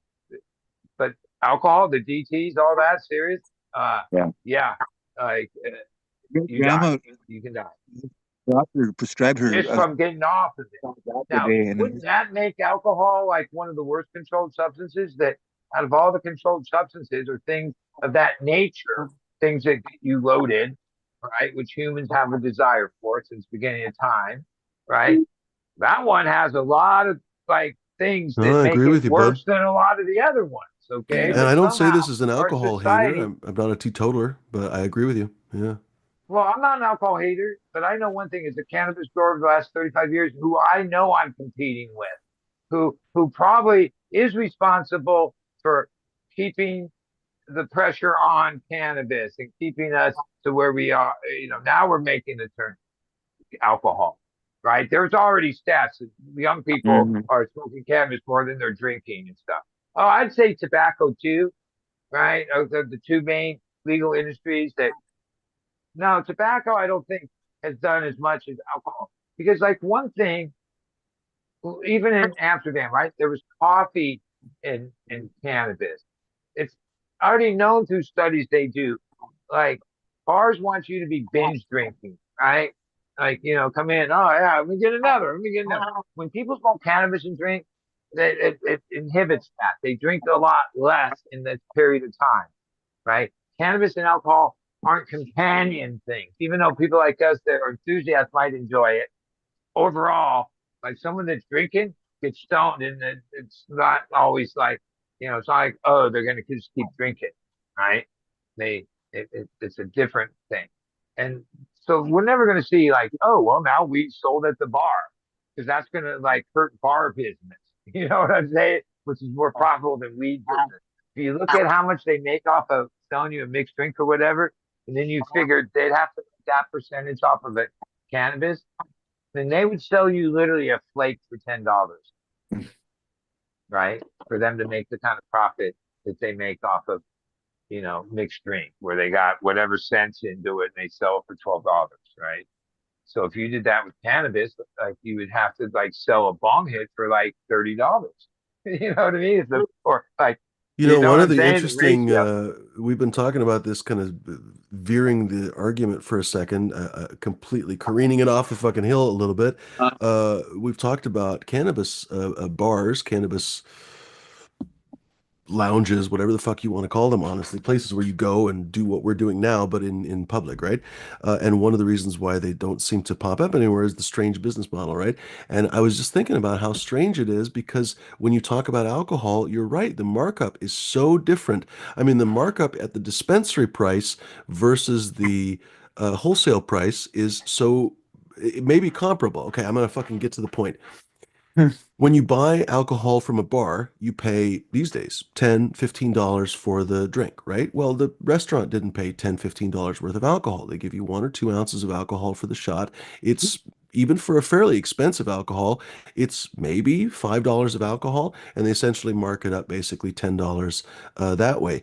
One of the reasons why bartenders can give everyone free shots is that once they've paid for what, 5 or 6 shots, I think, in 5 ounces basically in every bottle, the rest of the bottle is essentially free at wholesale prices. So they can basically lube you up good and plenty, whereas a cannabis place just can't really compete with that, right? Or could they? I mean, if you were like vertically integrated, I don't know, maybe this is too esoteric. Maybe I haven't thought Well, this out too I well. thought about rough, like even beer. Okay, let's say we're going to events, sporting events and shit.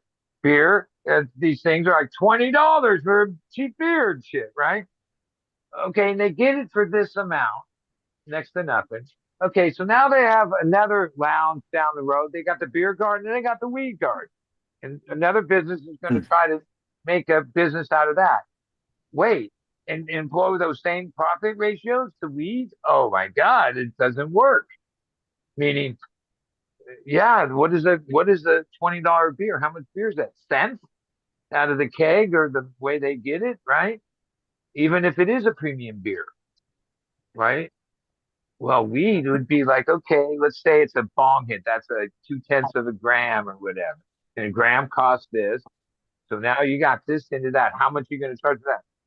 So it's like $20 for one hit, $25 for one hit. Fuck right off. Right? No, thank you. Okay.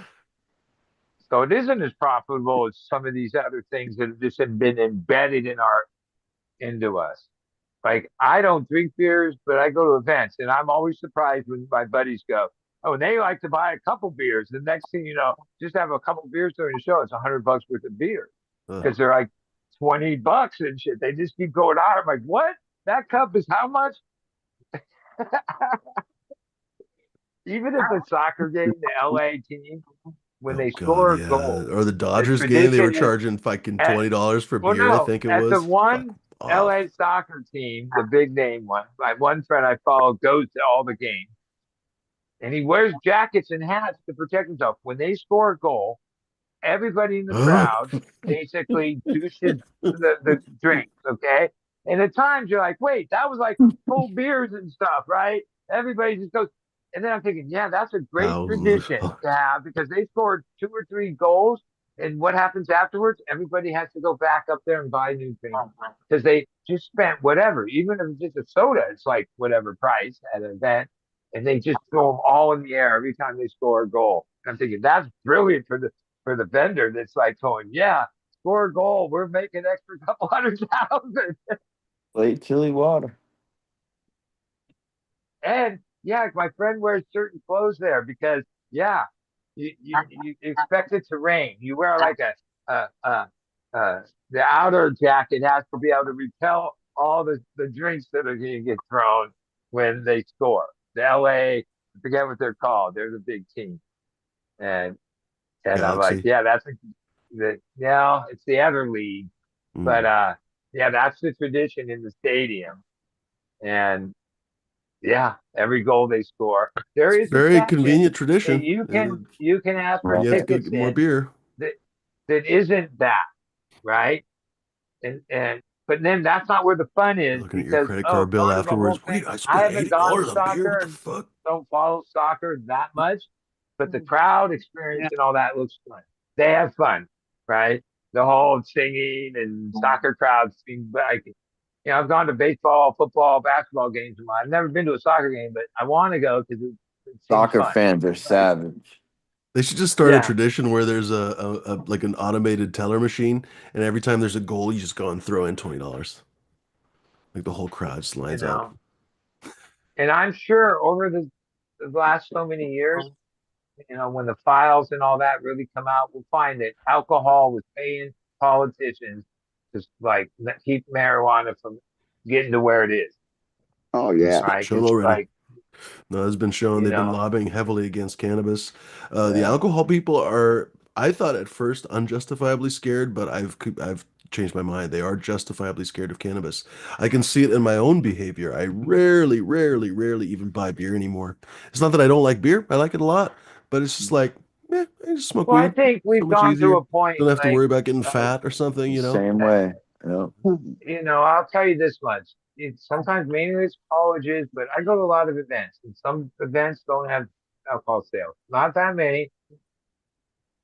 Yeah, I'm telling you. And then other events and other places where a lot of alcohol is drunk, right? That's some of the worst crowds ever. Like Oh yeah. just the whole Yeah. vibe, the way people get. Oh, they start a certain way, but then by the end, and then there's all this spilt beer and rude people. Oh God, it's like it's not a pretty picture, hmm right? Where No, you always somehow, have to have security in alcohol events. Always, always. Whereas with cannabis yeah, it events, the brings out the security is worst shit. bored. They're asleep basically because nothing's happening. Yeah, when There's there's just a drinking, you're percentage of guaranteed fights Hmm almost every not time. everybody has that, but there's like a percentage, which, like, even when you said about poverty and all that, see, here's the thing, I sold a lot of drugs when I was younger and then basically changed up to cannabis in the 90s, right? Okay, out of all the vice economies, right, that includes prostitution, gambling, illicit drugs, list goes on, what we call vice economy, which, when people are in poverty, is more important. The black economy, making a dollar or two to survive, right? The only one thing in the whole pocket of them all that has no negative connotation to the people down the line is cannabis.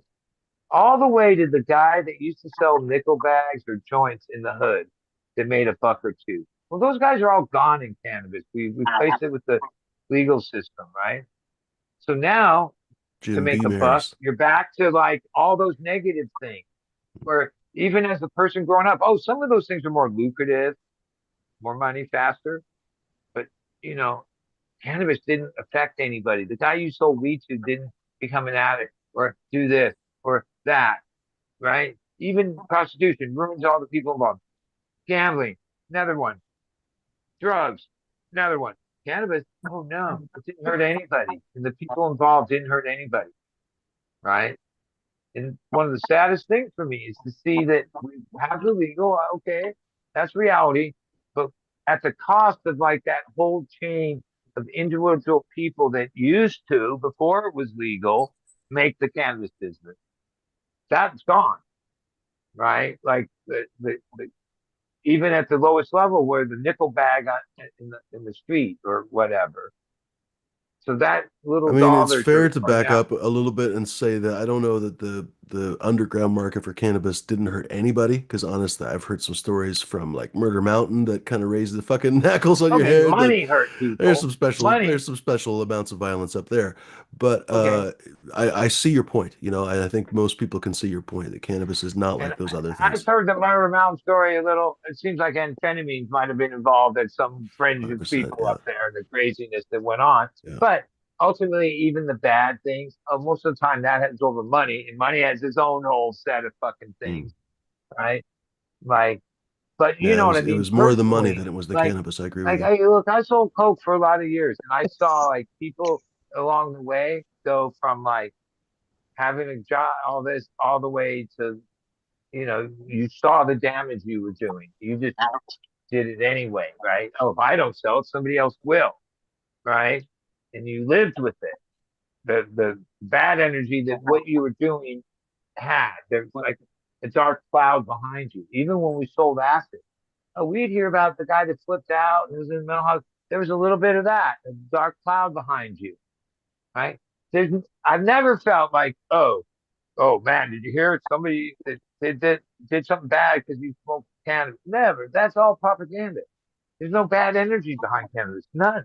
Zero.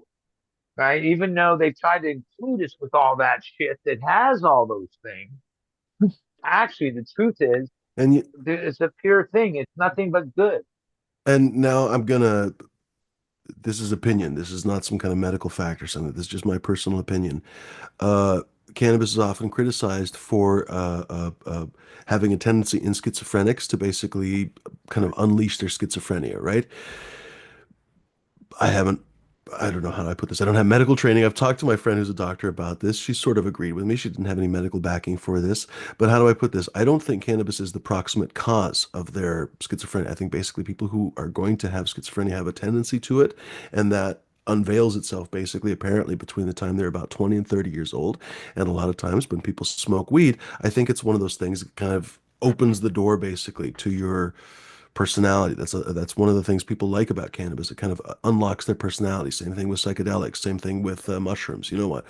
Or what am I trying to say? Same thing with things like that. That kind of unlock your consciousness. So, in my opinion, I think cannabis is basically just unlocking an unfortunate door for those people and basically unveiling Underlying something condition.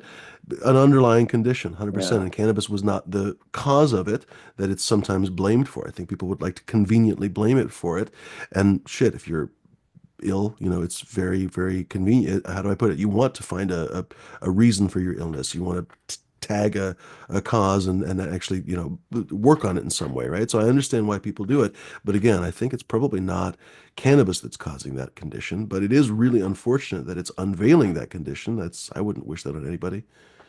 I hope that makes sense. Again, it's Well, just my well, opinion. I'm here's what not, I also noticed. I have a couple friends that are on whatever psych meds or whatever, and then every once in a while they're like, "Oh, I have to with my annual test, right? Because no, they have to not smoke weed, so they can pass the test, where they can get renew their medicine." Now, I'm not a doctor and have no training either, but I do agree that it's like you're an Adderall or this or that or many other things, and a doctor would probably not want you to add cannabis to it because it changes the whole thing. Now, it could be beneficial to some and it might be harmful to others. But I can understand how the mainstream would be like, yeah, if you test for cannabis, then we won't renew your Adderall, right? Because, yeah, Adderall has an effect that they're trying to get, and cannabis probably changes that a little. And I so I have heard understand for what some of it's worth that. that cannabis can antagonize a bunch of different medications. So Yeah. evidently that's one of the reasons why doctors ask you now, not because they really care if you're smoking weed, but because if you are smoking weed, it will either lessen or increase the effects of certain drugs. Don't But forget to like, ask me which ones. okay, myself, I was diagnosed with what was called hyperkinetic when I was like third grade, something like that. Now that's like actually whatever you call it today. ADHD maybe, yeah. Okay, all that and Adderall. But at the time, the newest treatment that I went through it was Ritalin. Mm. Right now, my mom used to take a few of those Ritalin and share them with her friends because they were uppers. But to me, as a hyperkinetic kid in third grade, it was a downer from my hyperkinetic. And I still remember because I'd have periodic visits to the doctor. I was just a kid, but I remember the reality of what was happening there. They were trying to decipher if it was still being a downer or if it was starting to be an upper. I took it for a couple of years. By fifth grade, they took me off of it because it started acting as an upper. Right. So as I got older and started having drug problems of my own, I remember and realized that, oh, well, what happened if something when I was a kid, I took one way and it changed to another. They changed your metabolism basically with that therapy, trying to. That was the purpose of it. And then as I got older, like drugs had different effects on me than the common one, right? And I thought, well, maybe it had to do with this. But then as I've been older, I like sometimes a few of my friends like, oh, you should try Adderall. I took them a couple times. Nah, didn't. I didn't like it. I get the idea, because I probably have that and just learned to live with it. Like back then, it was like, well, hyperkinetic. It went to this name, this name, this name, all the way to ADHD and the whole thing. And now but ultimately, they still treat it with a derivative speed, which Adderall's the latest derivative. Ritalin was one. There was other drugs along the way. Ritalin. Yeah. I'm out of here, guys. Have a good night. Later, D. I'll I see was Later, gonna everybody. D. say you'd know, J5. I'll see everybody Tuesday. Ah, Good to see you, D. joke chat. Okay. Excuse me, folks. It's up to you guys how much longer you want to Well, keep I chatting. I could get off early because I what time is it? Oh wow, it's not. Wait, tonight's Saturday, right? Hmm. Normally it's a D takeover. You hear as much. Then okay, I guess it's not a D takeover tonight because D's the first one out. Well, a lot of times D gets out and me or Captain carry this on forever, but most of the time you're not involved with the whole show like tonight, which you used to be. But it's all Right. good. No, I Sorry, just like somehow I thought, is weird it everyone out. Tuesday? No, Pardon? it's Saturday. This is Yeah, right. the D I takeover mean, got the you first. guys are welcome to take over if you want, but if you guys also want to I cut it got some short, work to do, and you can cut it short. I try to think I can do work beyond here, but that's not how it goes. And there's too much noise in Right. there, Makes sense. but it's not like I have to get off this second. But Give it a couple more minutes. Right on. Good to see you, D. yeah, D, I like I like when I tell some of my friends, I'm like, yeah, there's people from all over the world, Canada. Well, we haven't seen Christoph in a while, and all the different states, and we just all like it's like We hanging haven't seen any out. Like Aussies it's for a really minute. like Yeah. if I was a drinker, I'd have a local pub, and I'd probably spend a few hours a couple times a week hanging with the fellas there. I go to get pizza at this one place where I get a table, but there's all these guys because they have all these beers and they all know each other and shit. Like they all come out, like that's kind of what this is, but in a virtual way or whatever. And like I say, Exactly. even there's people on here that I don't know, but then we are totally friends. Like that, like when I started this, I was like, oh, I have real friends in real life, and then this is different. It's not really. You have to like have different standards. Like when you meet somebody in person, you get a better vibe or read than online. It's like somewhat, but they're still good people. Like a lot of it is some of the fans from on here, or people on here, are also into the same music I'm into. We had other things in common, which I'm sure other people involved in this gravitate to things they have in common. Drones and photography Big booty. and art and this crazy psychedelic guy. Like one thing, I'm a psychedelic warrior. What I'm looking right now is tripping balls. Like that is trippy. The thing in the background, the brightness. Wait, how many of them you got? A whole room of this shit? Yeah. House of What Horrors. And at what the hell night, do you like, think there is to do and in even I was telling my Minnesota? other friends, I was telling my work, my trimmer today. I'm like, yeah, Scare the one ice of the guys is fishermen. from like up north in Paint farm Minnesota. wheels. He takes us out on the lake and shows us ice houses at 3 in the morning. And also is an expert in pottery and stuff and has a collection second to none of like I still remember Ryan going through all this pottery, or is it pottery, Ryan? Yeah. Is that the right term? And realized, holy shit, he's like an encyclopedia. Like, like he knows a lot about this stuff. Like what art is, what's collectible, what's worthy, what's this value. Like he's an expert.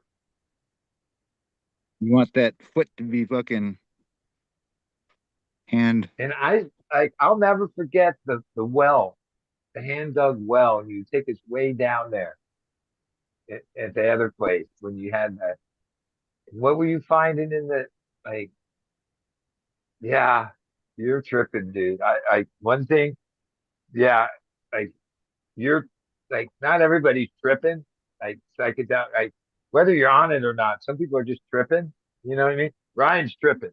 Like he's definitely like psychedelic path. You Whether he said he, takes psych, it doesn't have anything to do with that. Like some people are just tripping, if you know what I mean.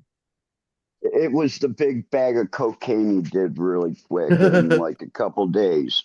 Remember yeah. that Well, story? I mean, whatever it takes to get there, right? I remember he was on some other show and he's still talking about what did you do when I Adam vaguely Dunn? Did remember you that. do That was kind of something? like the Cocaine Bear story, right? Have you guys seen the movie Cocaine Bear, by the way? I've wanted to because Oh my I'm a fucking God, fan you of have to see cocaine. it. It's delightful.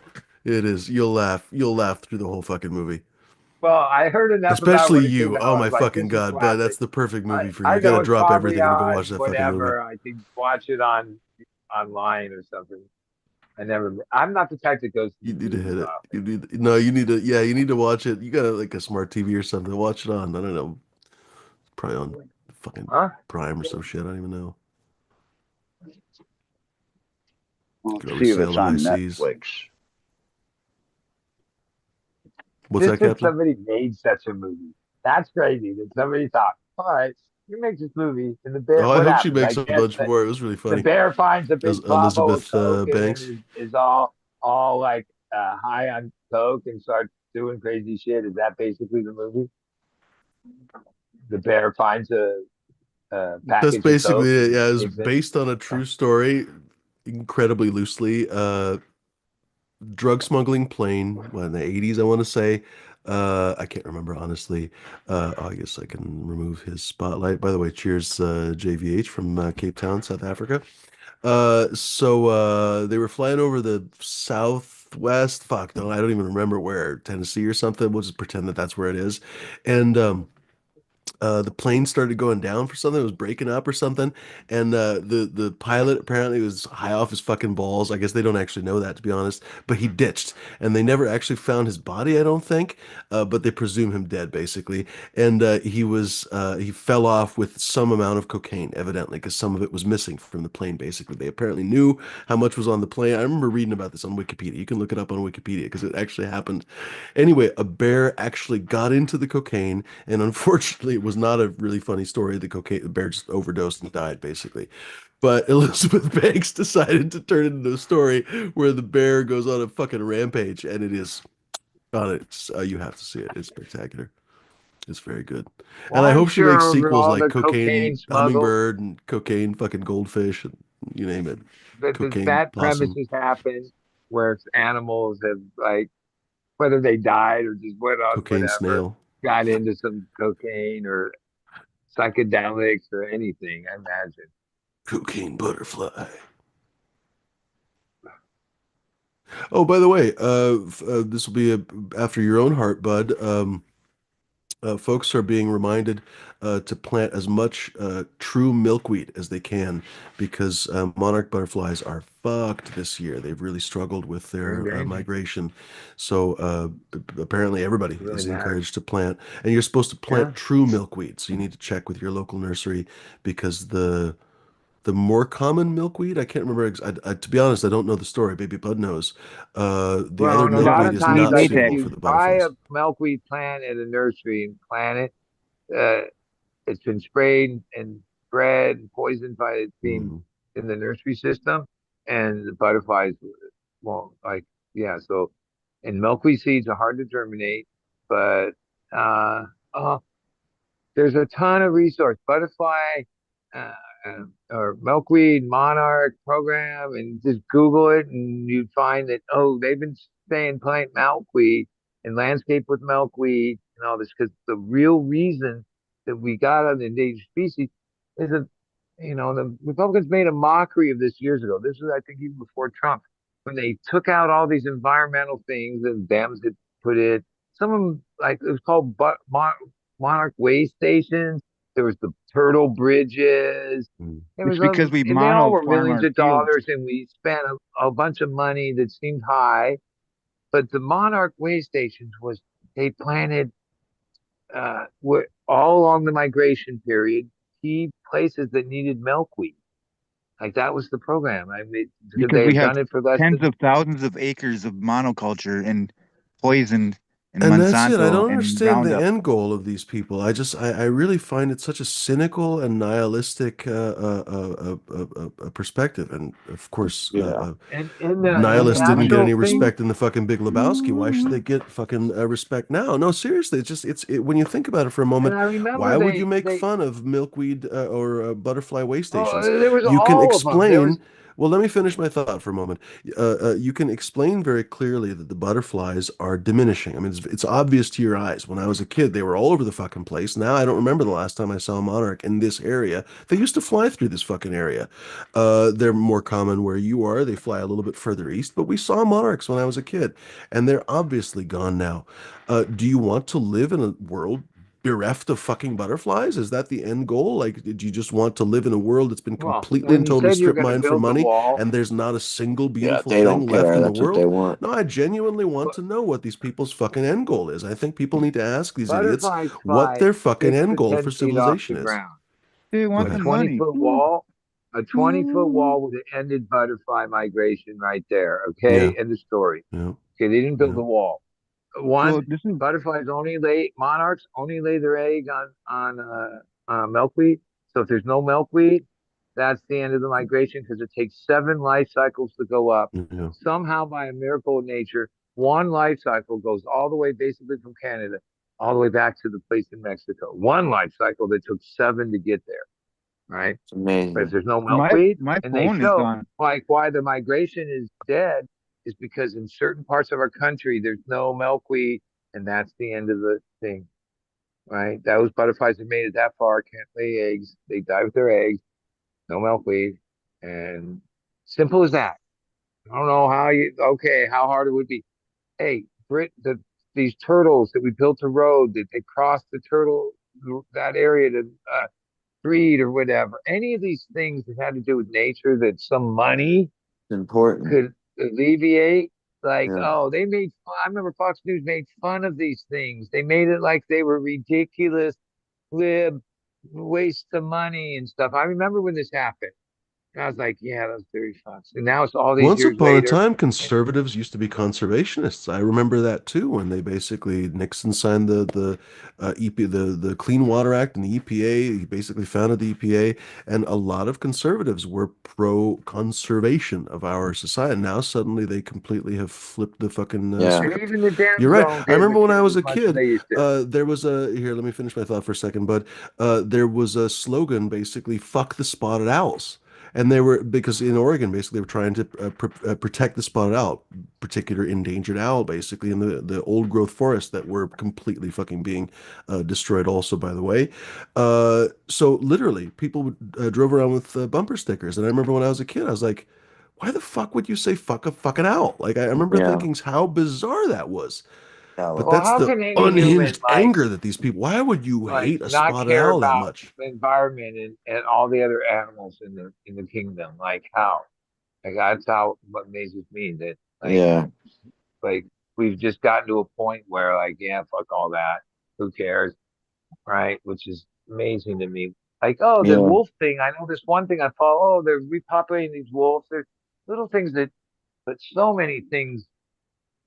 Yeah, it's terrible, Yep. and it's not like I expect. Like yeah, these next 4 years, none of like this is not going to be part of any of the things that are going to happen. So, oh, See, that's one of not the that most many years where, I don't know. and it Yeah. wasn't like Biden did a lot either, because actually the big conglomerates that fund all this, yeah, they're calling the shot, and they don't care about any of that. They that's the stuff that keeps them from being able to mine and to and to drill and take more land, right? No, in that And respect, you're wrong. But actually, Biden did set aside quite a few different areas. He tried to okay, set they try to aside the do some Alaskan things refuge a and so little, on. Yeah. and Obama, we go back and forth, but like this, and even like you say, it wasn't like Bush was anti-environment that much, No, but Bush was trying to drill in Anwar, but Bud, but you're wrong right now. Actually, you're just spreading okay, all right. misinformation at the moment. There But was a I'm clear saying difference. like over the They years, were trying to drill like in the presidents. Alaskan. Go ahead. Go ahead. Yeah, you're right. You're right. The drilling is a thing with them, Hmm. right? Especially the Bush. But over the years, the Republican and there was more like you said, like environment and certain things was a cause that wasn't one side and the other. You know what I mean? Like where now it seems like, at least with this current thing, like he's basically anti anything to do with protecting nature. You know, Hmm. Yeah, they're nature talking isn't about something selling off the national parks. Actually, they're talking about yeah. selling off not only BLM land, which I think is a tremendous mistake, but also talking about selling off the national parks, which are Selling it to internationally who? recognized as Well, basically the jewel of America. Who are they selling and it? isn't Selling what it to who? president They'll sell it to declared all billionaires. that? Jesus. Like, what Yeah. president was responsible for a lot of the national parks? I forget his name. Teddy Roosevelt. Like, Yeah, Roosevelt. right? And He's that's on one of the most Rushmore. Yeah. historic things in our history, right? No, Is that if you go around the world, that is literally one of the biggest draws of America because America doesn't really have all that many people, so that we don't really have all that many cities and stuff that people really go to. But they go to the Grand Canyon, they go to Yosemite, they go to fucking all these different goddamn national parks that we have all yeah, over the place in Yosemite, Alaska, even. yeah, Yellowstone, all of it, Mhm. right? Yep. Like, those Yeah, are they just fired a important bunch things. of park Like, what rangers. you're gonna just get rid of all that? Like, what? What? Apparently, Like, what? yeah, Like, is that even a possibility? Yeah, yeah, that's the reality we're they've been living talking in. about it. You It's know, shocking that they can do that much. It's shocking that they can do that much so quickly. well, some Guess things when I you think there control could the be some house and everything pushback. Apparently, else, it's not hard when you Hey, control because everything. my trimmer works in I mean lives in Encinitas. So on the way here, she said, "Yeah, it took me a little longer. There was a huge protest. Like where? People in Encinitas or whatever down here were protesting the Tesla dealership, hmm. right?" Yep. I'm No, like, I've wait, heard that. those are the customers that probably bought Teslas. They're all like, fuck Yep, this, fuck Elon, that's and we're funny. gonna protest. Where are we gonna protest? Oh, we're going to the Tesla dealership. We're gonna, yeah, they didn't do it by No, selling I've heard that cars, from a bunch right? of people. All they wanted was a fucking electric car. They didn't want to sign up for Nazism and shit, Yeah. Straight up. That's next It's level. crazy, dude.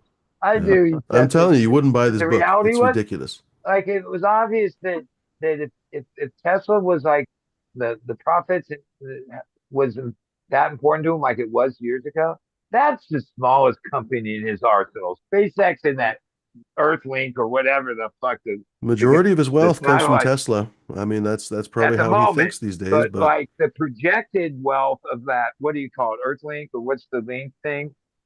The Starlink, satellite Starlink. Starlink, Starlink. Okay. Okay. Starlink's gonna get beat pretty quick. There's basically everybody is about to have satellites, which sucks Right. because we're not gonna There's have night skies competition. anymore, essentially. Yeah, there's a lot of competition. Yep. SpaceX, he's way ahead, honestly. They say that Blue Origin is actually gonna basically, well, Blue Origin's been saying that for fucking years now, but they supposedly have some new technology that's gonna help them out a lot. They're focusing more on the long distance trips, apparently, to the Now moon, I wait. guess. Yeah. What competition Dave with the Matthews had satellite? satellite. He's got Yeah. 7,500 of them up there already, and there's somebody else starting to put that Oh yeah, many yeah. satellites Oh up there. yeah. There's nobody stopping anybody from putting satellites up there. It's not like they're going to just let Elon have space. So yeah, China, a bunch of other countries are going to put up satellite. A few other Well, I American countries, figure companies too. because if they didn't, because Amazon is I putting up saw a thing satellites. that said that quantum computing and IA, if it wasn't going to be for Starlink, like Starlink's going to, or a system like that's going to be the ISP, the master ISP, right? The cloud. That's like the net. Like at this point, there won't be all these smaller, because that one is global, and even out of the well, months Are ago, you so trying to I'd say say that it's Starlink higher. is going to replace the entire internet? Be the like that's the the The network, brain. meaning There's a the 0% the chance the world is going to let communication. Elon control the world internet. I mean, I'm sure he thinks that, but that's not ever going to happen. Well, that's kind of what he thinks, right? And I thought he was like no competition, but I imagine like countries aren't going to just be like having to buy because already why he deals with all the leaders of countries is over Starlink, right? And he has, Starlink does give uh has its role as far as like bringing internet uh around the globe, right? It's a satellite system. That's why the first thousands of satellites you put up are already not even, they're just floating. Those aren't the ones, and replace it with the ones that are cell capable. So like most of the ones up there now are cell capable. So basically your cell is like going to be able to use That's true. Starlink at like, iPhones apparently are going to have a Starlink Right. and like capability, you say, whatever. a Yeah. lot of things is he is the ultimate villain, or in this weird way, oh, he wants to be the emperor, like the leader of the whole fucking world. Hmm. Like he wants to somehow get be Yeah, like there was a story the other beyond. day. One of his anonymous, because they're all fucking cowards, one of his anonymous fellow billionaire Silicon Valley guys basically said Elon actually wants to be emperor of the world. And he's basically showing off his skills of emperoring right now. He's trying to show off how great he Yeah, is at emperor, and he thinks that the world's going to fucking crown him. That's how delusional the guy is. So, yeah, yeah. Well, I mean, one like when they sometimes when I know. he Yeah. bounces around, media things will say, "Oh, well, he's on drugs. What drugs?" Is I'm like, dude, that's the drug of being the richest guy in the world. You don't Oh, have he's to be also on on drugs, any though. No, actual it's drug. pretty well Well, known that he is I get also that on he's drugs. on drugs too. Okay, I Yeah. believe that. But I also think What are the you on quickest drugs? We're answer getting when I blood. see How him else bouncing are around drugs? like that is like, how else would you be if you were actually at that age and somehow became the richest guy in the world? That would be a high, like money's a drug, right? A little bit the opposite, actually, Bud, and we're kind of suffering for it. There's a thing called the hedonic treadmill, and basically everyone that's ever done drugs has actually experienced this, essentially. For example, the experience with mushrooms. Every single dose of mushrooms that you take has to be a bigger fucking dose of mushrooms to even feel a goddamn thing. Well, the hedonic treadmill refers to hedonism. Hedonism is the sense of enjoyment, right? So, things that you enjoy, for example, as you get richer, you can buy fancier shit, you can go on better experiences, you can meet more interesting people, but there's a point at which all of the money in the world becomes useless because there's nothing that you can buy anymore. You've met everybody, you have all the most expensive art, and it all bores you because essentially, for example, he might not be interested in multi-billion-dollar paintings or whatever the fuck. So essentially, nothing pleases him anymore, and he basically ends up playing video games with us. And I've heard that that's apparently how he sees the world. He's playing a video game, and we're all NPCs in that video game. Because Wow. he's basically at the top I of the believe hedonic that. treadmill. He's like a drug addict who can't get high anymore, basically. Nice. Well, Yeah, the I was Neuralink thinking in about his this the other head day, and I will was get like, him at high. some point, the world is going to have to deal with the fact that we, all of us, are essentially in an abusive relationship with fucked up, psychologically broken men. For example, Putin. I read a really interesting story about him the other day, well, a few weeks ago, that really contextualized his brutality in his life. He grew up, I forgot about this. I knew he grew up in St. Petersburg. I knew his whole rise and everything there was with the St. Petersburg mob, and he was the right-hand man of the fucking St. Petersburg mayor, where they ripped off literally hundreds of millions of dollars and like perfected the grift that became the Russian grift. But I completely forgot that he grew up in the post World War II St. Petersburg that had been fucking ravaged by a 3-year siege by the Nazis. The Nazis completely But surrounded St. Petersburg and completely cut them off. but he And grew up. they fucking ran out of food the first year. The Russians tried to fly in, but they weren't like the Americans. They didn't know how to airlift shit, basically. So the people in St. Petersburg were eating sawdust, fucking rocks, bricks. They would grind up bricks and make brick soup. The shoes, they cooked the shoes like the Holy first fucking Christ. year. It was some of the most sick shit you could imagine. And it was almost a depopulated city at the end of the war, basically, because it was obliterated and everyone fucking starved to death, basically. Like two-thirds of the city died, essentially. You can imagine what a brutal place that would be after the war to rebuild, the amount of suffering, the amount of PTSD, you name it. His dad was apparently a fucking angry drunk from PTSD.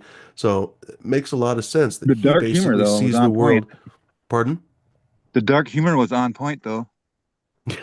Uh, Whatever, I won't get into that.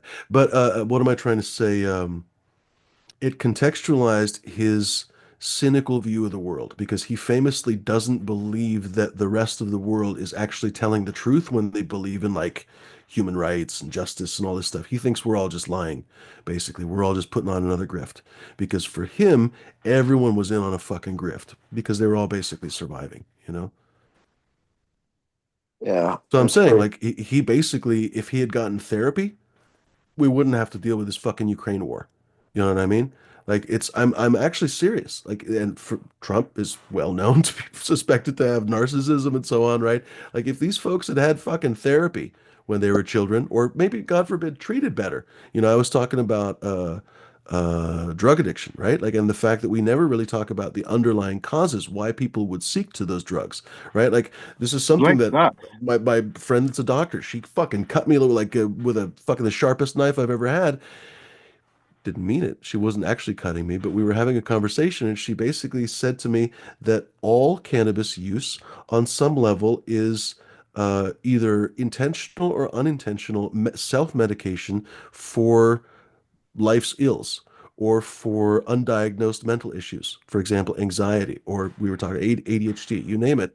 And I realized what do we always say about cannabis? All cannabis use is medicinal use. And Yes. so what that means, how do I put this? Oh, I'm losing my train of thought now because I'm fucking high and getting all excited. But hopefully I conveyed what I was trying to say because I literally just lost my train of thought. What the fuck? We're all fucked up in the head.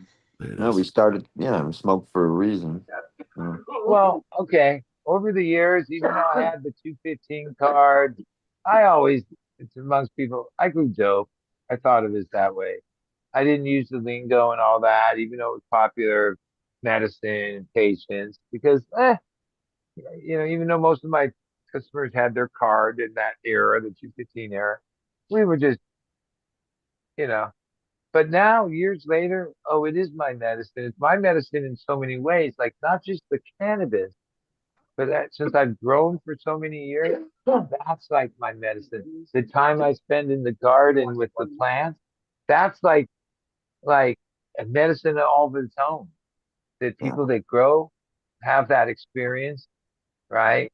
That it's hard to like say that act doing something physical with plants somehow is a medicine, but oh, I believe it is, Hmm. right? Because whenever I'm the most stressed, even when I used to have issues, oh, time in the garden will fill your mind of all that.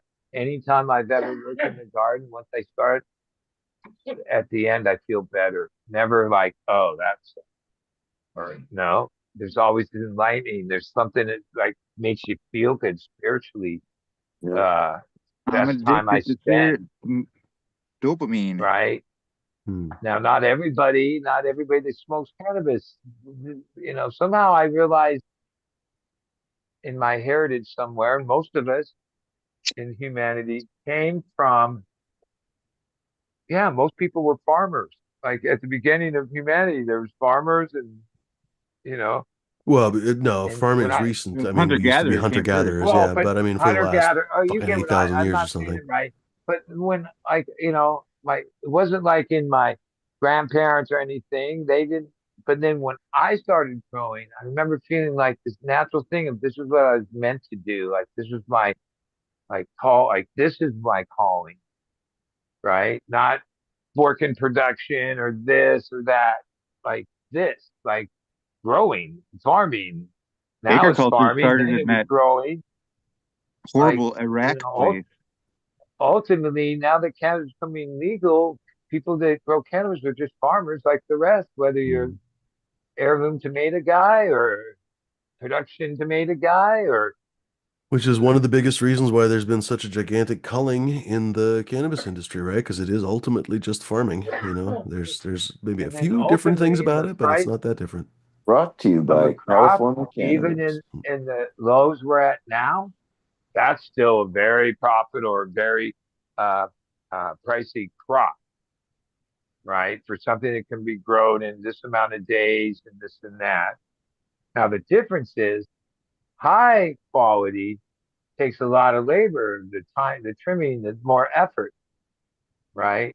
So there is but a lot of crops, I know this from being in the produce business, like these people work as hard as we work, especially like outdoor tomato farmers, and they're only getting like X cents per, you know what I mean? X per pound, like really low price for most ag Yeah, products. Well, cannabis is, up there in the whatever hundreds of pounds, thousands of pounds. Wow, that's for something that's grown in a relatively short period of short crop. That's high, like up there in the highest values of things that are grown. Because most things that are grown, the farmer gets next to nothing, right?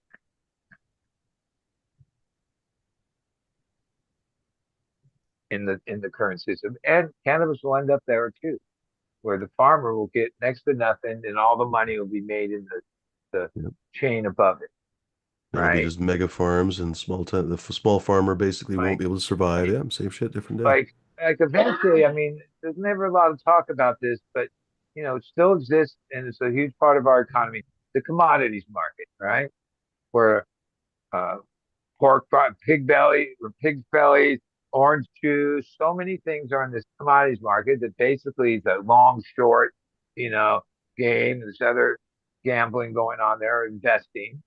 But from farm aid days, they years ago they had a thing that said that because a commodity investor will long short a crop, like even before the farmer gets 1 penny from the crop, the investor who long and shorted it already got their money. Like that money came off the top each year, right? So if they short you or they long you, right, all that, which pretty much if it's not in the stock market, it's a commodity. It ends up on the mercantile market, right? Well, that's probably where cannabis will end up, right?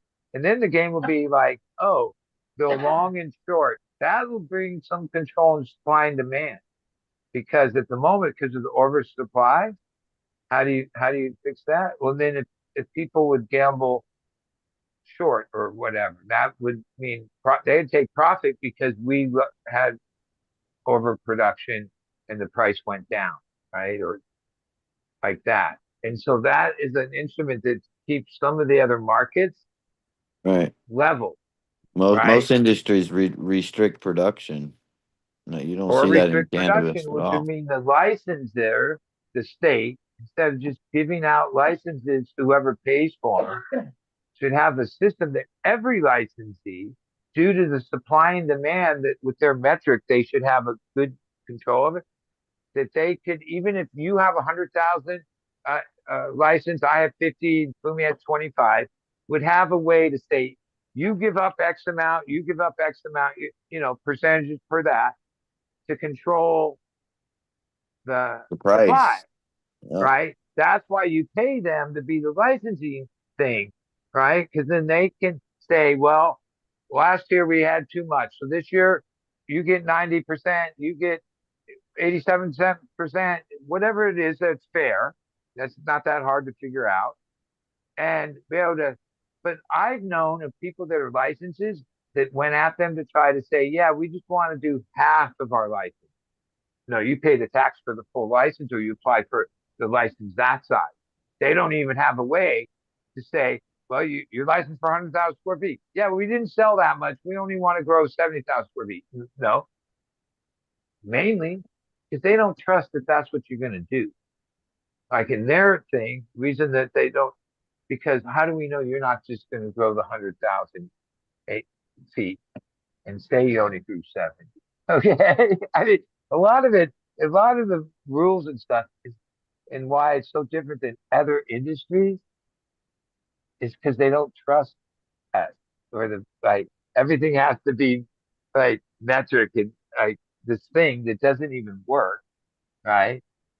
Because oh, what do cigarette companies pay billions in taxes off of cellophane they print a, a stamp on and they pay. They're trusted, right?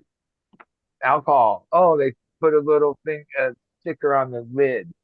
They pay. Cannabis. Oh, this whole system of bullshit.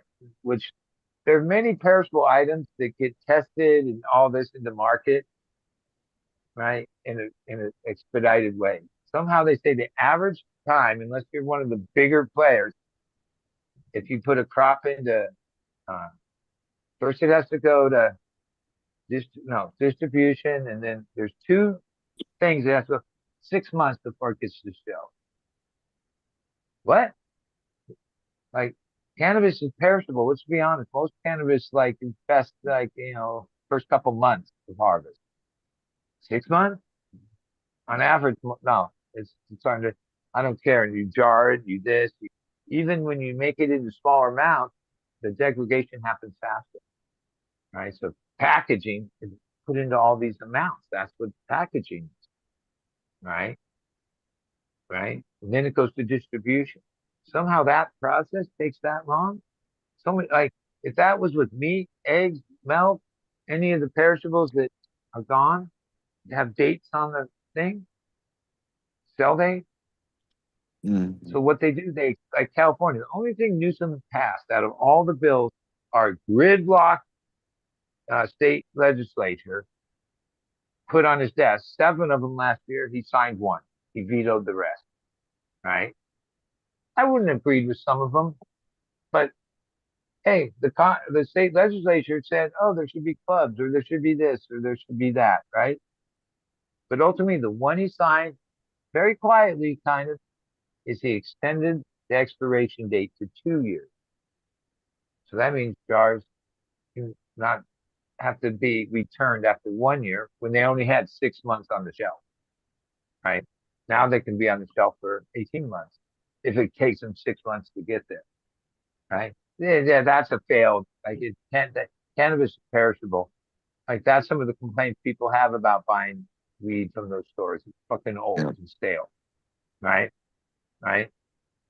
Even this guy that was behind me in the grocery store, old guy, he was telling me and the cashier that yeah, I know the pot shop.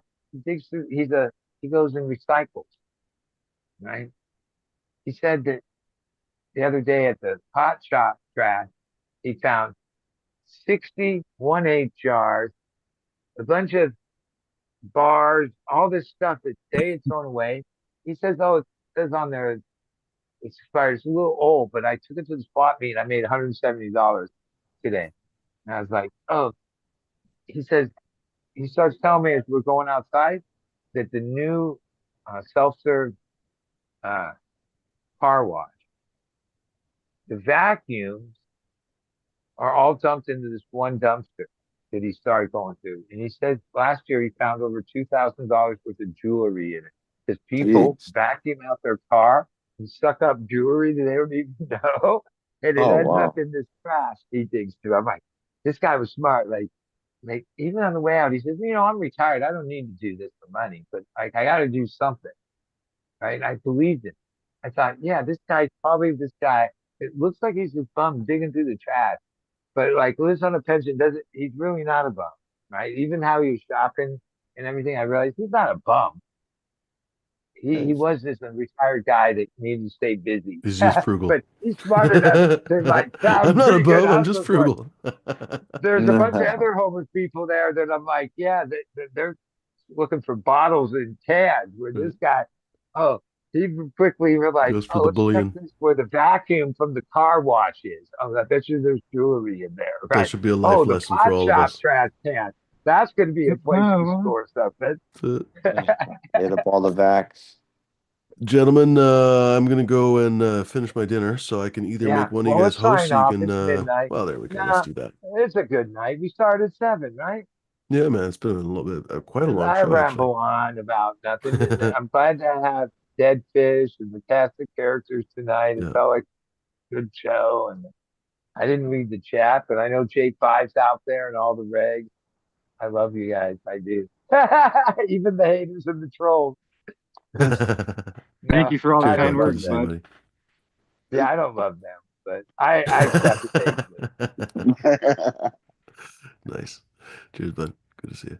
As long as they're an internet, we'll have those people. That's part of. That's true. They were always part of society. The internet just gave them like this ultimate place where they can Mike express Tyson, I themselves guess, likes to say like that anonymously. Like if you can express yourself anonymously, it creates a whole bunch of that's it. When you're not worried humanity about from getting it up. punched in the mouth, then you get to say a lot of stuff that you And then didn't you think you were throw the gonna. bots in. I don't think we're attacked by bots necessarily, but maybe like It's a coming. couple times when I've read things that people are saying those are bots. Hmm. Yeah, I actually can. You can kind of spot them. Like a lot of times when I was watching fire coverage, yeah, the bots were in the chat. Like it was Hmm. obvious because they were just basically saying bizarre shit to start shit. Like that's what they do.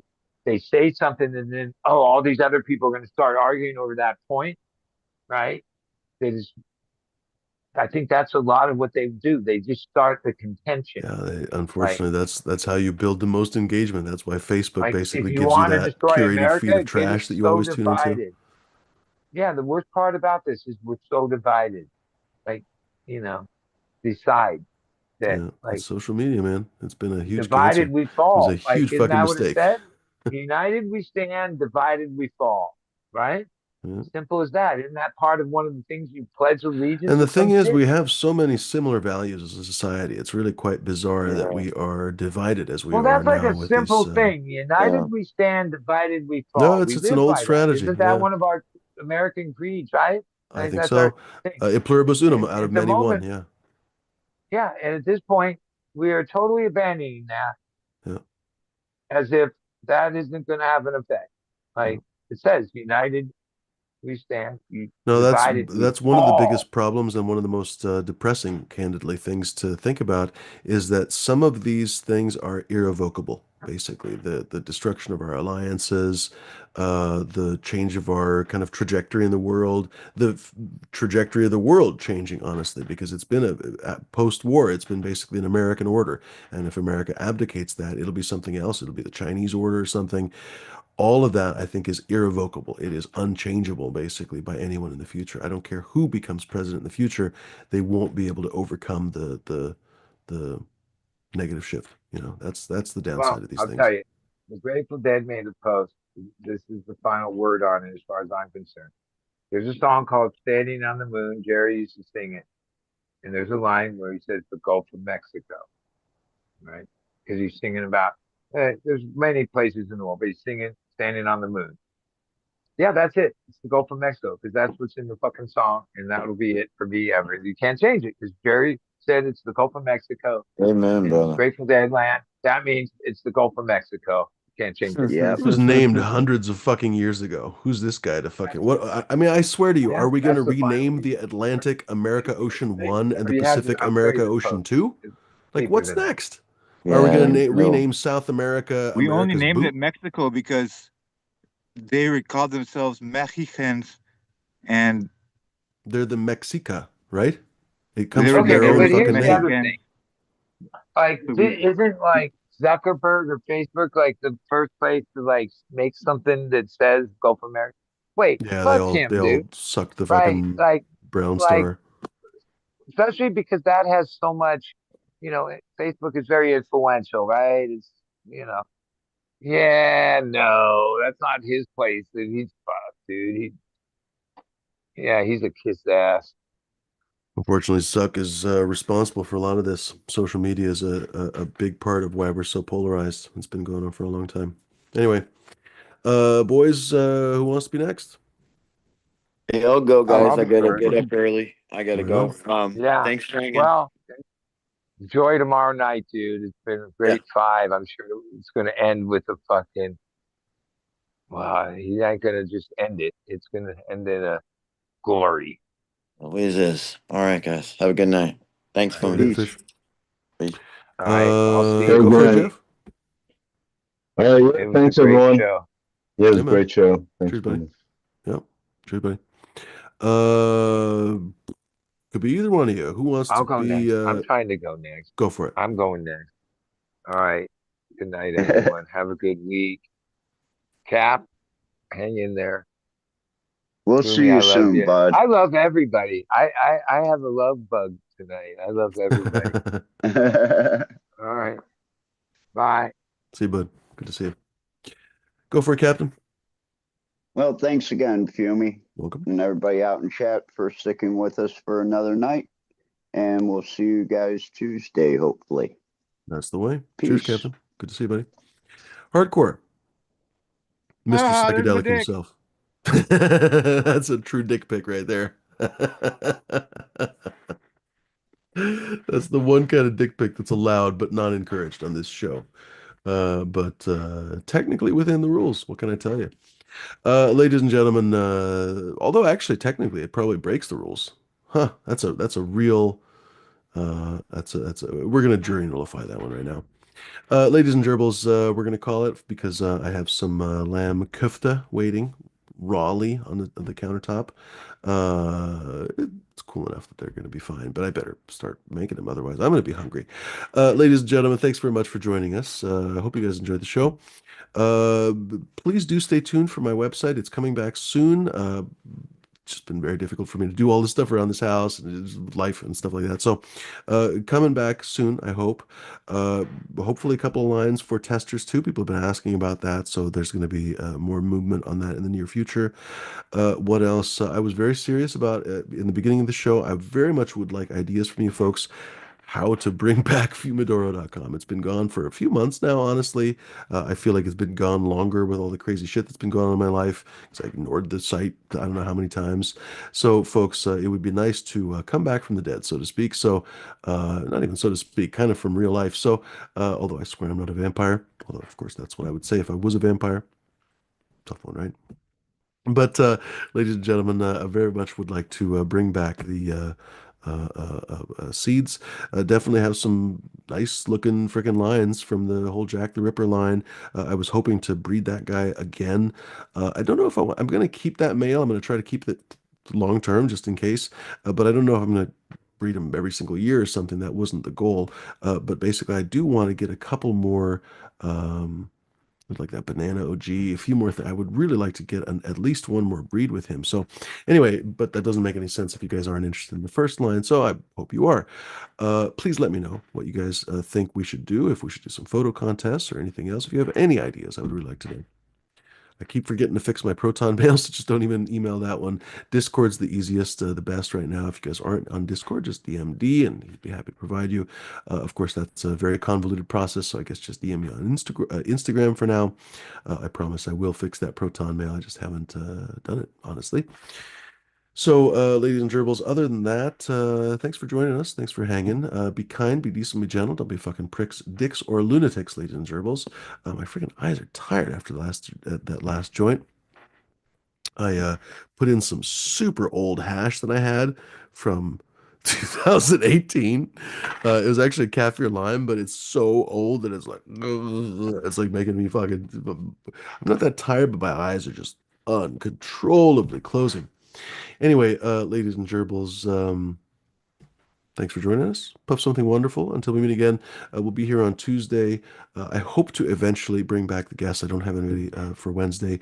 But once again, if you guys have any suggestions for guests, I would really like to hear about those suggestions. Please let me know. And with that, my friends, I'll just stop babbling. Thanks, Hardcore, for stopping by, both in the chat and on the panel. Joseph Anthony, good to see you there. Why is my thing not doing it? That's what she said. Test Nugs, good to see you, buddy. He's saying, oh, look at that. Bruce Banner's 20-year anniversary was on October 23rd, 2023 on his IG. Thanks for looking at that up, Test Nugs. That's really a fun thought. We were uh, uh, time flies with this shit. It's just absolutely something else, right? So 20-year anniversary of that strain. Martial artist, good to see you as well. He's saying redfish, bluefish. Mark Rish, good to see you. He's saying enjoy the repast. Thank you very much. I will try my best. Oh man, some garlic sauce would be perfect for those fucking things. Fuck. next time. Did I already say martial artist? I can't remember. J5, good to see you. And Gnome Saiyan. Who else is hanging with us here that I can check? I always miss somebody. Christoph is probably still hanging with us. And Al, of course, good to see you, Al. Good to see all of you, my friends. Perhaps Pip Jam in the background there. He might have already gone to work.